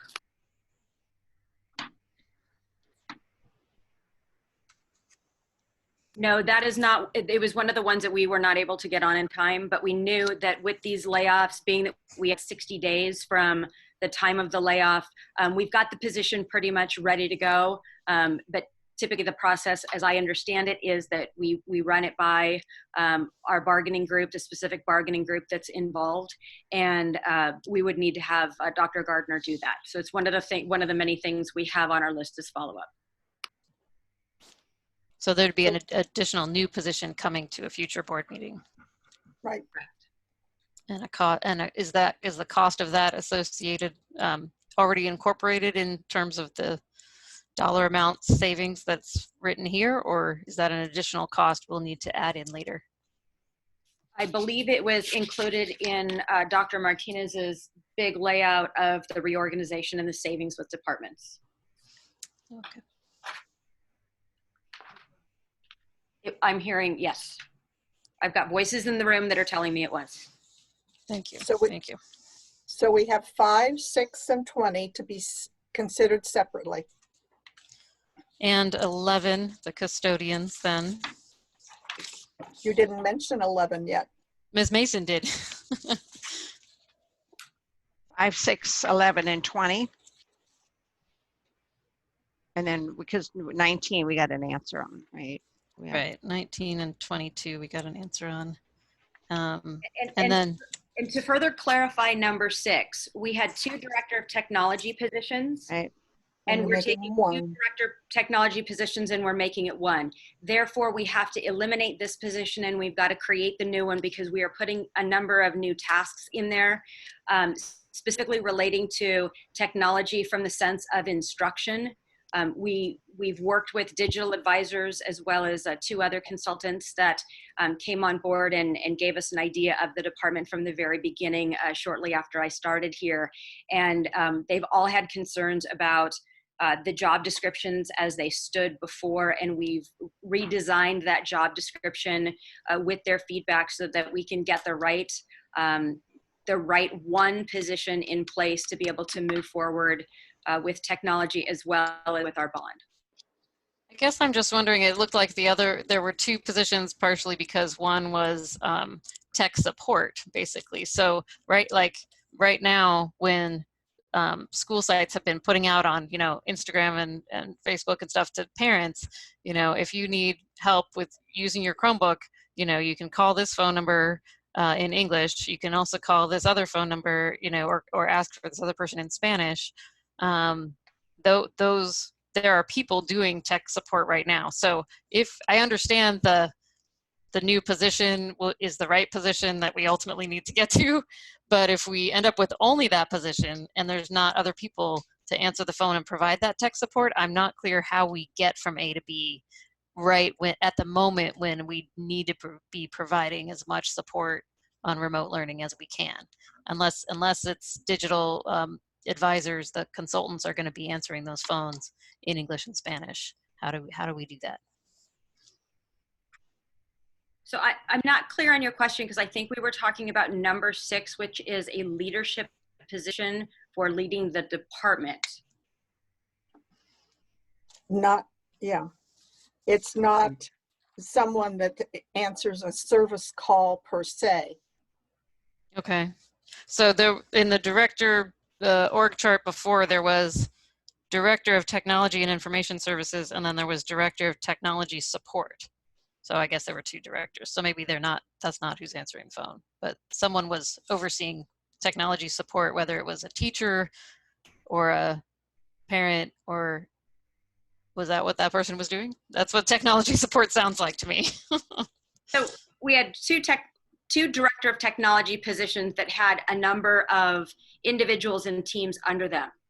So the goal of this is to have one director position with the entire department, and we're taking components of both of the 2 job descriptions from the former director positions. We're putting them together in the first one, and we are infusing the component that is my understanding used to exist many years ago with somebody that was underneath the director of technology that really did a lot of those instructional components. We're adding that piece.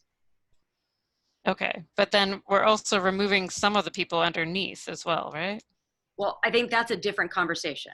Okay. Okay, so I understand the director piece. Thank you.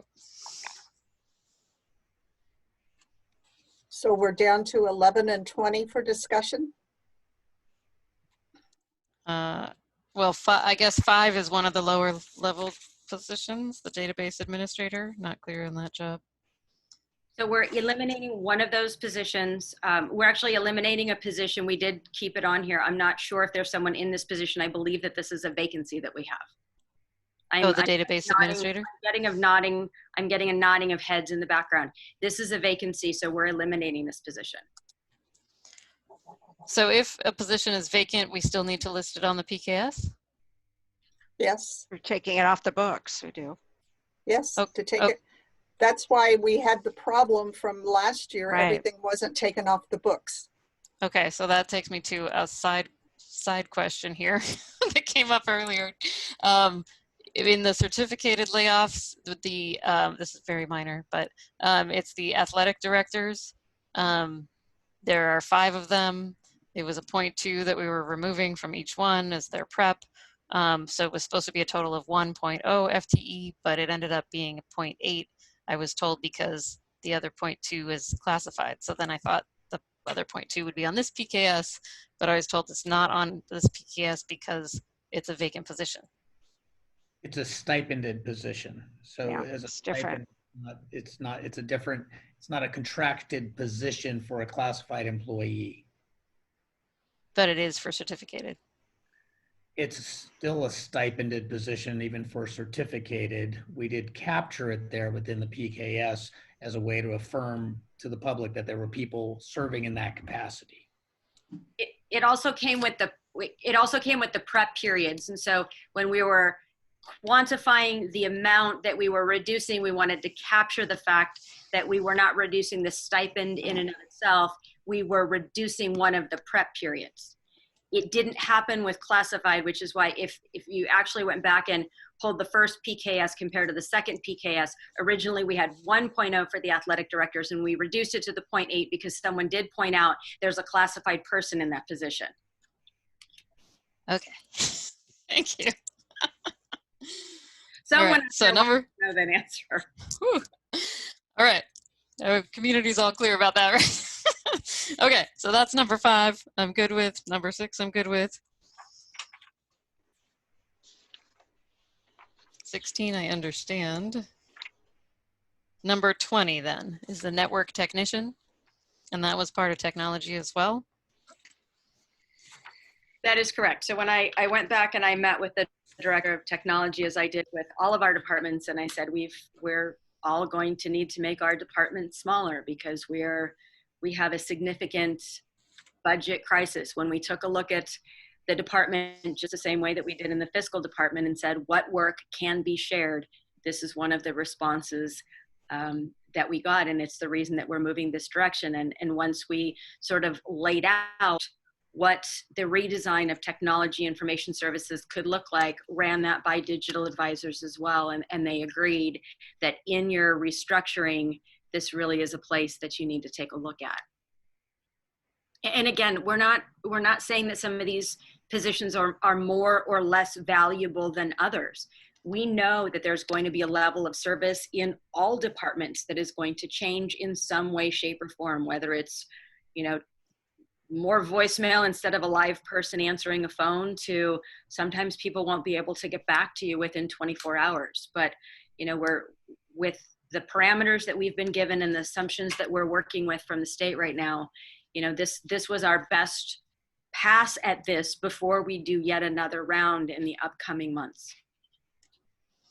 Okay, I'm just trying to get a sense of, if one of our deep challenges right now is technology, right? Even if we get a Chromebook to a family, and even if we somehow get them connected to internet, there are families where the parents don't speak English and are not even literate in their own language and really don't know what to do with their elementary school, child with this computer. They need someone to be able to talk to in their language who's going to give them a heck of a lot of help there, right? Hopefully the computer is working and that side of it as well. So I'm just feeling that we have an intense need in terms of technology. So I want to make sure that if we're losing somebody, do we still have someone who speaks Spanish who's going to be answering the tech services hotline? Or is that someone who we're losing in this? I think maybe one of the things that I could point out that might be helpful here, in all of the work that we've been doing, we have not had a need yet to bring our network technicians, our tech support back full time. There are a few people that are here full time. Other than that, everybody's been on a rotating schedule. And so far, with limping along, we've been able to manage. And if we really had need for that much additional support right now, we would be bringing those individuals back as essential workers, putting in more time. I'm sorry. I was just going to say, maybe this is information that we will be hearing or getting from principals, because I think a parent's first contact or line, would be go to the school and the principal. And so it may be getting addressed somehow there, if there's something that anybody has familiarity with working a computer could help them and speak Spanish, so it may be handled that way. So I think we need more information. We need more information. I agree. If it's a critical need, logically, it would seem like it would be. I understand that thinking, but I think factually, if we know, it's a gap, then I think there's probably a number of creative ways to address that that we need to look at. Yeah, I'm not sure solving it with this position is even that efficient. So is this the only network technician that we have in Mount Diablo School District, or are there other individuals in this position? There are other individuals in the position, and right at this very moment, I cannot tell you how many, but if you gave me about 3 minutes, I could go into my pivot table. Actually, Mika can probably pull that up. And I would agree with Ms. Durkee that when parents need help or student needs help, the help first starts at the school site. Right. Yes, we have school sites that may not be able to afford the parent donations that provide for more site technicians, but we don't have the luxury of looking at that piece right now. Yeah, I just want to refer. I agree that it's a critical need. I think it's a critical issue. Yeah. So but how much of a need it is and how it's best addressed, I think is a really big conversation, separate conversation, because I'm not sure a site tech or network tech or whatever is the answer to that. I think we should find out more about it. Okay, so this particular role is not a crucial piece of the current remote learning that we're doing, and the types of plans that we need to be doing too, whether it's, let's figure out how to put a hotspot on a bus somewhere, Right. who's doing Yeah. that, right? Yeah. I I don't just know. want to add, my understanding, because I did ask questions, I did have conversations prior to the last meeting and this meeting, and is that there's a vision for really structuring our this department in a way that is not so siloed, is a term that he keeps using, but really is able to do more. So I think the vision is, yes, there are reductions, but it's all part of a bigger vision around it having a bigger role, because it needs to have a bigger role going forward, especially now and then probably ongoing. So so I have that in my head, that there is a bigger vision for what these department will be asked to do and will do. And we've all lived through, having worked there, I know you never had enough, but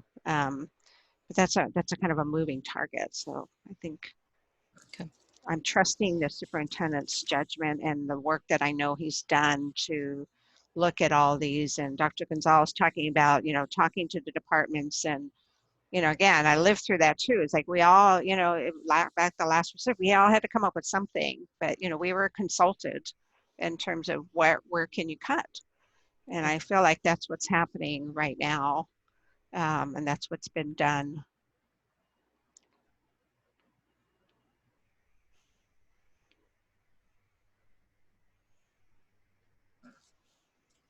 I can't hear. So according to what I'm hearing right now, there are 18 current network technicians, and we would be eliminating one position. Right.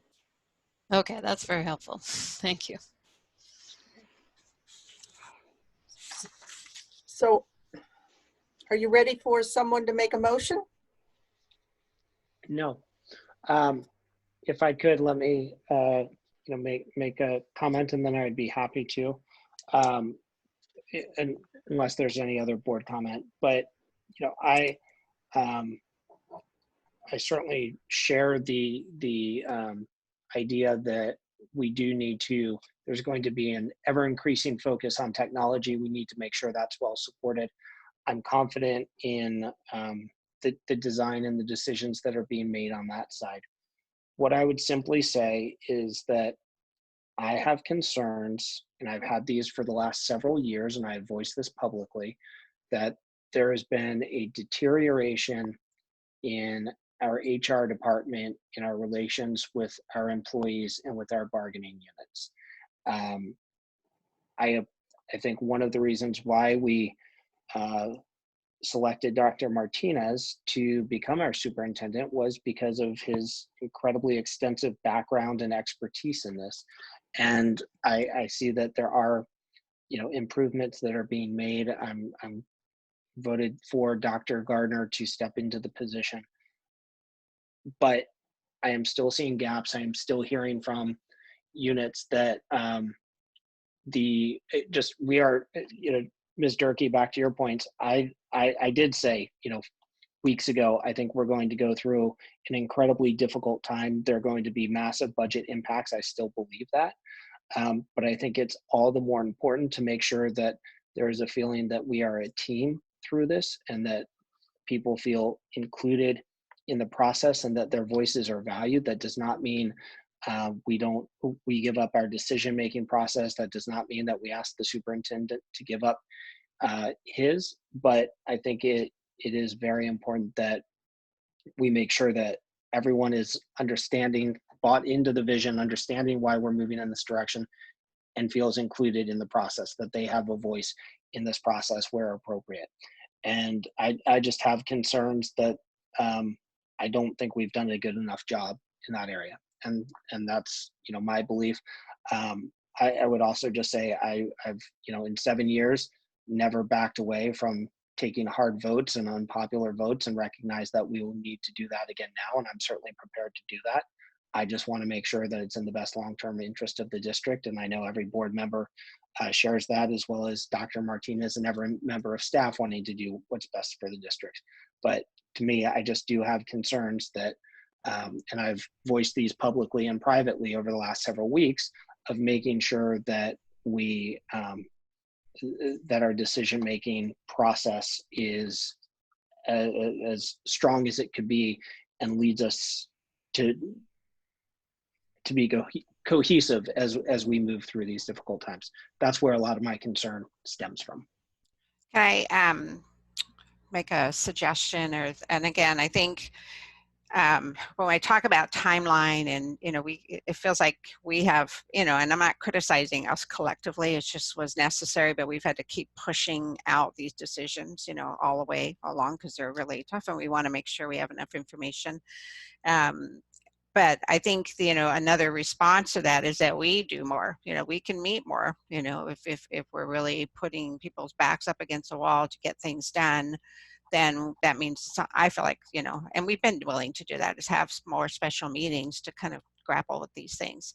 So if we could, maybe take a second and talk more specifically about the timeline. I don't disagree with what you're saying, Mr. Lawrence. I agree. I think maybe what's the missing piece is a little more specificity, and what does that really look like? Because again, I know that Dr. Martinez does meet with labor groups. And so if we're talking about, maybe what the content of that conversation, I think we just should be more specific in terms of what, and you may have been individually, but I'm just saying, since we're talking about it here in this meeting, maybe, more publicly provide a little more specificity about what we're really talking about when we're saying, including folks in the conversation, making them feel validate all. I don't think anybody would disagree with that. And I agree that I've heard concerns as well. So if we could be more specific about that, realistically know what the timeline is, and again, if that means we meet again in 2 nights or whatever it's going to take, we talk about that, but so that we can get some, a decision made, whatever it's going to be. Yeah, I'm just not clear on the timeline. I know that Sure. we're probably up against a wall in the terms of Dr. Martinez and Dr. Gonzalez's mind already, but if it could be a little bit more specific, and then again, for us to take responsibility for making it happen when it needs to, and then for give more guidance around what specifically we're asking Dr. Martinez to do with the labor groups. So I can add in, again, if and when we pass a PKS, if there's a resolution that's enacted, that gives human resources, in essence, the directive to notify individual employees. Individual employees, in essence, need to have the letters that are developed and given to them. They basically tell them on such and such day, the particular kinds of service was voted on, and it's a notice indicating to them that 60 days after their notice that their position no longer exists within the school district. That's the timeline of notification, and again, for each one of those employees, there's a process by which we're working with their association, and they get to, in essence, come in. There are elections that are made, it gets more detailed now. For every employee, some employees can take a retirement if they choose to and are qualified for retirement. Some employees could choose a reduced position if we happen to have a reduced position. Some employees may be offered a bumping scenario where they're allowed to have a job from a previous classification or any classification that they're entitled to.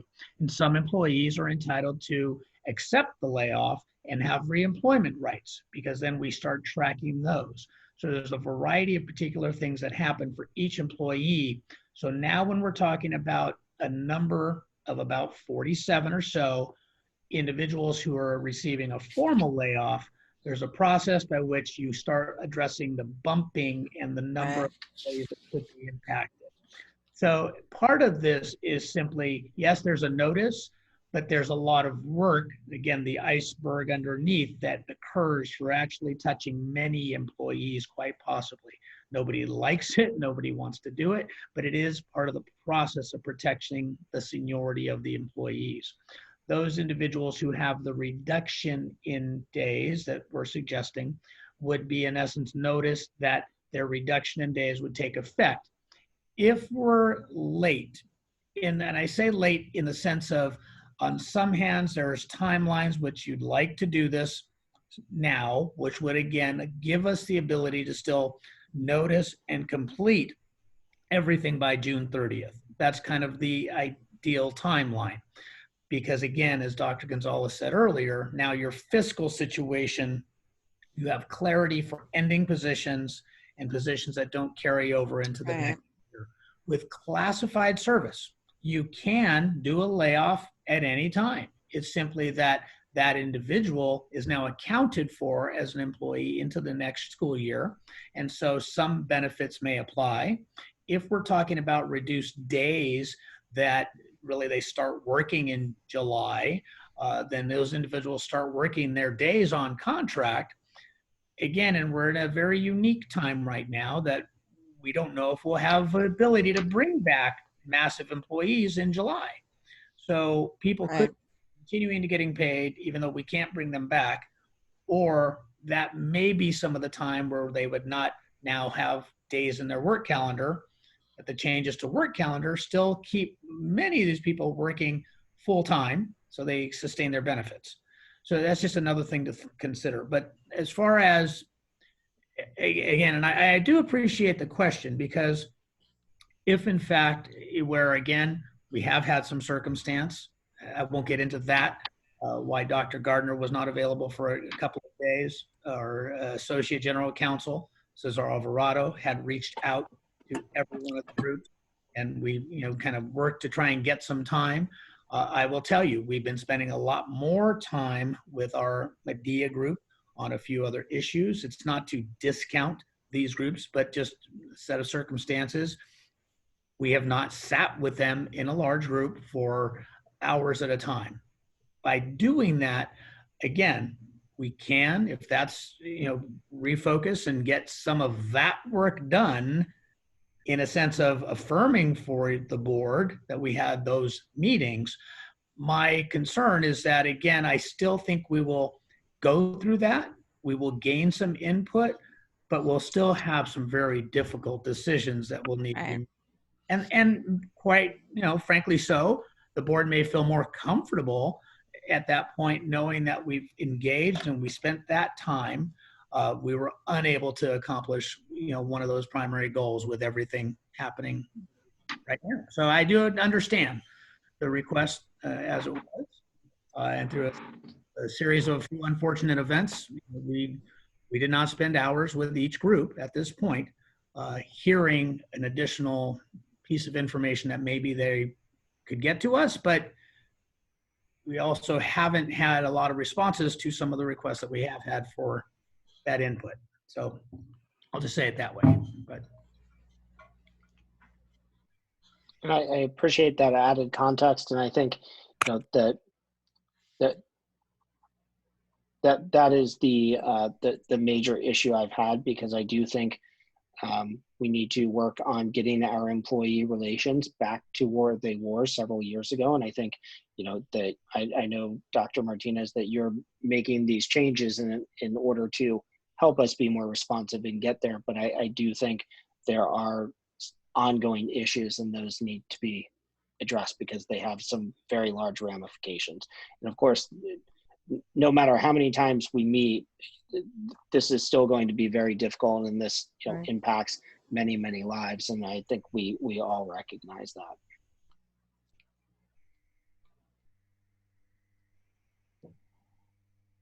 Okay, so I appreciate, I know we've spent a lot of time, but I do think it is a very important issue. I leave it to board members to decide, do we want to go forward with this as presented? Do we want to pull out certain items?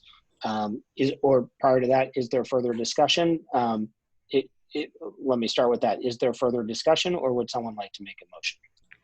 But can I just, it apparently was helpful to talk about some of the specific ones, and the one that we haven't talked about, I'm just thinking if we can accomplish more now, is the custodians. And I read a description that I felt comfortable with, so that we all received. And so if somebody wants to, maybe we should take a minute and talk about it, or get some response or ask questions about that. Because other than that, I think then we've pretty much have covered the whole list, right?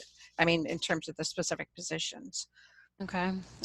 So what I'm reading in the description is, I appreciate M&O's efforts to make, if you need to make X number of dollars of cuts, how would you do it? And they came up with a plan. I think that's a great plan for the cut that was required of them to analyze. But my question still is that the right place to make the cut?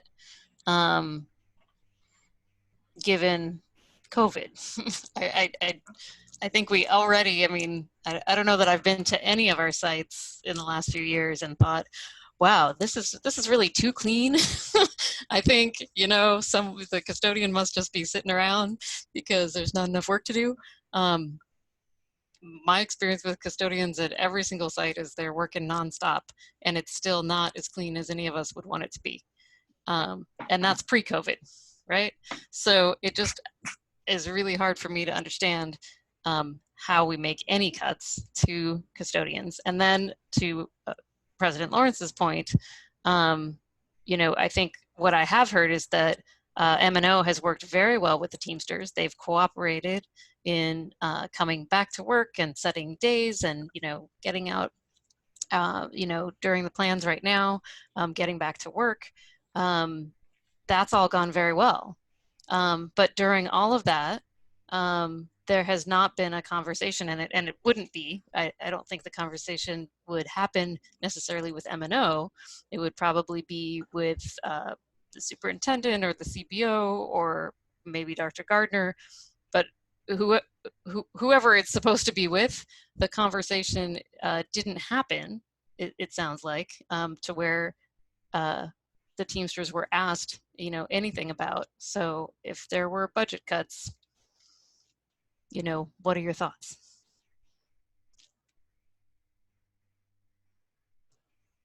So I think it's important to say, I wouldn't interpret it that way. I think we did provide them information. I think we did reach out to them.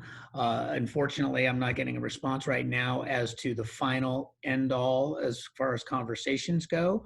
But again, there were conversations. I don't know how it's been characterized as far as, we didn't get a plan from them that said, please do these things rather than these things, but there were conversations. Again, I wouldn't seek to say it was a qualitatively long conversation, but they were provided information through the process. And again, what generally happens is that a decision is made, and then you go through the impacts and effects negotiation. I do appreciate that people are saying they'd rather have us do that conversation ahead of time, but going through that conversation ahead of time, we have no action to base conversation on. We have conjecture and possibilities. So again, it's sometimes which one should occur first. My practice has been a PKS comes through, and then you go through impacts and effects because you're making your decision.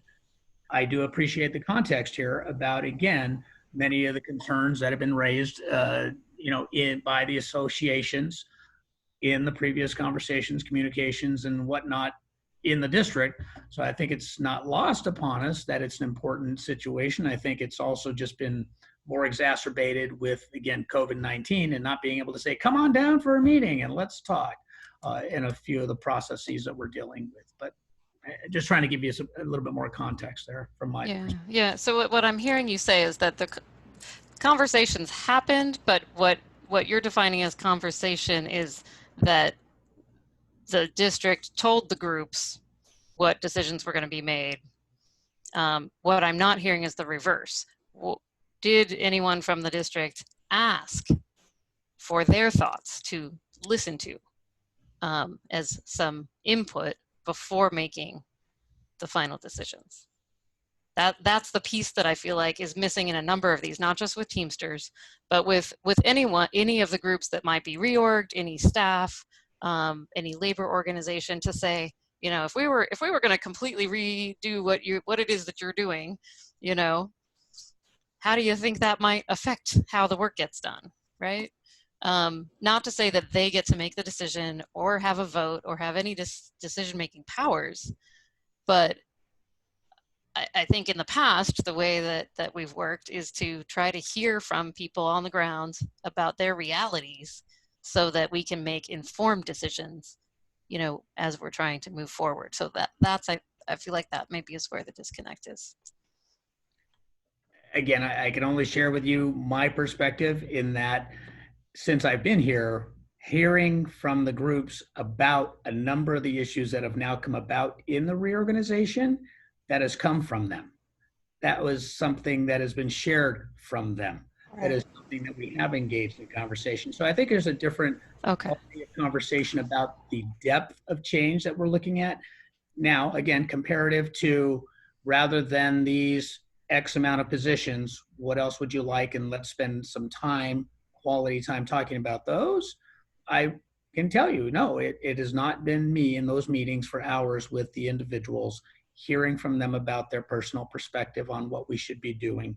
We have not done that. And that's something that I'm hearing a number of our board members would like us to have fully engaged with and to be able to fully report on.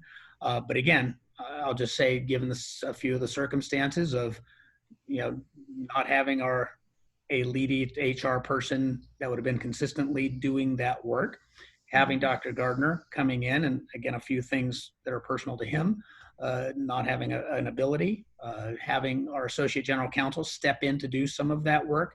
And again, I know it's late in the evening now, so I'm not having a response from him, but a couple of things like that have slowed us down, and you know, we've been responding to a few other things, but. Yep. No, and I greatly appreciate that. And I think there are, you know, you are making changes. I think HR has needed changes to be made. And I think there have been some, you know, in addition to the, you know, catastrophic events that have happening, there have been small events inside the district with personnel which have compounded. And I think that the kind of conjunction of those two has created extra difficulty. That would just be my assessment of it. But I appreciate your feedback on that and your thoughts. So truly, thank you, Dr. Martinez, for that. Brian, I would Yes. be willing to move that we accept the list with the taking the custodians off and the reduction in work days off, and we can give that more time at another meeting, but the rest of the ones on there I'd be okay with. So if anyone wanted to second that motion, we could go that way. Second. Okay. I will. So we have a motion to move forward with the PKS with the current removal of the custodial services for those 20.2 positions, as well as a hold off in the reduction in hours for CTS. Is that correct? Correct. Okay. So can I ask? Please, I have a couple questions too. But, Okay. Ms. All Durkee, right. go ahead. So two things that will help me decide how to vote on that is what kind of commitment are we making to get back to those two issues? We can vote on them tonight. Is that the thinking, or we're going to grapple with them tonight? Okay. Well, I mean, I'm fine it's with one- that. Well, It's one option. Okay. I didn't know if that's what Ms. Mason had in mind. But I mean, if not tonight, like soon, right? I mean, I'm happy Yeah, to I do it wasn't tonight. thinking tonight, but I was Okay, I thinking didn't think you within were. a week, Right. provided we get information. Right. And well, and then I would just also then say to that, ask that we be explicitly, specifically clear what information we're looking for on both of those issues. You know, what other information? I thought I was clear last time. I wanted to know how they evaluated it, and the answer we got is we looked at San Ramon and Brentwood, and that's why we're You're doing talking it. about the second list. Yeah, the reduction. Yeah. Okay. Okay. So, and if that's really what they're basing it on, then I'm a no. That's it. So if you, can you say what you would like, what additional information you would like? Regarding what? regarding that, the reduction. Well, a apparently year. that was the rationale, since that's what they told us. What I was looking for is, they were going to look at it by, which they clearly weren't, because they were just doing across the board. If you're doing it because there's fewer kids at a school, or there's more support needed at high school than elementary school, if it was actually based on the work the people were doing, and not just, we need to cut classified too because we cut certified, so let's just do, because that's what they did last time, just take 10 days away from everybody. That's not a well thought out decision in my mind. That's why I couldn't support it. And that's why I asked for the rationale, and I got the rationale, which I don't agree with. As far as the custodians, my main concern, along with Trustee Khan, is that if we do start letting kids come back in some capacity, we need to make sure those sites are clean enough. And that's the first thing we're going to hear if we don't have them on board is, well, we can only do so much because you cut us. So that's my concern. As usual, the kids. I'm concerned about the kids. Okay. All right. Well, I think it's important that we make a commitment of when we're going to deal with it and what specifically is going to add to the conversation, so we can make a decision. I think it's a good question. I'll just add a couple things. So I guess one question, I'm still, so we're the custodial reduction, that's roughly 40% of the 2.5. Is that correct? That the savings is slightly more than $1 million with the reduction of 20.2 custodians. Dr. Gonzalez, I think that's probably a question best for you. That is I just correct. want to make sure I'm on. Okay. And 20 custodians, the savings out of the total custodial funding is less than 10%, but our total custodial staff, 20 custodians is more than our more than 10% of our total custodial staff, correct? Like how many custodial FTEs do we have? Hang on, we're pulling it up. Okay. Because I don't think we have 200 plus FTE, custodial FTE. We have, Whoops. okay, sorry. We have a total of 142.48 FTE of custodial, and that goes across about 6 or 7 different classifications within that, the custodial department. Okay, so we'd be going from 142 to 122, or 122. Correct. Essentially, yes. And the premise, I mean, what I recall seeing is the premise was the overnight or the evening, right? That's basically where the focus was in the reduction of not cleaning, changing the schedule, and not having the, what do we call that, late night shift. Is that right? So we have AM shift, PM shift. At elementary sites, we have one of each, and then at middle and high, our PM shift increases FTE.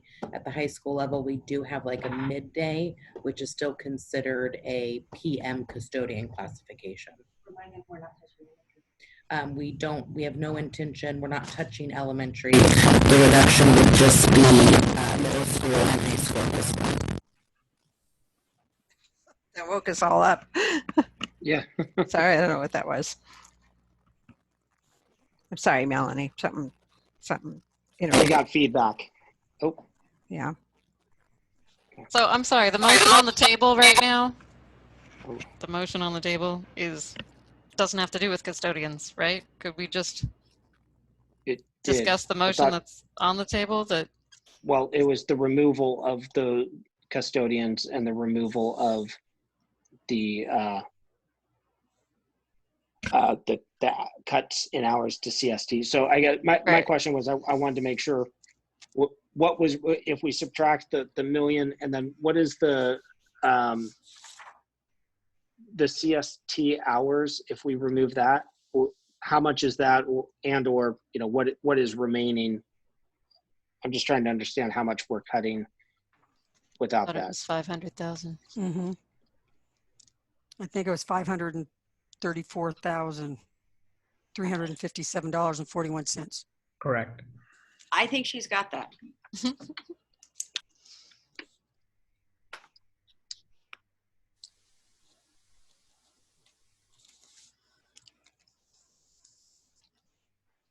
So through the motion, instead of reducing 2.5, we're reducing 1 million. Right, so we could pass this motion and then continue to discuss the rest in more detail, and at least we would have Something done. something done. I call the question. And Okay. Ms. Mayo, how do you vote? Yes. Ms. Mason, Yes. Ms. Count, Yes. Ms. Durkee? Yes. I also vote yes. That motion passes 5-0. Do we have another motion that would like to be brought forward on either the custodians or the CST hours, or a joint motion on both of them? Well, I have a question that I'll throw out. In years past, we had the mobile maintenance unit. Would there be a possibility of a, I'll call it mobile COVID-19 unit just dedicated to cleaning?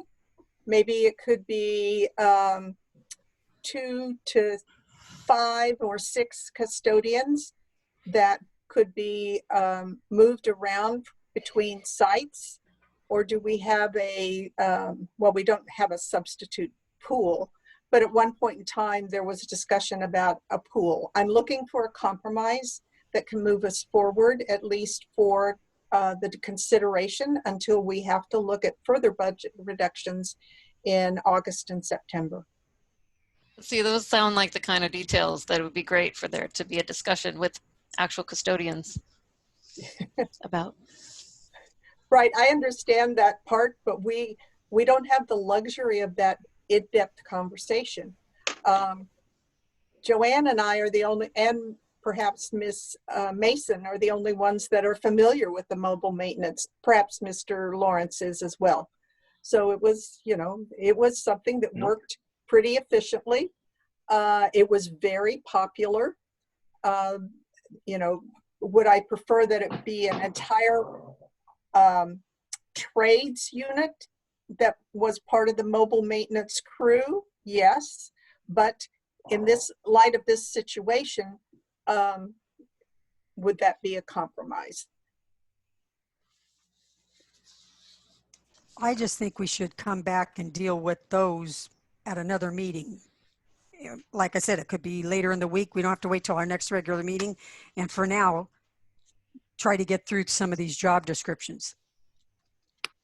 And there's also other items that Ms. Mason brought up, like should we consider cutting the after-school coordinator if that role could be played by another existing staff?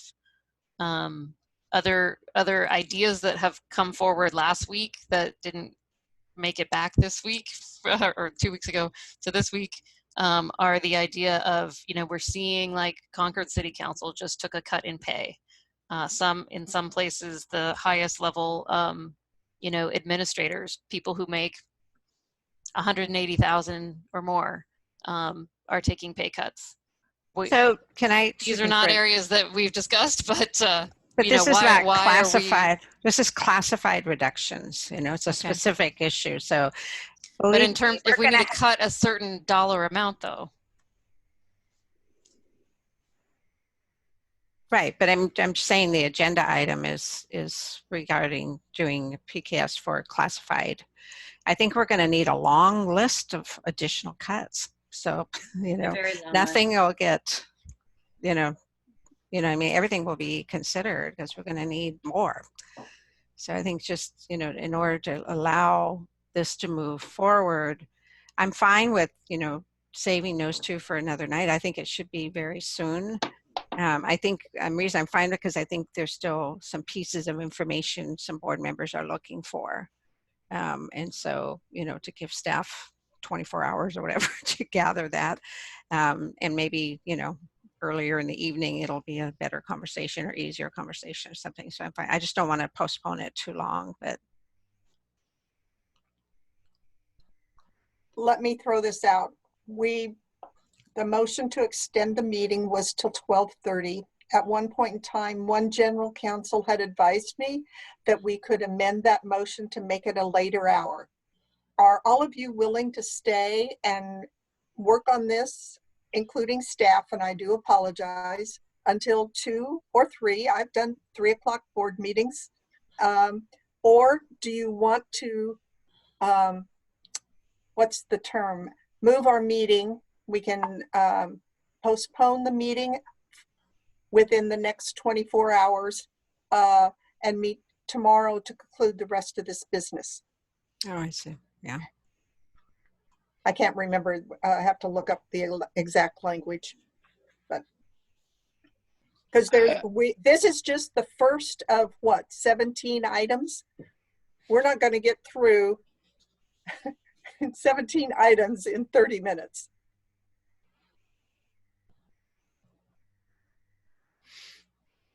So I would just, I think the board and I, you know, I highly doubt that there will be a issue if this board, in light of the circumstances, decides to amend the motion to go to a later time.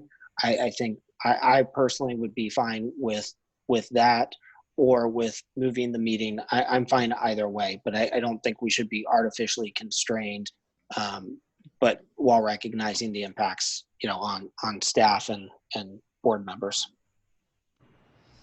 I think in terms of the questions that we have around custodial or around the number of days cuts, there's more information that needs to be collected there. Unfortunately, we did ask for this, you know, 2 weeks ago, and so the specific question is, you know, what information, what do the Teamsters say? What does CST say about creative ideas, perhaps this mobile units? And then in terms of the days cut, does it make sense for all the positions to be cut by that amount, or certain ones and others in a different way? You know, it feels like we need some more detail on those, based on their actual work, as Ms. Mason said. So in terms of both of those topics, I would be up for a special meeting on Tuesday night or Wednesday night or Friday night, whatever you want to do there. But I don't know that we're going to get much further on those two topics tonight. Okay. Happy to move on to the next agenda item. So Dr. Martinez, could I follow up with you? And I want to be cognizant of, you know, certainly if having it done 60 days prior to June 30th has material financial impact, that if we need to have it done 60 days prior to June 30th versus July 1st, if that's a material impact, then we would schedule it sooner rather than later. Does that work for you, Dr. Martinez?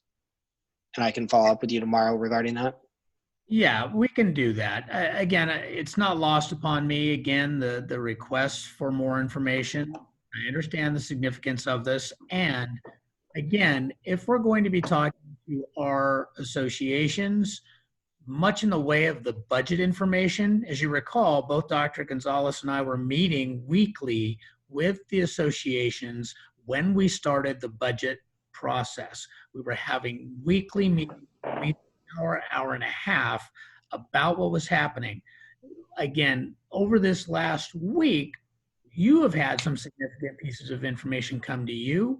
We have not even had that opportunity to meet with them to explain the more significant level of decreases that are going to be impacting us. So quite frankly, the budget conversation is going to change from simply, we were looking at a $2 million classified reduction, and now we are potentially looking at a larger amount to actually figure out what services look like. So the conversations are going to be more significant and in-depth. And again, I think this is one of those times to slow down, to go fast. I understand, you know, people kind of wanting to now move and do some different things. But again, I have to say it's going to be a pretty significant conversation with them about now, what else could it be?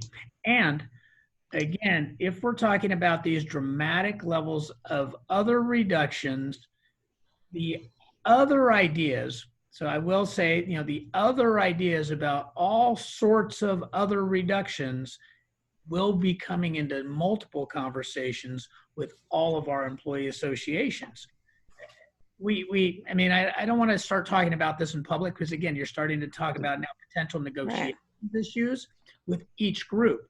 But I think the point becomes, rather than solving the previous problem, we have a new problem.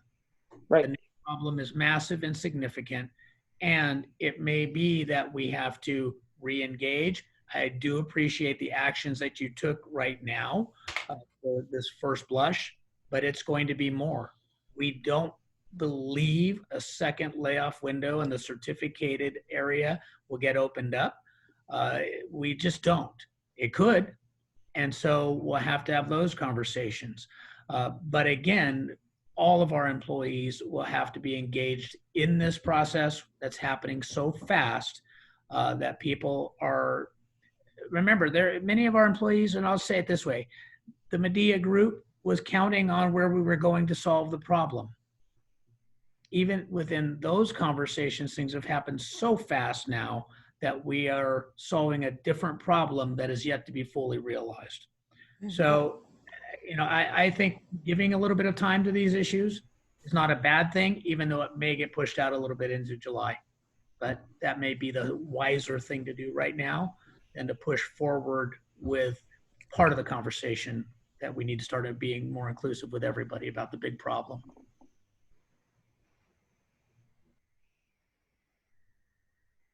Okay, thank you for that. So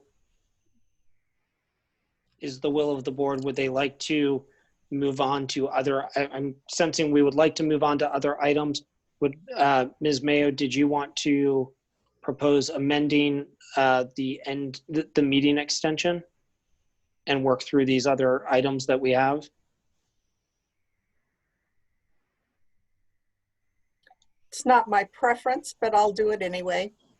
I move that the new revised meeting extension be extended until 3 a.m.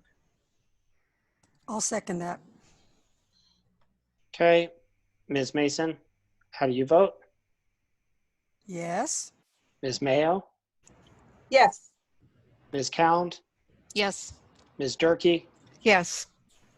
and I also vote yes, but I promise we'll do everything possible to get us out of here before 3 Can I, a.m. so contrary to that, can we take a 5-minute break? Yes. Yes. Let's take a 5-minute break. Okay. Thank you. Are we doing that now? Okay.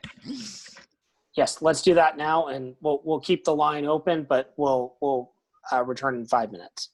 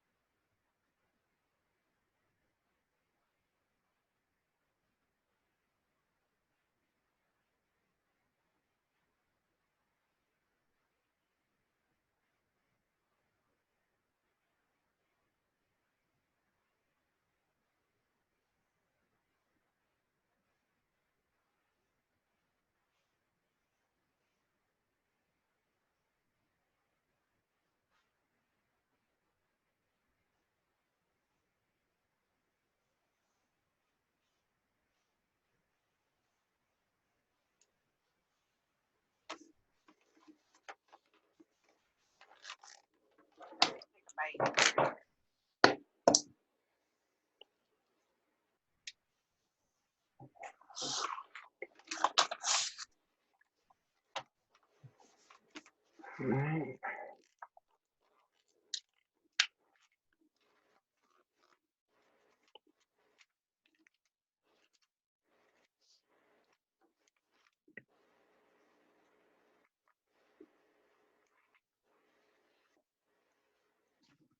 I need a hot fudge sundae. I was just going to tell Mr. Lawrence, he looks so studious. The contacts came out. Professor Lawrence. Yes. All right. So we've got Ms. Mason. I saw Ms. Durkee, Ms. Cowden, Ms. Mayo. Are you back? Well, yeah, I'm right here. Of course. All right. And Ms. Cowden? I don't think Joanne and Sharice are back yet. Oh, okay. We'll give it one more minute. I thought I saw Joanne a moment ago, but We do have a quorum. should we just ram some things through? Oh, there's Sharice. Oh, okay.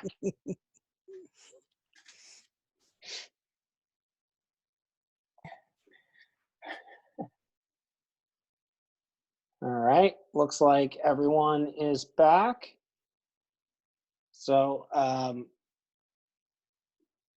with that, should we move along to item 17.2, the review and potential approval of comprehensive school safety plans?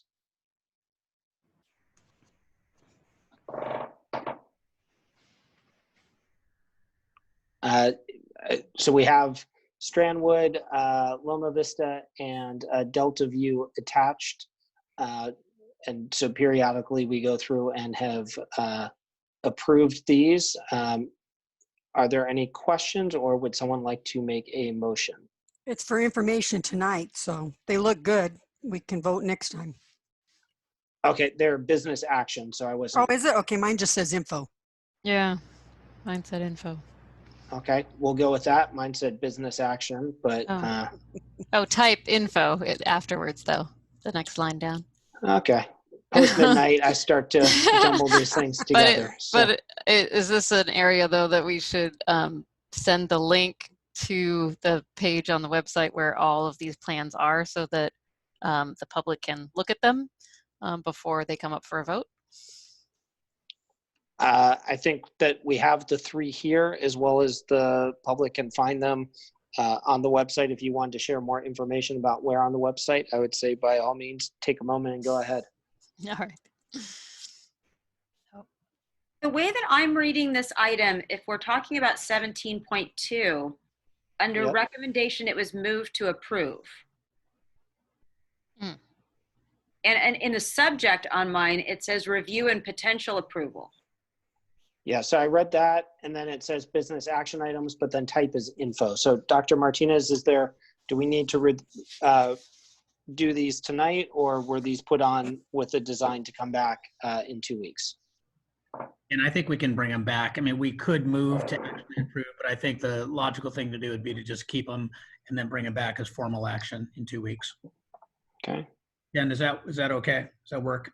Yeah, that works for us. That'd be good. Yeah, and I think the thing to inform the public about is the fact that we've added new language because of board policy 3516, addressing medical emergencies and quarantines, such as pandemics. On the off chance a pandemic happens. Right. So, all right. And from there, we move along to item 17.3, which we did have 2 weeks ago. So review and potential approval of the Williams quarterly report. Do we have any discussion on this or questions? I would move that we accept the report. Okay. Second. All right. Motion by Ms. Mason, second by Ms. Cound. Ms. Mayo, how do you vote? Yes. Ms. Mason, how do you vote? Yes. Ms. Cound? Yes. Ms. Durkee? Yes.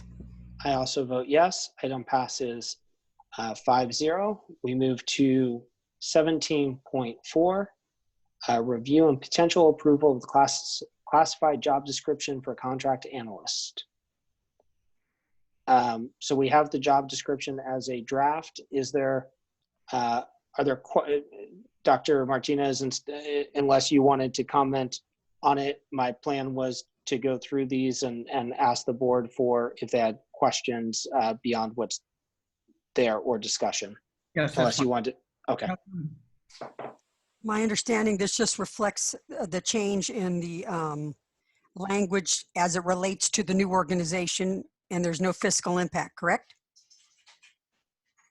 That is correct. There's no fiscal impact. And the main reason we're bringing this one forward is because the former job title, which was contract and fixed asset specialist, we've now posted this position 3 times. And we've not been getting qualified individuals applying for it. And so we really felt that it was in the job title. And so we went back and revised that. Okay, so I make a motion, we approve it. I'll second. Okay, motion by Ms. Mason, second by Ms. Durkee. Ms. Mayo has a question. Oh. Ms. Mayo? Yes, and I apologize for inserting this question at this point in time.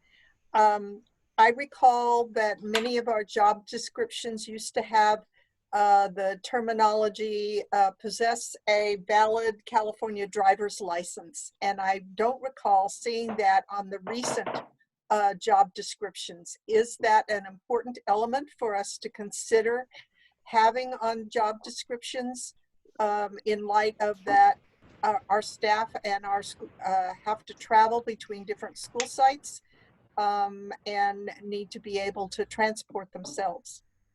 I actually do see that on this one on page On this 3 towards Oh, the I missed it bottom, then. right I above missed it then. environment. It says licenses and other requirements. Class C driver's license.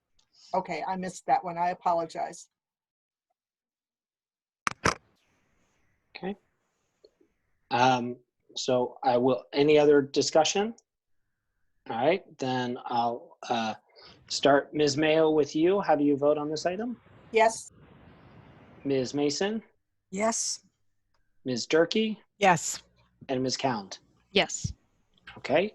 I also vote yes. Item passes 5-0.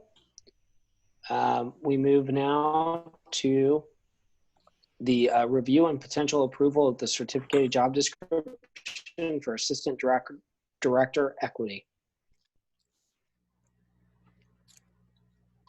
I would make a motion we approve it. Or, okay. Did somebody move? No. I made a motion to approve, yeah. Okay, I'll second. All right. I thought I heard an which at this point I know. I was willing to take as a second, but all right. So I have a motion by Ms. Mason, second by Ms. Durkee. Ms. Durkee, how do you vote? Yes. Ms. Mason? Yes. Ms. Mayo? Yes, I was looking Ms. for driver's license. Did you find it? Did you find it on this one? Ms. Maybe. Count? I don't see unless driver's there's- license, but okay. Are we on vote? All right. Yes. Okay. I also vote yes. And so it passes 5-0. So with that, we move to 17.6, review and potential approval of the certificated job description for Director Secondary Support. I will move to approve the job description for Director of Secondary Support. I'd second that. Okay, motion by Ms. Durkee, second by Ms. Mason. I have a question. Yes. We have some discussion. So this is actually a question. It appears to be on, I think, all of the job descriptions as a new change. Under education and experience, we have the words any combination equivalent to. And so if it's any combination and there's 6 items underneath it, does that mean that any one of those items is not necessarily required? Like if it says that a bachelor's degree, in this case it says postgraduate work And it doesn't say a master's degree, it just says postgraduate work. Does that mean they could have done a week of graduate work or? No, the answer is you can obtain an administrative credential without obtaining a master's degree because of the way the credentialing has changed. So you can be qualified for this without having an actual master's degree in your pocket. Okay, so number 6 that says possession of an appropriate school administrative credential. The Right. fact that the words any combination equivalent to, and that's just one of 6 items. Right. Does that mean the credential is absolutely required, or it could be that they don't have a credential, but they have items 1, 2, 3? It's not a go ahead, I'll let you answer. It's not everything. It's not a cumulative. You must have Right. also these components. Right. You could have your administrative credential. Again, by process, somebody could be an administrative intern and have a master's degree already and then obtaining their credential. So again, there's a variety of process that you can have for these particular positions. I think I answered a very similar question to Mrs. Mayo in another arena where you can have somebody with the experience, the opportunity, the credential, the process, and because they don't have their final document on a degree, you wouldn't want to not consider somebody if they can do this job for you. On the other side, simply because somebody has a master's degree does not mean that they have an administrative credential, the leadership capabilities, or the other vast experience that you need. So there's some flexibility that we built in to these processes. But you would accept someone that just had 3, 4, and 5. Am I correct? Experience in leadership. That's not how I'm interpreting. I'm saying you need to have all 6 of them, but within each, you can have something that is the equivalent of that. That's not that specific thing, but you do need to have all 6. Yes, Okay? I'm sorry. Yes. Yeah. It's late. So you do need to have something in numbers 1 through 6 in each one. Got it. Yes. So it's important where that phrase is placed. Mm-hmm. Because I believe in some of the later job descriptions, that phrase is placed in a different location. So as we go through each one of them, we need to clarify that we understand what that means. So I guess for the one that we're on, does this require a bachelor's degree?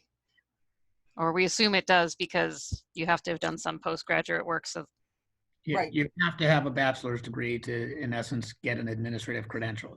That's one of the expectations.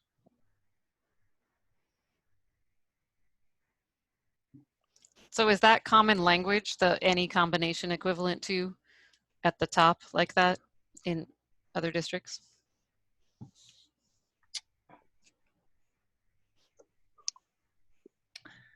I don't know if it necessarily is common language. I know we had looked at several different, drafts and different processes. Again, job descriptions can vary, wildly informed from district to district to district. So we were trying to maintain a level of consistency, though, against how we were putting them together.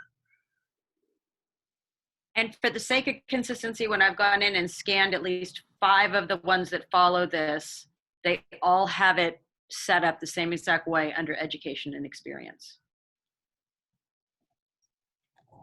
Well, these new revisions do, but I guess I'm wondering, fellow board members wondering if you think that's the direction we should go as a district, is to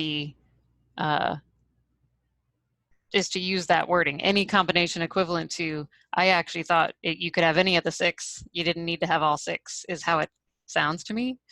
So I don't know what the legal interpretation of those words are. I think going forward that the language could be clear, but I think at the end of the day, the board would still be voting. There's still a screening process in place, and the board would be voting on the appointees. And so we would have that kind of autonomy. But I do agree that we could clear up the language in the future to be more concise or more reflective of what I think has been described. So what if it was any combination equivalent to each of the following? And you just added that to you just made that the thing on each of these. So that way you know you have to have each of the following, right? The 6. I'm just thinking this is not something that we do every day, is approving. The last ones were approved, 10 years ago or something, I don't know. So we might want to make sure that it's going to work for future boards who may not know what we were thinking at the time that What we the approved intent these. was. Yep. I think usually that equivalent statement comes at the end, so you would just say these are the requirements, and then, some little statement underneath that says, Or their for each item, equivalent experience or education could be considered or something like that.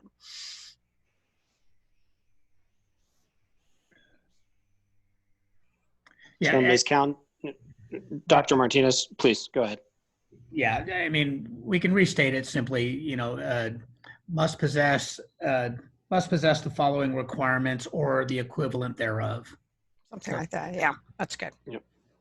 For each. I think my question was the for each one, right? So any combination equivalent to any combination Well, she's equivalent saying for each of the following. There's somewhere where the word each has to be in there, because otherwise I'm still confused about, do you need all 6? That works. Must possess the following requirements or the equivalent for each of the following. For each of these items. Yeah. Yeah, I mean, that'll work. Okay.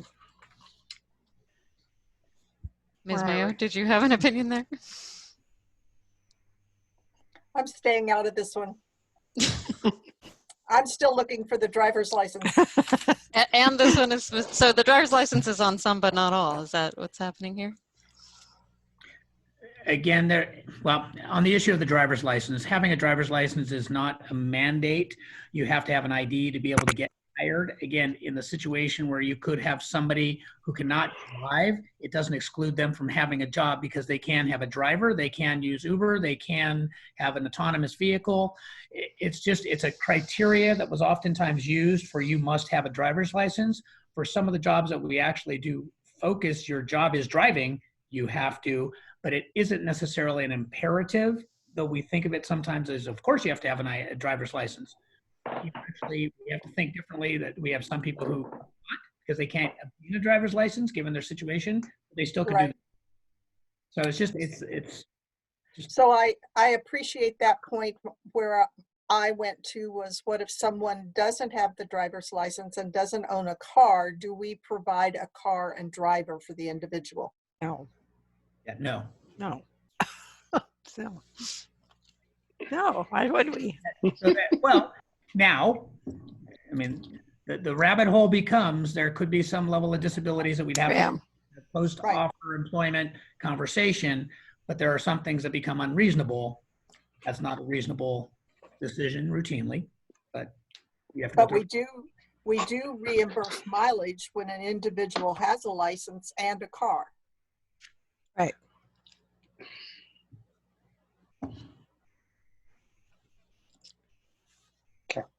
Would we like to call the question on this one? Please. Okay. Ms. Count, how do you vote? Yes. Ms. Mason? Yes. Ms. Mayo? Yes. Ms. Durkee? Yes. I also vote yes. And we just have the caveat that there would be cleanup on this and the following job descriptions around the under education and experiences, any combination equivalent to with the language that was discussed. So any combination equivalent for each of the following? Exactly. Dr. Martinez, that worked for you? Yep. All right. We move along to item 17.7, review and potential approval of the certificated job description for Director Elementary Support. Mr. President, I move to approve the certificated job description for Director Elementary Support. Okay. Second. Motion by Ms. Durkee, second by Ms. Mayo. Any questions or conversation? Okay. Ms. Mason, how do you vote? Yes. Yes. Okay. I heard, Ms. Mayo, Yes. Ms. Cound, Yes. Ms. Durkee. Yes. I also vote yes. Item passes 5-0.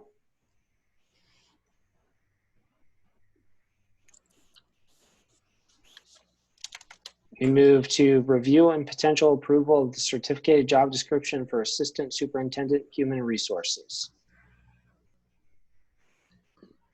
Do we have a motion? Mr. Go ahead. Mr. President, I would move that the board adopt the job description for the Assistant Superintendent Human Resources. Okay, motion by Ms. Mayo. Do we have a second? I'll second. Okay, second by Ms. Durkee. I have a comment if you. I would be delighted. So based on the many conversations we've had thus far, I guess what's occurring to me is that we had 2 assistant soup positions that we eliminated, right? And so I'm a little confused about the concern about adding, really, which is primarily a title change with some increase in salary, but much bigger responsibilities in my view. So it's not, the people say, well, we're adding assistant soups, but we just eliminated 2 assistant soups. And so in essence, we're ending up with 3 assistant soups instead of 2. And whereas we had 2 executive directors. And anyway, I just want to throw that in. People don't forget that we did have 2. And it's part of the reorg and the title change and the functions, which I do think is going to be much more efficient. And it does, bottom line, save money. So just wanted to make sure we didn't forget that we have eliminated 2. This is Linda. And then to the larger or the different discussion around salary levels, and I've heard various trustees indicate that we should, I'm sorry, I was going to use the word slash, but I'll say reduced salaries of higher administrators as part of the next round of budget cuts. I recommend that we move forward with this adoption and then treat all of the higher leveled employees, administrators similarly. I'm not comfortable with an assistant superintendent. I think it should be an executive director, and then it'll save you another $17,511. And it shouldn't affect the structure at all. This reminds me actually that the other thing that I wanted to request of all the job descriptions that I've seen in some other areas is a little summary at the top that includes what the salary range of the position is. Our descriptions, it says range at the bottom of them, which seems to be just a number of days, but the salary range or classification is not listed on the job description, which would be helpful. I think because that changes every year. Yeah. The title of it, like the range, the 47 is the range. If you look at the salary schedule, that's what they're paid. Oh, so range. There's a number associated with the amount. Right. Yeah. Oh, range. Oh, okay. So I thought it was 47 to 248. So it's range 47. 248 days. The salary, 248 days. Okay. So I just didn't realize that was salary range. Got it. Thank you. Mm-hmm. I think the other, I think there's a shared concern about our Human Resources Department and a recognition for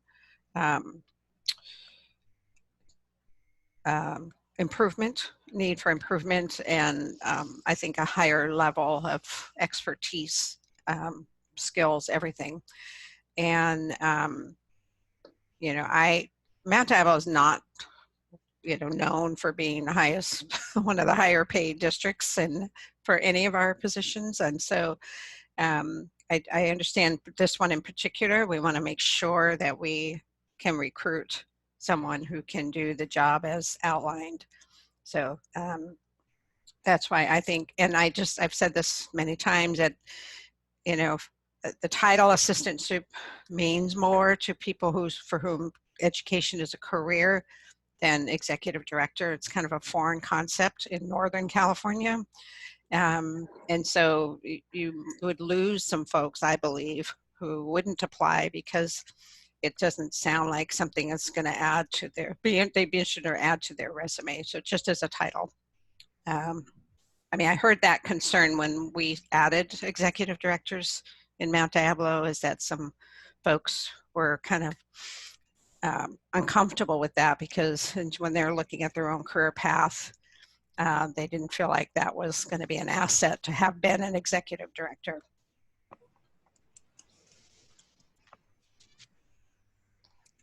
Which is all well and good when you're not having to cut millions of dollars. Well, again, I go back to the net is saving money. From a net standpoint, we're saving money. Yes, this position going from executive director, but the reality is, look at all the problems we've had. And so I won't say any more about that. Okay. Other discussion? I hear your point, Ms. Durkee, but I also hear what Ms. Mason is saying. This is really tough because when I look at the savings on our presentation, it feels to me like a lot of the savings is actually the lower level positions within the org chart.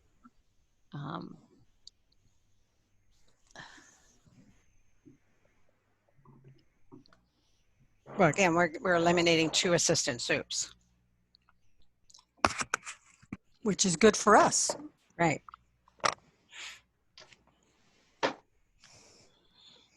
Okay. Is there further discussion? Okay.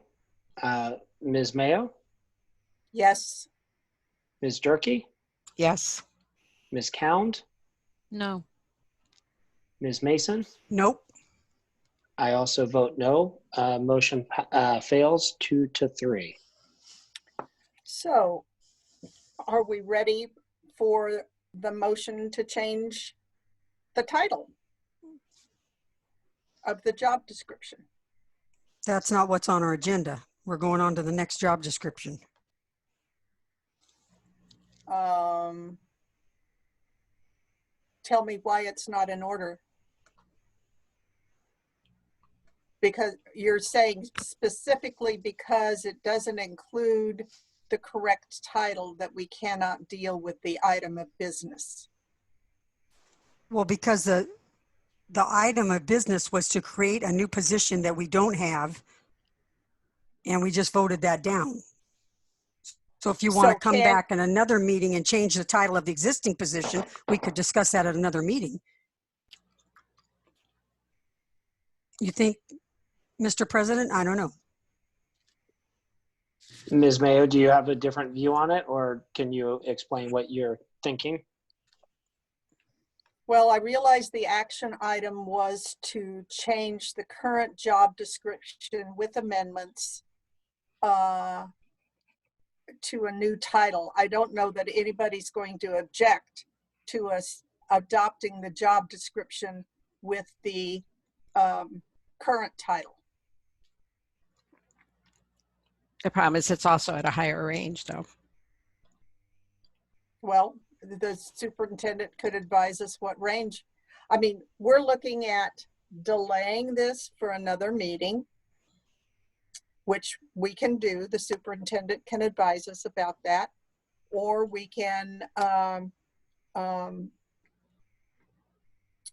what? We're just leaving everything in limbo longer. Well, So- we just, go ahead. We're going to have the executive director. The superintendent can bring back, we've just voted this down. It cannot come back until after July. If you go by Robert's Rules of Order, it has to wait till the next term or the next year.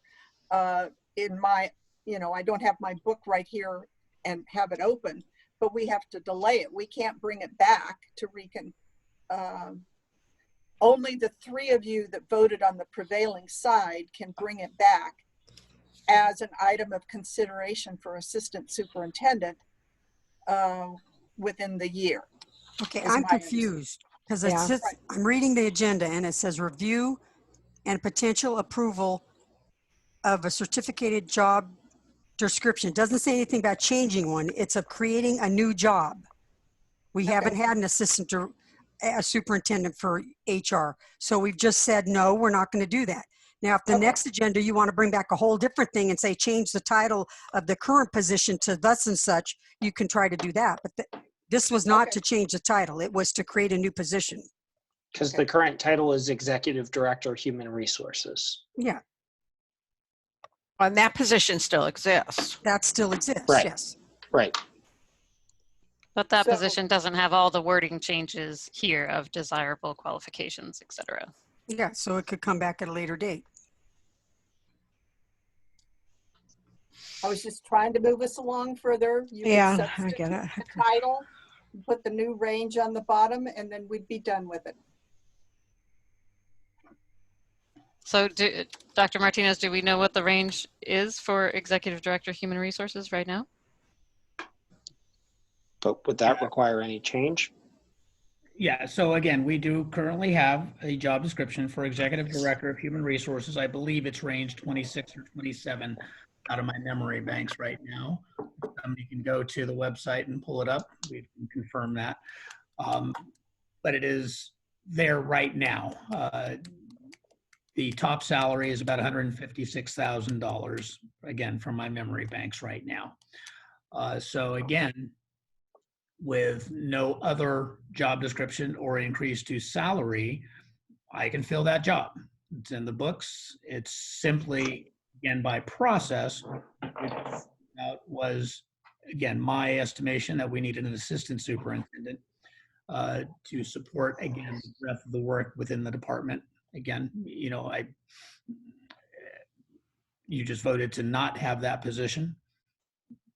So again, the device is to still have a position that we need to fill. If there's some redesign of that position, again, that would be a different structure. So I could bring that back as a redesign of a different position that would not be an assistant superintendent.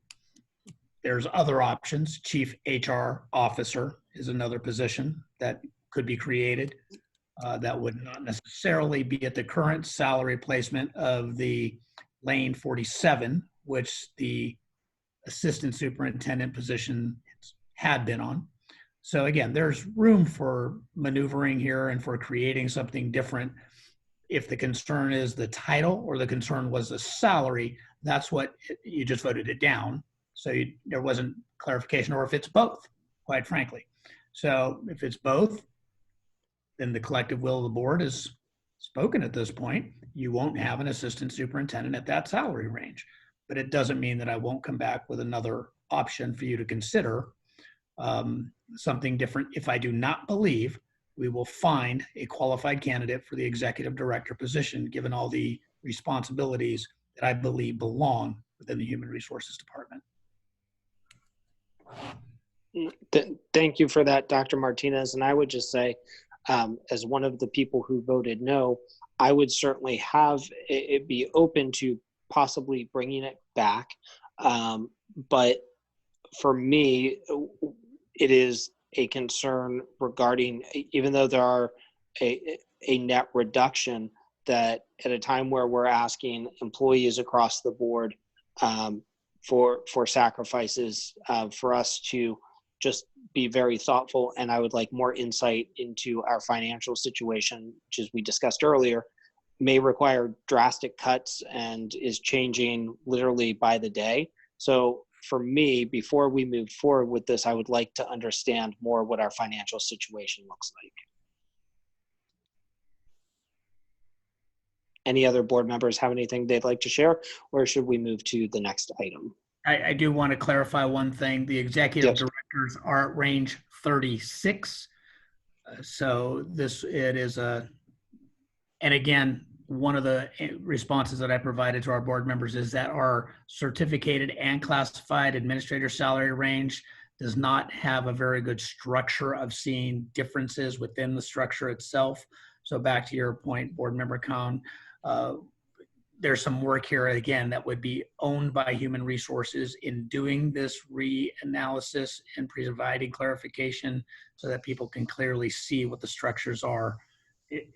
We kind of have a very convoluted process right now that has been in place here. So yeah, looking at the salary schedule, so range 36, like step 1, it'd be 115,000, or if you were step 5, it'd be 140,000. Whereas range 47 starts at 141,000 and goes up to 172,000. It's not enough money. That's not including the career increments. That's just the steps. So we're talking about a $40,000, $30 to $40,000 difference in pay for one person. Well, again, when we look at the individuals who are going to be qualified to do the work that we need, you simply can't just lowball the salary point and expect to hire somebody. You will not get the qualifications and the skills that we need to do this job. So again, given the current structure, we'll look to rethink and come back to you. So by the end of the meeting, if anyone wants to reconsider this motion, they can put it back on the table.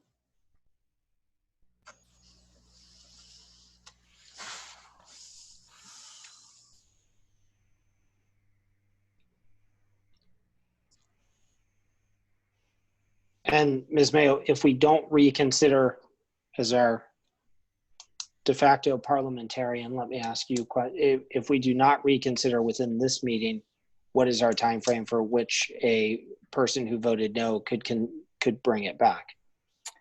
Well, I've seen it handled differently in our district by different trustees, and it depended on how much hot air they had and how much political clout they had. Yeah, but you know the rules. What are the rules? No. So the superintendent could bring it back with a change in the salary range or whatever, put it on a future agenda. I think that to get the best qualified answer, we need to speak with Caesar. Okay. But Ms. Mayo, I thought you just said earlier that in order to revisit this exact issue, it would have to be in the next term brought back by one of the 3 board members that voted against it. Is that correct? Did I understand that right? Well, if we were to consider it tonight before this meeting adjourns, one of the 3 who voted on the prevailing side could move to bring it back on the table. There would have to be a majority vote to consider the motion. The motion would be placed on the table. It could be amended to amend the salary range, to amend the title, to amend anything within it.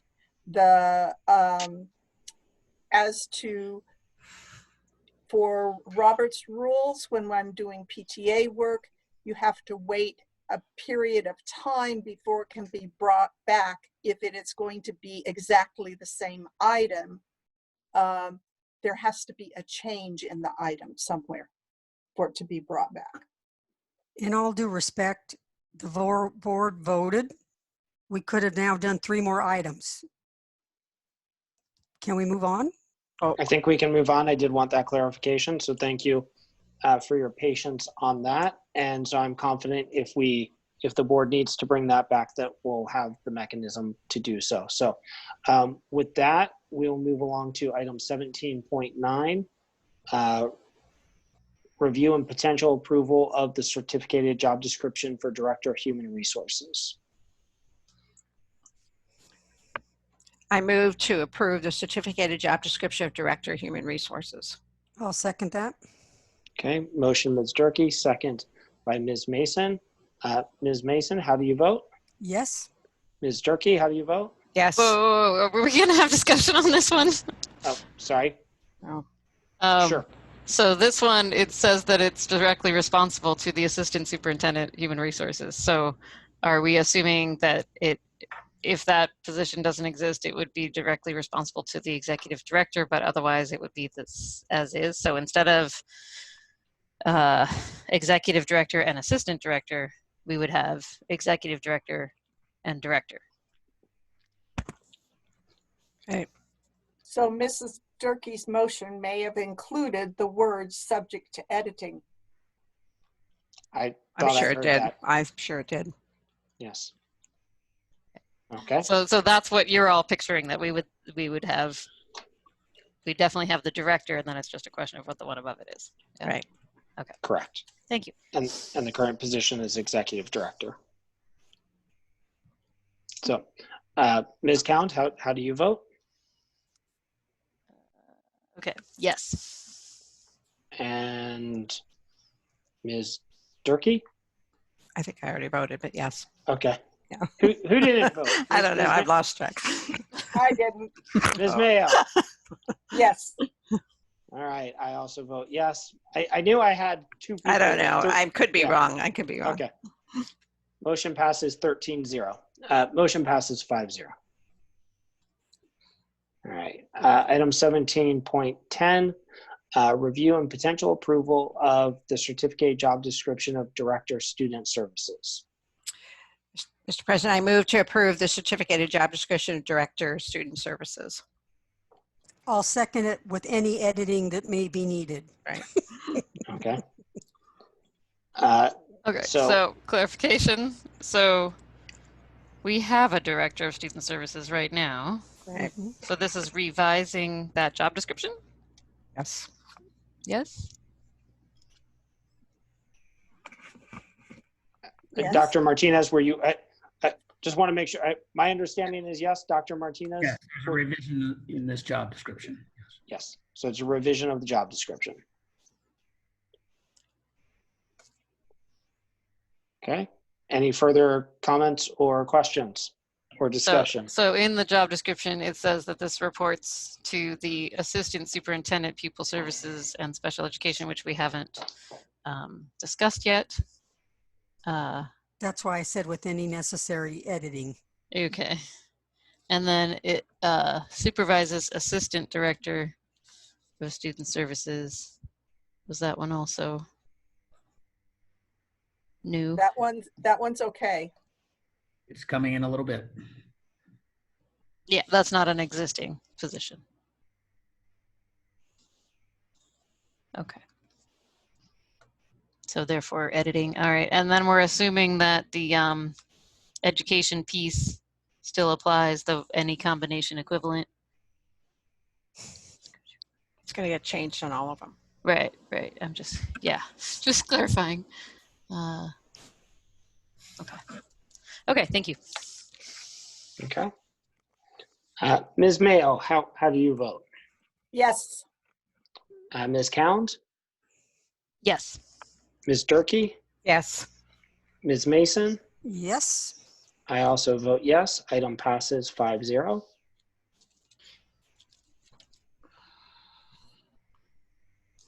And we move to 1711, review and potential approval of the job description for certificated job description for Assistant Director of Special Education. Do we have discussion prior to asking for a motion? Questions or discussion? So this one also does not currently exist, correct? Right. No, it It's does. been revised. Assistant Director. They're called admin special education. Yeah. So there's a change there because the Changing the admin name. special education does not provide the same level of authority that we believe is needed under the assistant director title. And so does the range, is there a cost differential here by making that name Cost change? differential. No cost differential, yeah, okay. Thank you. I move that the board approve the certificated job description for Assistant Director Special Education. I'll second that. Okay. Ms. Counts, how do you vote? Yes. Ms. Mayo? Yes. Ms. Durkee? Yes. Ms. Mason? Yes. I also vote yes. Item passes 5-0.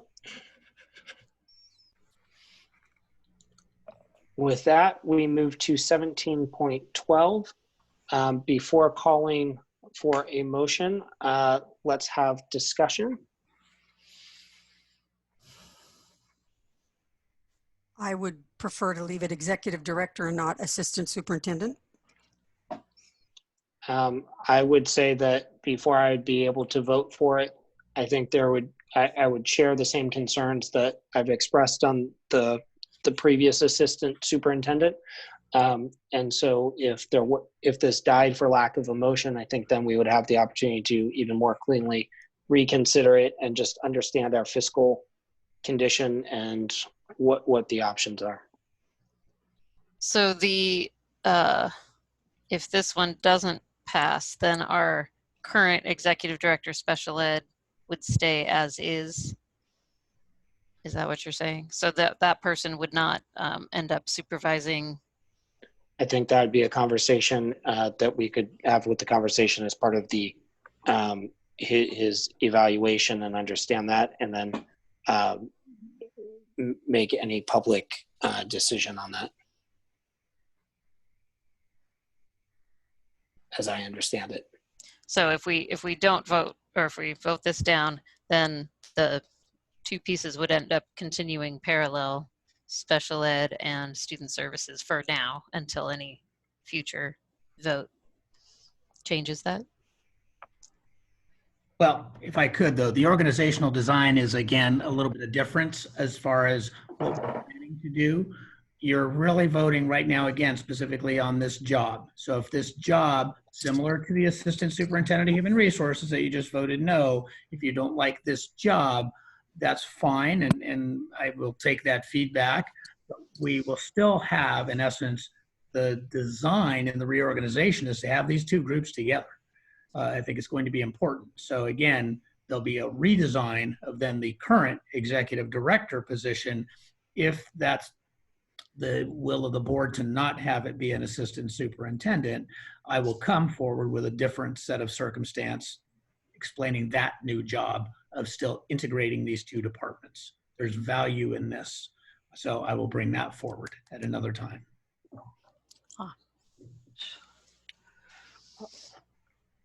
I remain concerned that we will be able to fill the position, especially when you're adding more supervision and creating a lot more complex work for one individual.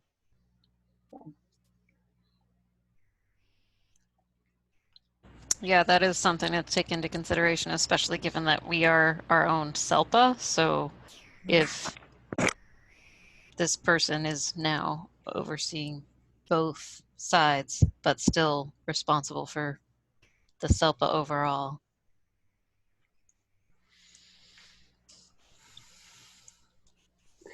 And I certainly don't disagree with that. I just think that to Dr. Martinez's point earlier, that sometimes you need to go slow in order to go fast, that I'd like a clearer understanding of both our overall budget, as well as to make sure that members of the CAC, other groups that would be impacted with this, have an opportunity to weigh in, and that we receive all that feedback. I have heard concerns about the overall structure and things, and I do want to make sure that those voices are fully heard before we would make a move. So I would just add that I feel like I heard from key members of CAC, and their concern was that if you recall, the original version of the reorg did not have this title change for this position to assistant soup. It's maintained it at executive director with still all the same responsibilities and adding student services to it. And the couple of folks that I talked to were highly concerned about it not being an assistant soup, felt it was only right that it would be an assistant soup. They also requested the title to include the word special ed, which was done. Dr. Martinez did make that change as well. So the more recent version that we got did make it an assistant soup. That was not part of his original, but based on their input, he changed the title. I mean, I'm not, Yeah. he didn't tell me this, I'm just putting two and two together, but they talked to, I talked to, again, the members, and that was very specifically what they wanted, was those two things. And then I saw that it happened, so. Yeah, so that is an example of, hearing input from important groups. In this case, CAC, yes, that's exactly what feedback they sent to us after the last discussion of this, I believe. So that's correct. But I also don't think if we aren't doing it for HR, according to the plan that Dr. Martinez provided, then I think I would have trouble going the other way where, we do it for this, but then not for the other. So there seems to be concern about, in general, the title and the salary.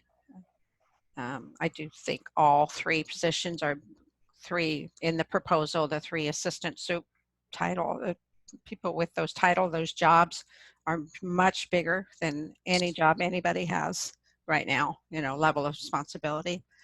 So that's why it all made sense to me, but not to go back on that, but I just think it's important that is the other concern, is this position is changing dramatically in terms of scope.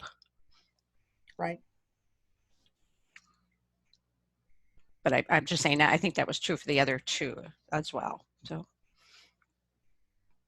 Yeah, I think that is true. Actually, if you look at this one, they're taking over not only special ed, but also people services.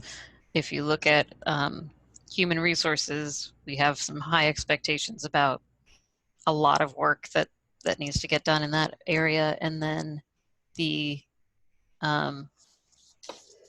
assistant soup educational services is basically replacing 3 assistant soups. So right. All principals are reporting, ultimately all our principals ultimately report to that assistant soup. So it's a huge. Anyway, we're now hoping not to have a motion on this. I think is that what we're thinking? But right? It's the will of the board. I mean, if someone would like to make a motion, they can certainly do so. Well, we have nothing to lose. I would move that we approve the job description for the assistant superintendent, pupil services, and special education. Okay. Do we have a second?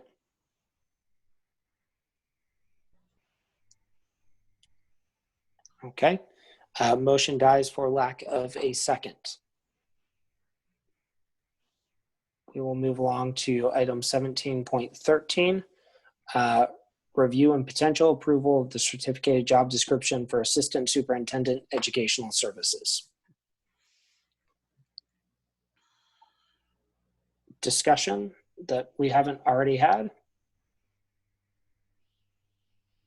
Okay. I'm going to jump in here and just suggest that I pull the item. Okay.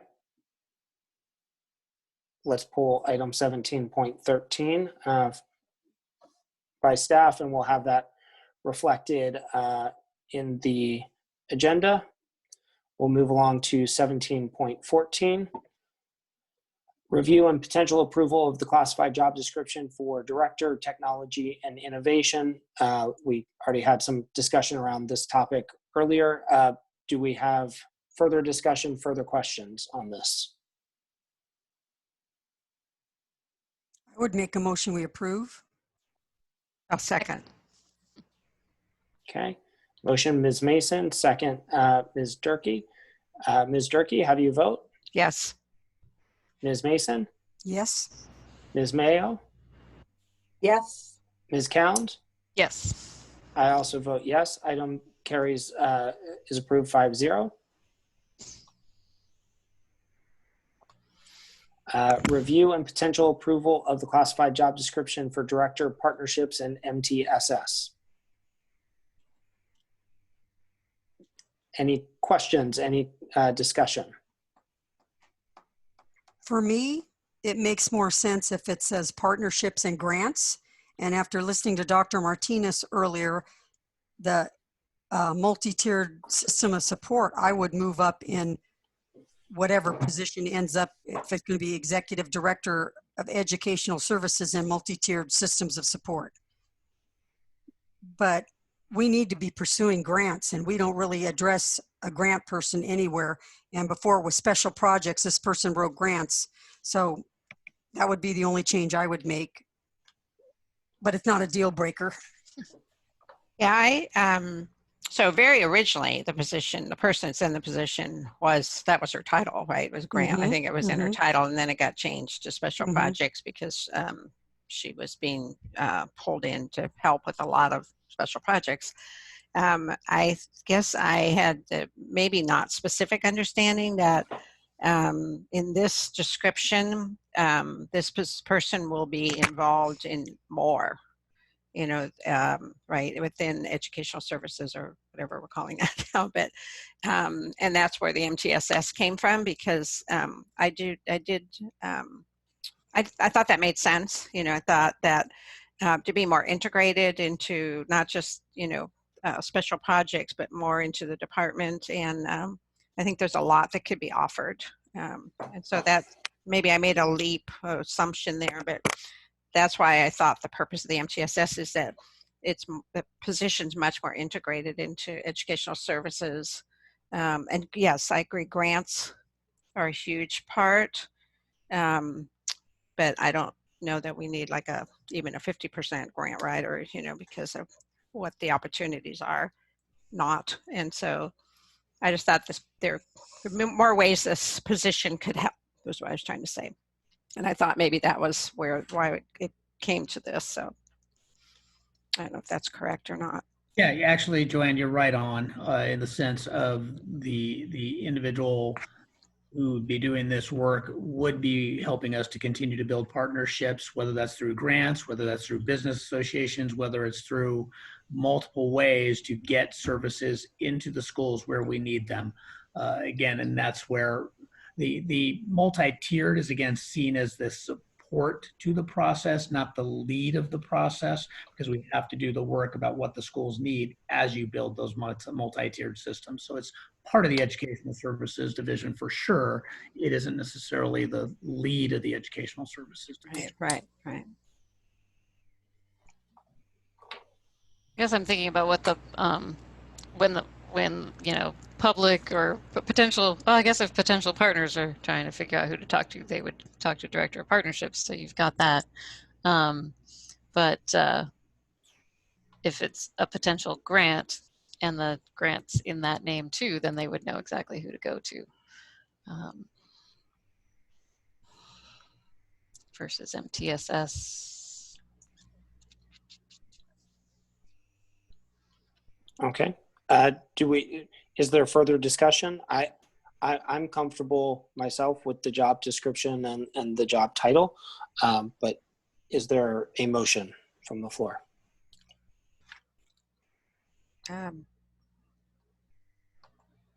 I will move to approve the classified job description for Director, Partnerships, and MTSS. Okay. Do we have a second? Second.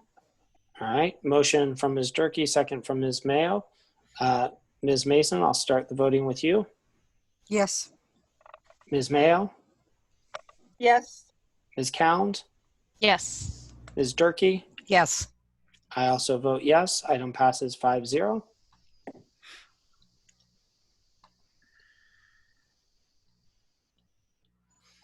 Review and potential approval of the classified job description for chief accountant. Is there, and Dr. Martinez, I think, mentioned in his superintendent's report that I believe this was one of the positions that where some changes, as we didn't need another position. Having this one, is there conversation, questions, discussion on this item? So this particular item under education experience has the same phrase that I'm presuming would be adopted if it's, or inserted if we approve the job description for any combination equivalent to. And there were members of our community who felt that the qualifications, the way it was worded was lowering the qualifications. I mean, the qualifications were lowered over the previous job description. And that's not the case in this instant if we're changing the equivalent to, correct? Well, except that number one is a little bit different than how it was worded for some other job descriptions. This one says bachelor's degree or any combination of professional training or experience. So bachelor's degree would not be required for this position, is how I'm reading that. Right.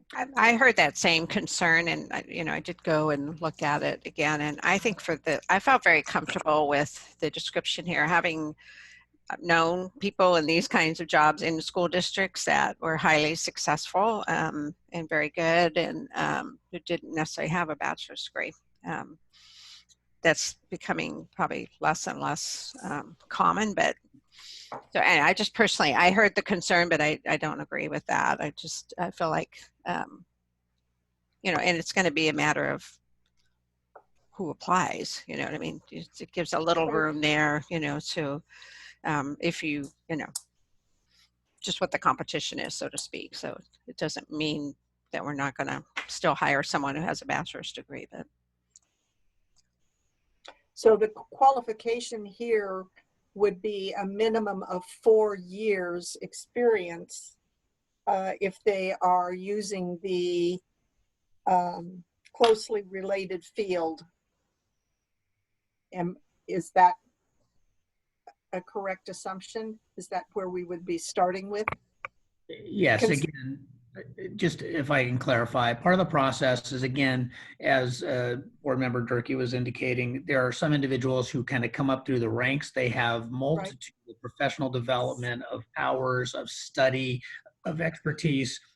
And so we don't want to exclude individuals from these levels of positions who may not have had the opportunity to also extend out into obtaining a degree. While the degree is in a business or related field, again, sometimes this type of on-the-job training and skill that you develop is really more apropos for this particular level of position. So I'm comfortable with some of the flexibility in the title as we've been talking about it, but that's what this is intended to do, is not limit us in the ability to be aware of individuals who may be absolutely qualified for these jobs by having an arbitrary criteria of a degree in one field or another without fully examining their skills and experience. So, I so just this- like to be consistent. It doesn't seem consistent to me. So this is a range 8, is what it says on there. Mhm. So I'm just wondering, our other range 8 positions, currently, do we require a bachelor's degree for construction manager 1, manager building and grounds, supervisor, senior trades, positions like that? Our assistant director of maintenance and operations is sitting here in the room, and she said it's a combination, but bachelor's degrees are not required for that range.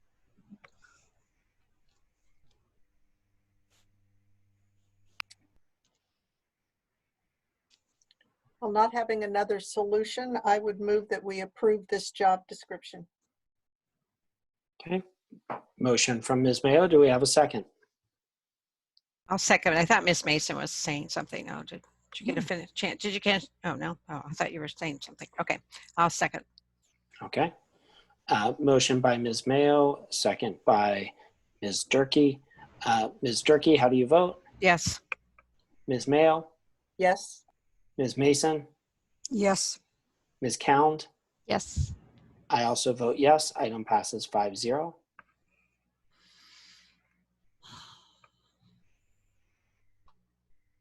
Okay, 17.7 or 17.17, review and potential approval of the classified job description for Director of Fiscal Services. Questions or discussion? Okay. This is one where I think the question of the bachelor's degree is a bigger deal. It's a higher level position. We're at range 41 now. And Director of Fiscal Services, I think, is who we're depending on for a heck of a lot of information, and especially right now to keep our entire district afloat. So whether those calculations are done at, correctly or not makes a really big difference to us. So I would say let's take a close look at what we're requiring for that position. Okay, so I would say a board member certainly could make a motion and as part of the motion change that requirement, or we also have the opportunity that the board would be approving people for the positions, and that's certainly something that we could look at. Those would seem to be two options. Other discussion? The only concern I have with that, Brian, is by the time we're approving it, the person's pretty much been offered the job, and I would hate someone to come up and then we say, oh, by the way, we really wanted a bachelor's degree. Yep. Right? I say the same thing about this I said about the previous one. I know it's a higher level, but I have seen, CBOs, believe it or not, it's not common, but, who come up through the ranks, very successful, it's who don't have a bachelor's degree. And again, this says preferred. I think there's a lot of room in here, and I think hopefully, if our salaries are decent enough, you're going to attract, people that have all of that, and then you select based on, that process. But I'm okay with this kind of flexibility. It does say preferred. Well, what you need to do is look at number 3, because it says a combination of relevant and comparable training and experience may be substituted for a bachelor's degree. Right. So I was looking at, that's 4 years at least, some depending on where you go to school, maybe it's 5 years. And then you have to have 5 years experience in a school district financial administration. So that's a combination of a minimum of 9 years experience. Oh, so those two don't overlap? Well, I don't know if you've made the assumption that we experience could be, yeah. Well, you worked out the language about equivalent to, any combination equivalent to is what this one says. Well, I'm kind of with Sharice on this one, though. For the level it is, I would think they'd have at least a bachelor's degree.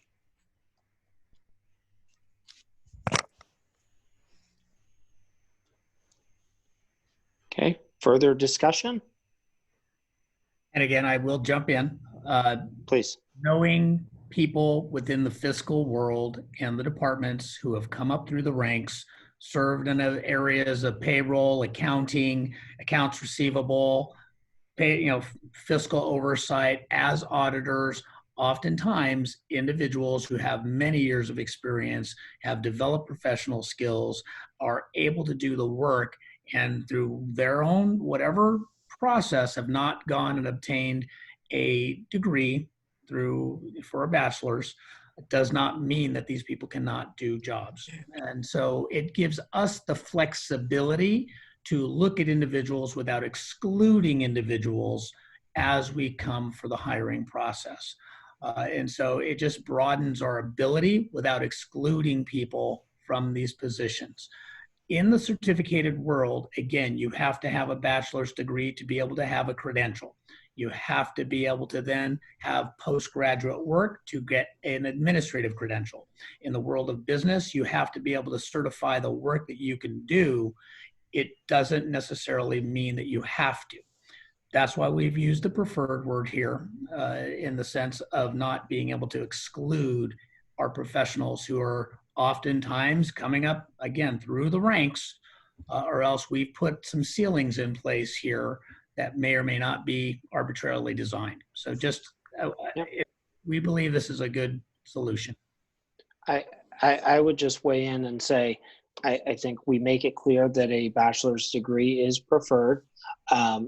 But I would think that if we had a candidate who the superintendent and staff brought forward who did not have a bachelor's degree, that there would be compelling evidence to support why that person was qualified for the job.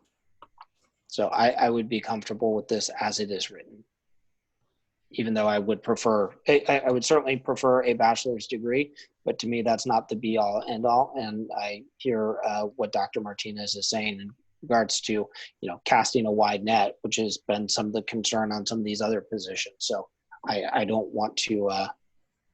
The other thing that's interesting to me is it doesn't say a bachelor's degree in what. I got a bachelor's degree in music. Yeah. You know what I mean? In English. Yeah, the I'm sure previous job description for chief accountant actually had more description of what bachelor's degree is needed. Yeah. So I mean, I'm agreeing with Brian, really. I've just seen it. I've seen people with bachelors, they have a bachelor's, but it has nothing to do with accounting. And then they go on and are very highly successful in accounting. So I can think of a couple of people who we have like that. Anyway, maybe, are we ready to vote? Mm-hmm. I am. So, do we have a motion? I thought we had one. I'll move. I will move to approve the classified job description for Director Fiscal Services. Second. All right. Motion, Ms. Durkee. Second, Ms. Mayo. Ms. Mayo, how do you vote? Yes. Ms. Cound, how do you vote? No. Okay. Ms. Durkee? Yes. Ms. Mason? No. I vote yes. Item passes 3-2.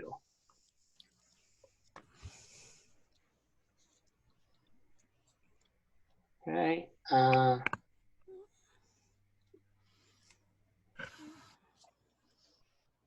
Review and potential approval of the certificated job description for Director of Curriculum and Instruction.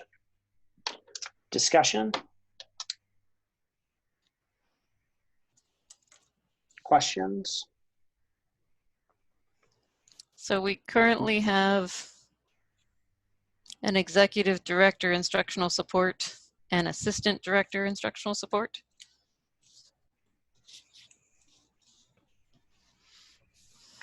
And the redesign was assistant director would become director and executive director would become assistant superintendent. Is that correct? Executive director would be to become the assistant superintendent. The assistant director, again, by process, does not exist, but we are the director of curriculum.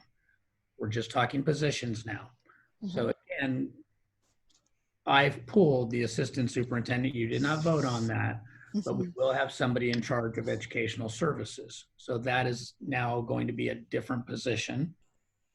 Won't be an assistant superintendent unless somebody changes their mind in a little bit.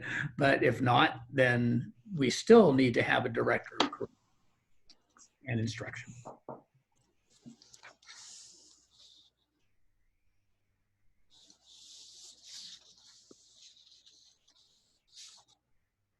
Okay, further discussion or questions? I do think curriculum is very important. We do have a number of areas that we need to work on in terms of our curriculum. So finding a qualified person is going to be important. Okay. So important that you would like to make a motion, or would we like someone else? And I like that it has experience in implementing state and district curriculum frameworks. So yes, I will make a motion. All right. How about that? I move to approve the certificated job description for director, curriculum, and instruction. A With second. editing. Right. Oh, With the yeah, assumed okay. editing of the any combination Yeah, experience. All right, I heard a motion from Ms. Cound and I believe a second from Ms. Mayo. But don't worry, Ms. No, it's Mason. Durkee. Oh. Well, I'm still going to let Deborah vote first. So Yes, fine. I vote yes. Deborah votes yes. Ms. Mayo, how do you vote? Yes. Okay. Ms. Durkee, Yes. Ms. Cound, Yes. I also vote yes. Item passes 5-0. And that brings us along to review and potential approval of the certificated job description for Assistant Director Student Services. Discussion, questions, conversation.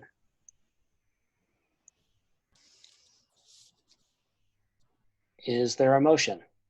So this appears to be in that area where there's some redesign going on. So we took away administrator, school and community, and I guess kept coordinator after school programs. And we're adding the assistant director student services. No, this position is replacing the current admin student services position. It's a position Oh, right under the director of student services. This is simply a title change. Again, we're removing this admin of something. We believe the assistant director carries more weight within working with a director to get the work done that these two individuals will be doing in the area of student services in the pupil services division. okay. So that title change then goes all the way across to be consistent. Correct. And I think that's a helpful and useful thing. It's almost like, in financial industries where they have like a vice president and then a managing director, and it's hard to know who's who and things Right. like that. I think this brings some clarity to what the roles are. And I agree that administrator was ambiguous and confusing. So I think this is a good step. Further discussion? So this, it looks like it also adds in including oversight of nursing into the job description. Was that? It's currently what student services, that's where the nurses are right now. Okay, so it's just updating to current practice, basically. Yes. Okay, thank you. Mr. President, I move that we approve the certificated job description for Assistant Director Student Services. Subject to editing. Subject to editing, thank you. Okay. Does that count as a second, Ms. Mayo? Yes. Great. Motion by Ms. Cound, second by Ms. Mayo. Ms. Cound, how do you vote? Yes. Ms. Mason, how do you vote? Yes. Ms. Mayo? Yes. And Ms. Durkee? Yes. I also vote yes. Item passes 5-0. Well, I'm sorry. One of the things I wanted to clarify is that we have talked about one of the removals of, again, one of the positions in student services. What we're also doing is replacing it with a counselor position who will be targeted on focusing with our foster youth and our homeless youth. So again, that was just part of the translation in the process. We've talked about it early on. We hadn't revisited that. So there's another component there of the actual service provider to groups of individuals. We talked specifically about oversight, but there'll be another person working directly with these populations of students. Right. Okay. So is it the counselor that does the reporting, or that's a different administrator would take on that? Administrators, the counselor will be doing direct service with the students under the guidance of the director and the assistant director.